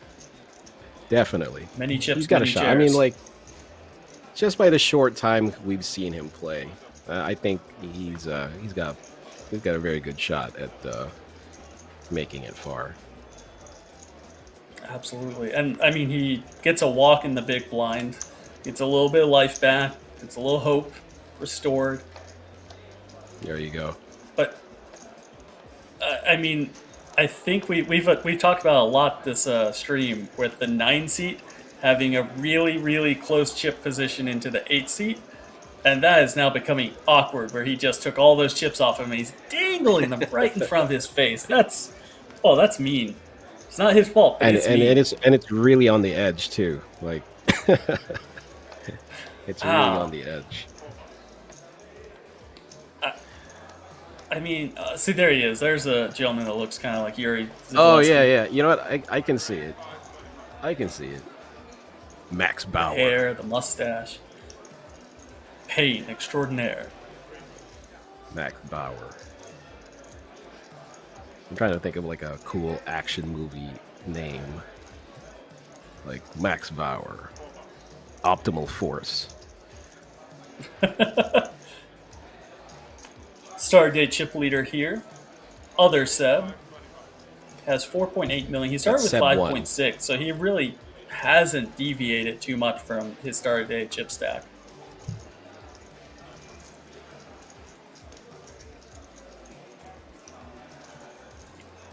lost, what, 0.6 million, which at this point is... well, blinds are up, by the way, 100,000, 250, 250,000, 39 players left, so this will be our last level of the night. And it looks like we'll be starting tomorrow with a little bit heavy on the players left. Could be a long day. We'll see how it plays out. That's okay. People are playing to win. Absolutely. I like how comfortable Jacques is. He's the only one that's slumped in his chair. He's leaning back. Like he has no care. I kind of wish we could go and get him a cup of coffee and a newspaper.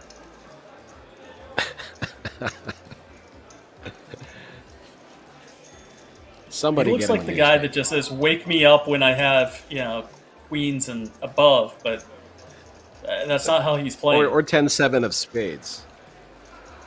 Yeah, or ace-7 offsuit. Just a little bit of this, a little bit of that. When he's ready, he'll play. Exactly. Oh, he's leaning forward. He's not wasting any energy. He's not going to waste any energy sitting upright.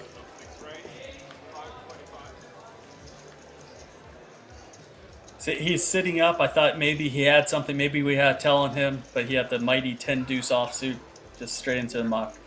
There we go. No, the immediate sit up is well, it was he did that once when he triple barrel bluffed into Sep 1. When he was like acting out of turn. I think that was a different tell.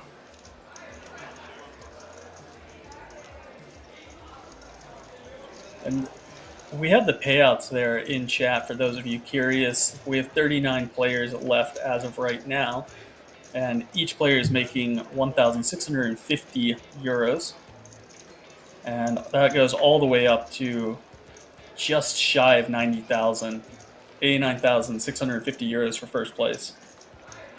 That's so sweet. I mean, we're talking about a $330 buy-in, and you get to cash out almost 90,000. Not too shabby. Not too shabby.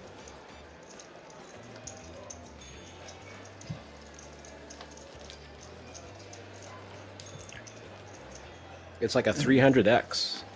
300x your buy-in. That sounds about right. Yeah, that's pretty good.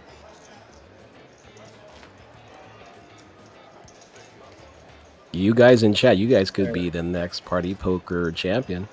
All you have to do is play one of these tournaments. Start off with the satellite online. If you don't prefer. Yeah, if you don't prefer paying the straight 300, try satting in.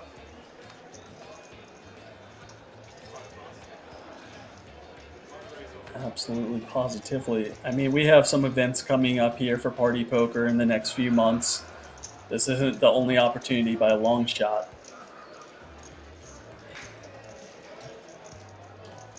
I mean, Jacques, we talked about before, opening, and we don't know. Some of his spades are dead. He's in trouble. No more spades. Oh, Max Bauer. Yeah. He's all in. Max is moving all in. This time, I wonder if Jack actually has a hand he's willing to go with. He's raised the light under a gun quite a few times. Now he... Could this be He looks pained by this decision. He thought the red shirt would change his fortunes, but nothing has changed. Now his hand is all over his forehead. Doesn't know. Or he doesn't know what he got himself into. This is the kind of issue that arises when you're playing a 10 big blind stack and you're open raising for 2.5 big blinds. You kind of have to have a hand that you're willing to go with. So curious as to what he's raised folding under the gun. Yeah, because he had like what 2 million behind, and yeah, it's crazy. Got Yeah. less than 10 bigs. And real fast, talking about those satellites and the online events and what's coming up next on the schedule. We do have the Grand Prix UK coming up for, let's see, September 4th through the 11th. You got the Festival Bratislava coming on up October 10th through the 16th. And then you have the Millions UK coming up November 20th through December 6th. So plenty of time to get out there, play some satellites, win your way into these events. I mean, you could be here playing for hundreds of thousands of dollars, depending on how big some of those events get. So Euros. don't be content to just sit there and chat, but you're right, euros. My apologies. Euros. And here's the thing, chat. Here's the thing. You make it to a featured table, you get to be commentated on by 2-time bracelet winner Nathan Gamble. Commentator extraordinaire. Oh wait, Grinder. Well, you are more of a certainty. Never.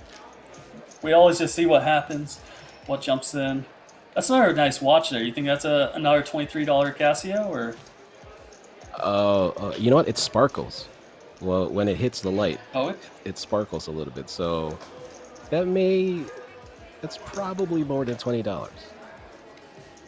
all right, that's fair.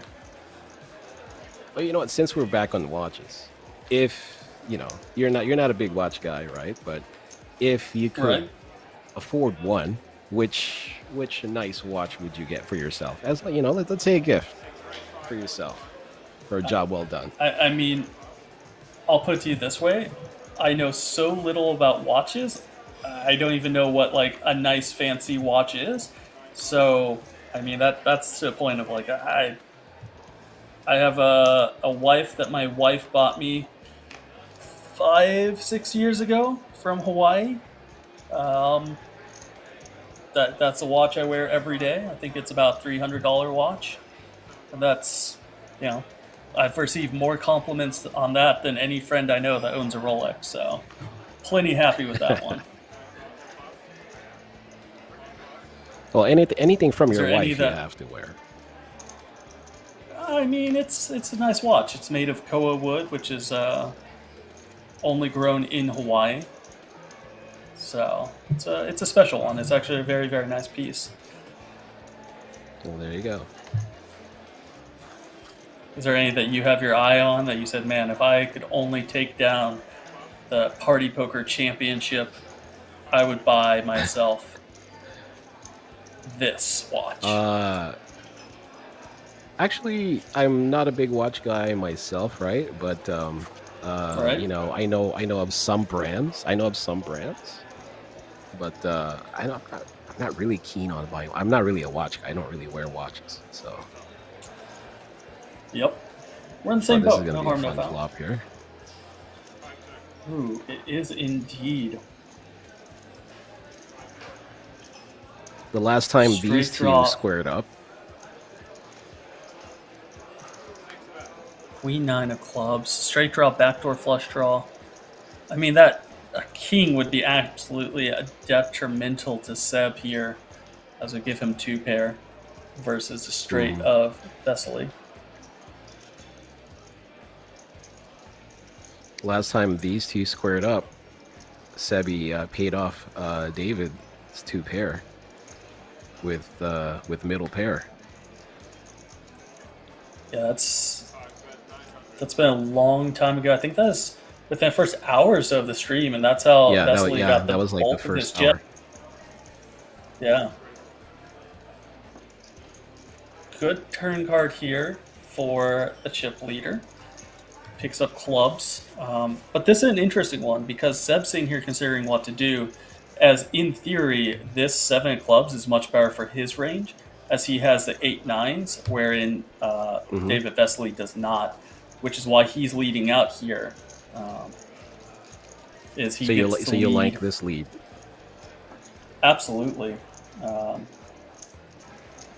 And David I picks it also off. like this all in. Well, he just has so much equity, and he has a lot of fold equity here. So he can have things like ace king clubs, ace queen of clubs, king queen of clubs, but he also has, you know, over pairs. He has jacks, he has tens, so he definitely gets to make this raise. A good portion. Plus, he had of the time. the 9.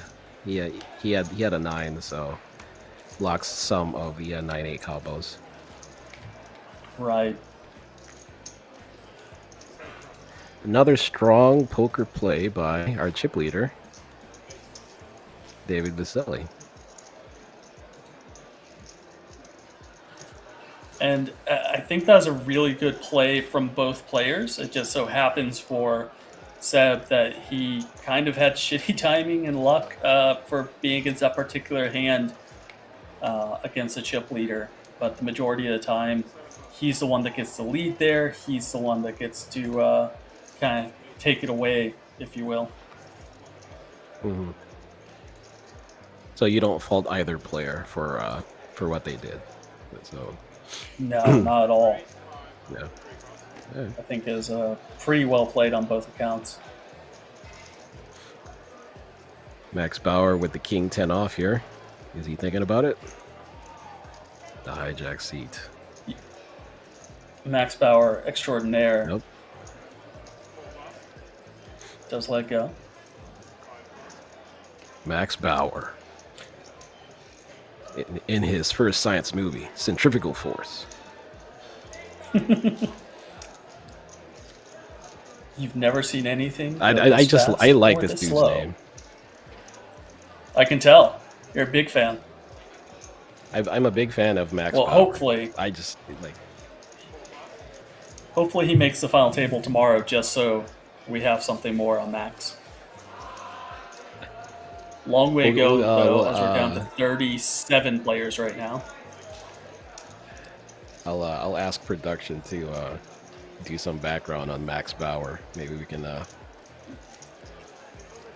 have something on the guy if he makes it to the final table. Oh, new cards. I mean, let's be honest. With a name like Max Bauer, you're not going to find any information on him because it's all buried. It's all in the deep archives.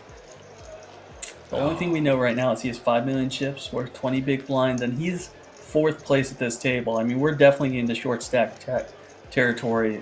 17, 12, 9, 7 big blinds. There should be there should be a lot more raises and all-ins, and kind of we're seeing. I'm a little surprised that's been devoid of action recently. Well, maybe they will get some hands towards the end of this level. I'm thinking We too, do have it's a nice because little like separation between first and second place, and then our third place. I mean, we're well over double for first and second what third place has. maybe being on the feature table is part of like how they're playing. It's kind of like some of them are dictated by being on the feature table. They don't want to look like an idiot on the stream. That could be part of it as well. Do you think that really impacts players to Maybe to significant some, degree? but not all.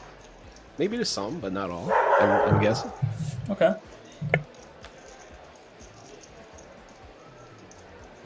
But Like I if you think, were to like, handpick which players, which one do you think would be the one that says it's a little camera shy?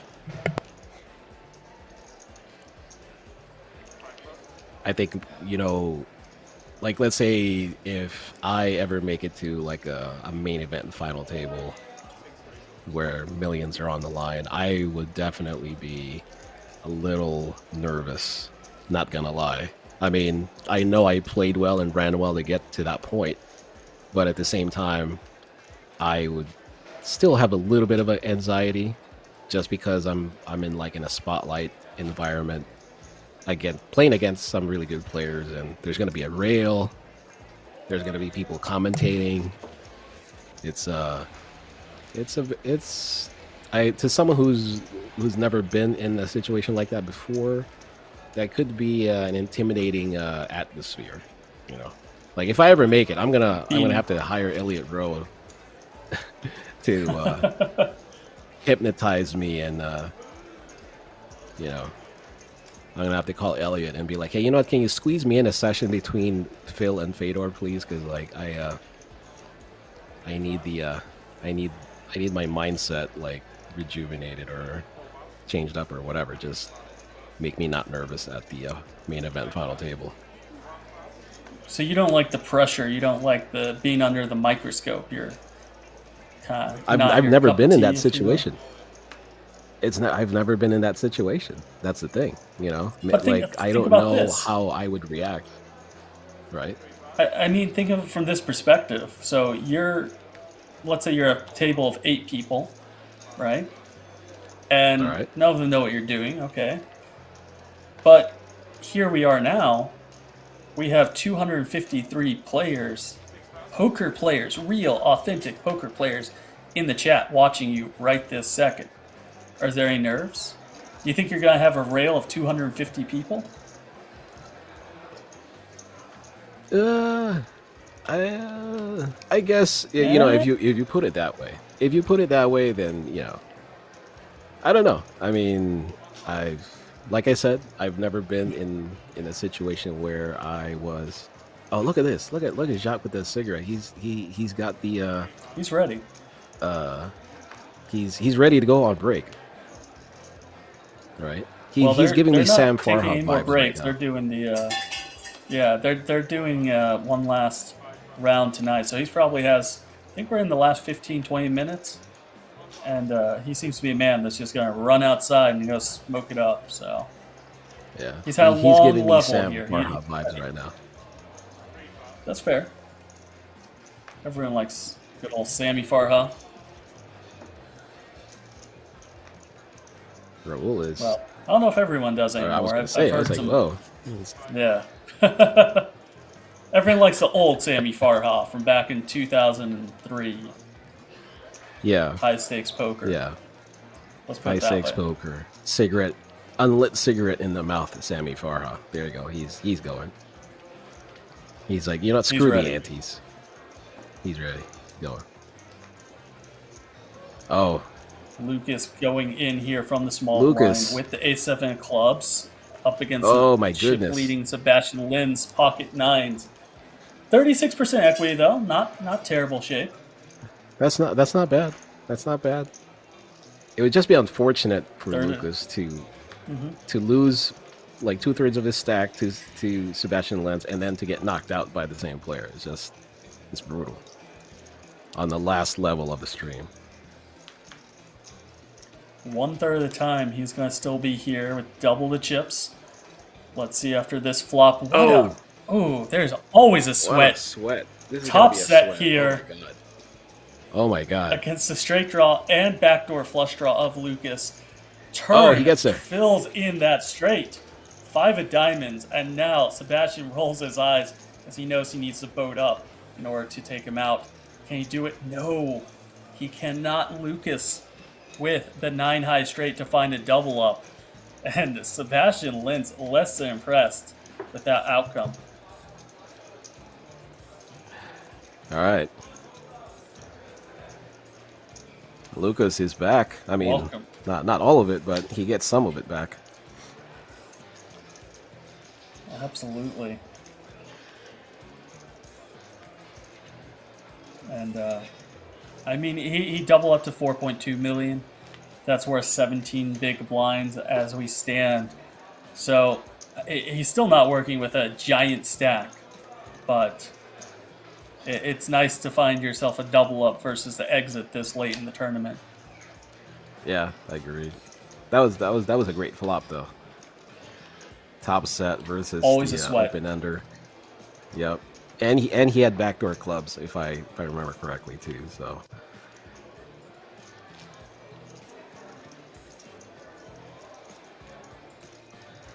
Still alive, Lucas. Still alive. And you called that earlier. You said he still has chips in a chair. He's still able to work his way back into this. And lo and behold, here he is, doubling up through the man that he last doubled. So, always an opportunity. There you go.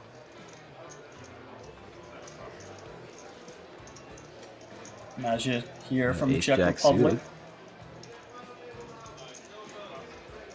And make it He five. took time off. 5 and a quarter. 525.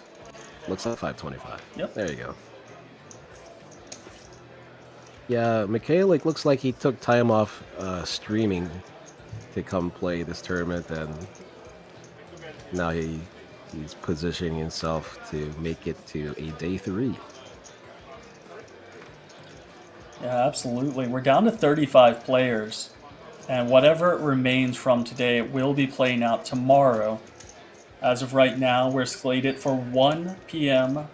EST tomorrow, and we're going to be playing down from however many players remain. We're stopping at the end of this level all the way to a winner, so make sure if you've joined us this far to join us tomorrow for the conclusion of the event.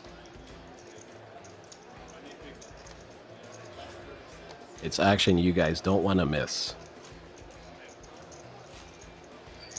Well, looks like we have a new player here joining the feature table.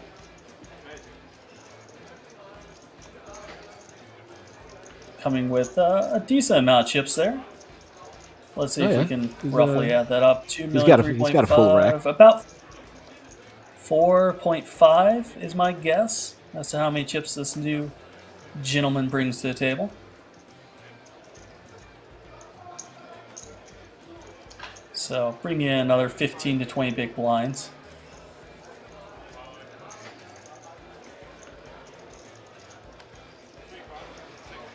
Oh, they are.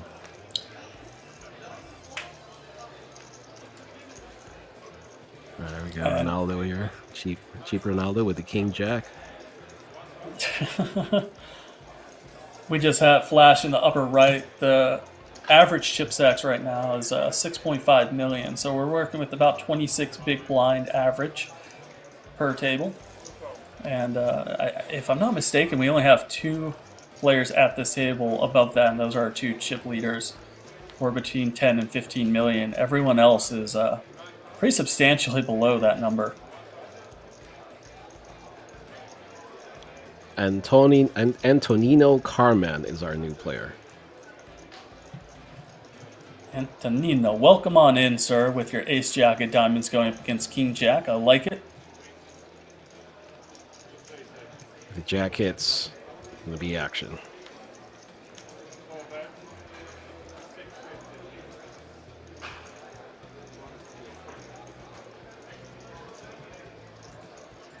So you can get a call here from ace jack.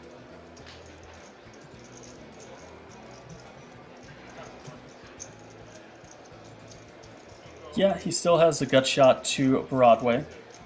Not too shabby.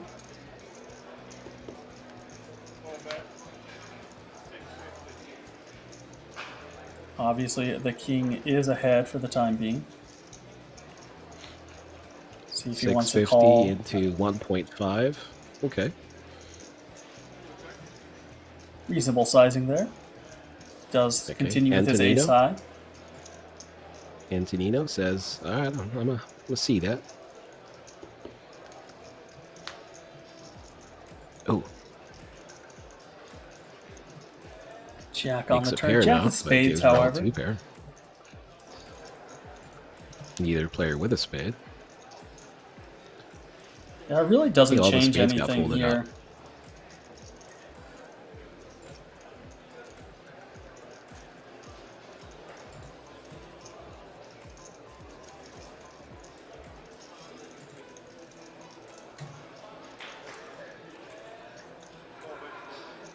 Not your favorite card for Raul, even though it does provide you, 2 pair. Puts a lot more opportunity there to be beaten by your opponent. The flush hits. Yeah, because some of Antonino, those straights hit, yeah. like a queen 9. Queen 9. or any of the spade combos. Absolutely. Does go ahead and bet. Goes for some protection here. And picks up the pot on the turn. There we go. Nice chip up for Raul.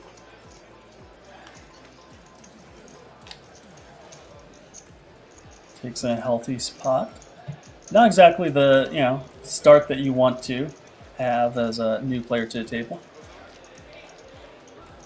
And just as we were talking about a second ago, the 3 players above the average of 6.5 million in chips, and Raul is a very recent addition from that last hand to this club. Everyone else at the table right now is under the average. So the bulk of the chips coming with David Vesely in first place and Sebastian Lintz in second. And it's still even a distant third to Raul Sav for them.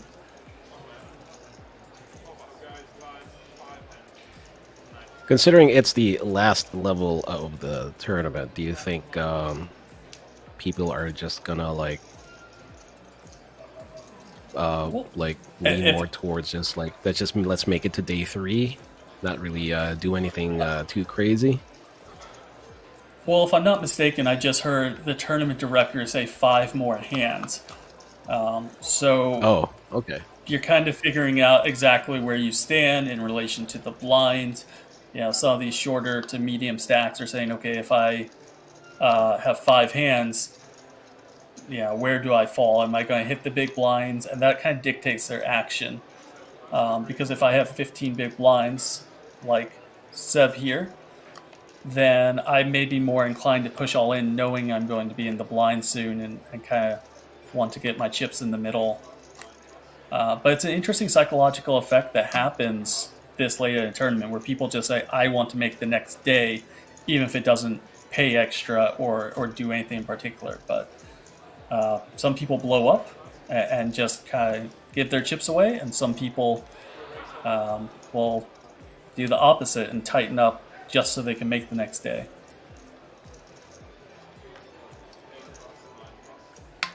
Jacques folded the King Jack. There's a Queen Jack fold as well. Looks like he's those are gonna both get this through. Hands that would just jam all in themselves, but can't really call a all in. Here we go from Antonino. And what a spot for Mattia with pocket 8s. Interesting to see what he does here. Oh, okay. Jacks for Antonino. Antonino has 8s jacks. for Mattia. I think all the jacks are gone. I saw Jack 10 and King Jack folded pre, so I think an ace. I think all the aces are alive, so we'll see. Yeah. Nice fold there from the pocket 8s as our new player at the table, Antonino, with the pocket jacks, hearts, and clubs up against the ace-10 offsuit for a start of the day chip leader Seb, with the ace-10 offsuit needing to catch either some sort of magic flush, a little bit of a straight, or, as you said, those live aces are his most direct opportunities. And here we go to a flop, 3 of hearts, followed by not too much. So I was hoping there for some running 10s, maybe that magic ace, or maybe even just a 5 deuce. No, that's to be though. 5 deuce would be good. And once again, we are needing the Barry Greenstein on the river, asking for his one time, saying, please, one time, let's go. Ace on the river? It's not to be. Good GG. game, Mr. Sebastian Langerozak. 33rd place finisher, came in today to the feature table as our chip leader. Looks to still be in good spirits, seems to play a lot of tournaments and just know this is sometimes how it breaks. And Yep. good game, sir. GG.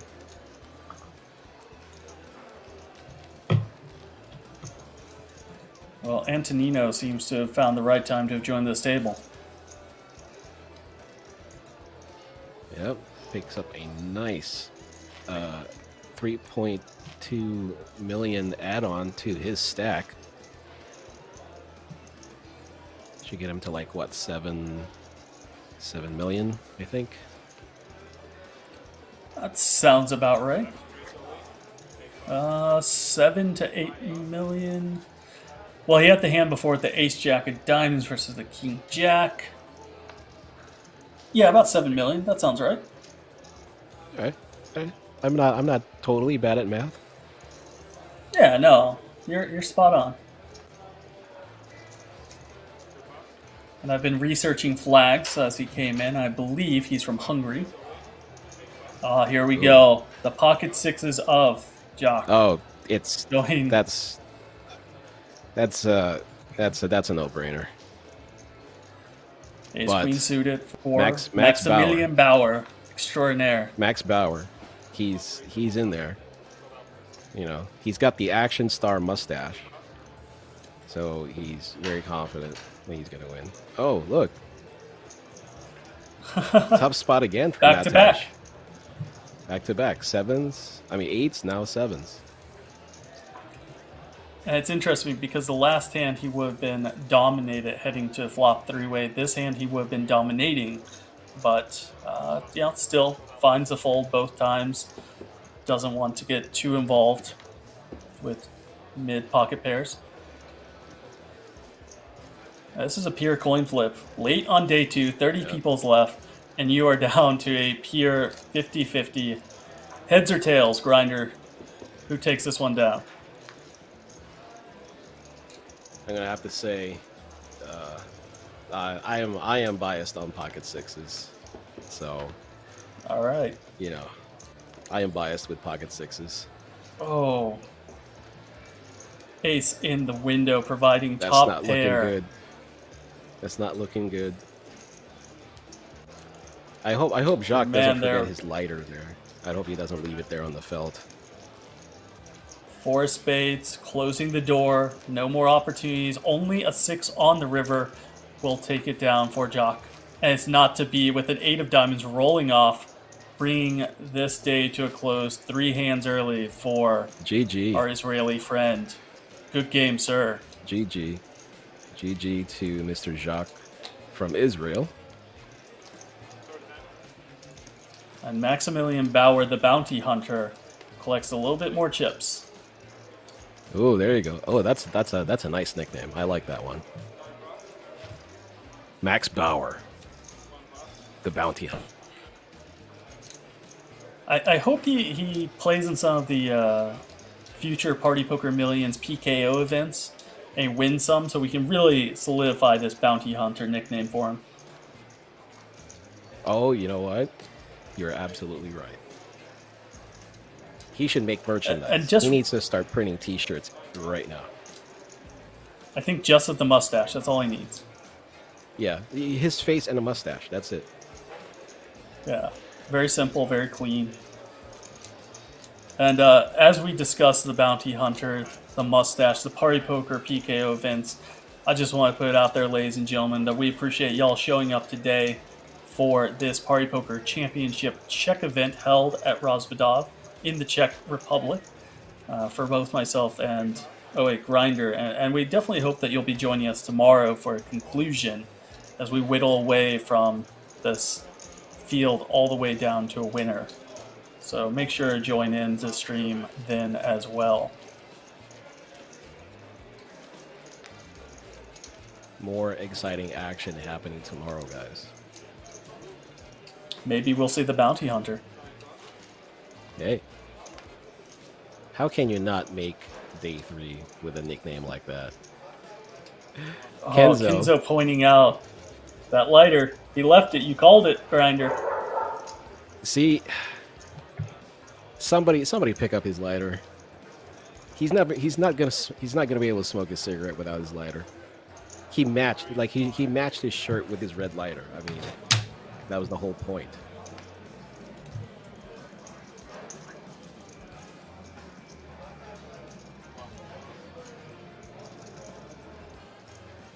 Thanks for pointing it out, Kenzo.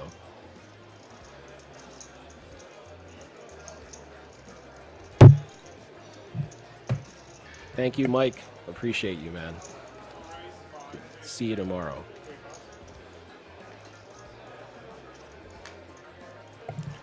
10-6 of hearts. Getting spicy here in one of the last hands of the night.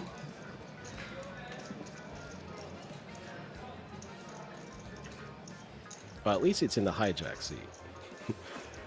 Wasn't like under the gun like Jacques earlier. Well, that'd be 10-6 of spades. We both know this. Oh, yeah, yes.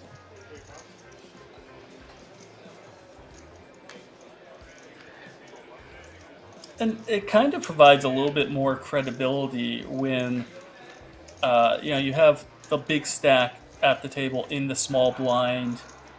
You have a player that was playing extremely well earlier, even though he's shortened in the big blind.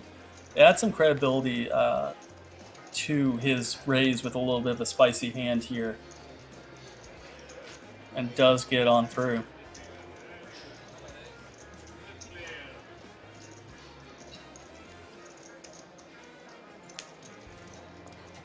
You see that wry little smile as he takes it down with a little larceny in his heart.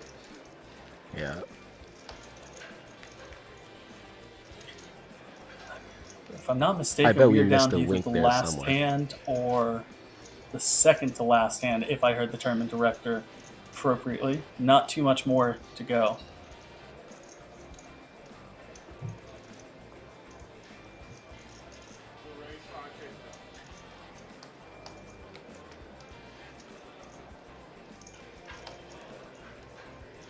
So this is our last hand? I believe Or we have one more one, hand to go maybe after two this? more hands, if I count it correctly and heard the tournament director right. Never a guarantee. Antonino coming in with the ace-queen off.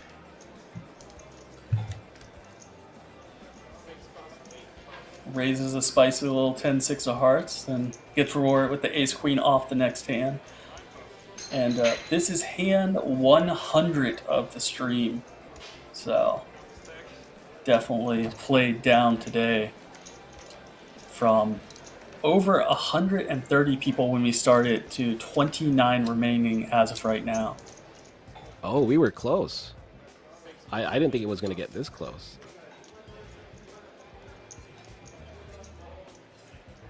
What do you say was needed? 24?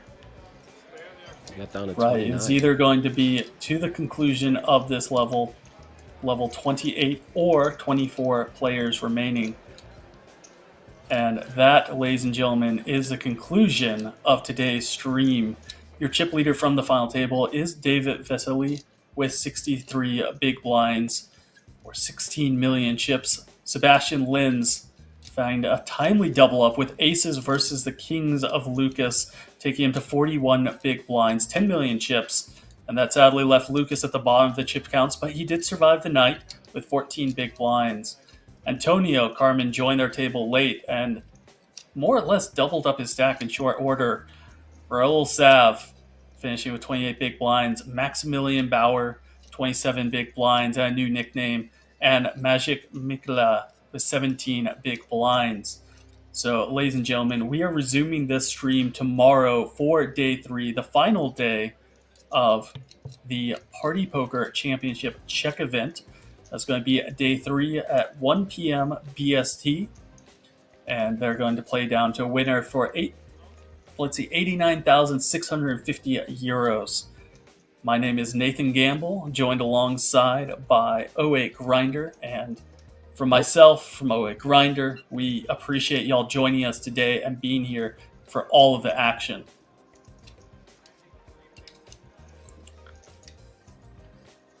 For the fans out there, 08 Grinder. To everybody out there, thank you for sticking it out with us, watching the stream. Hopefully you guys enjoyed the stream. Hopefully we entertained you somehow. And stay tuned for tomorrow's stream. Set your alarms. Make sure you don't miss it. Go to church early if you have to.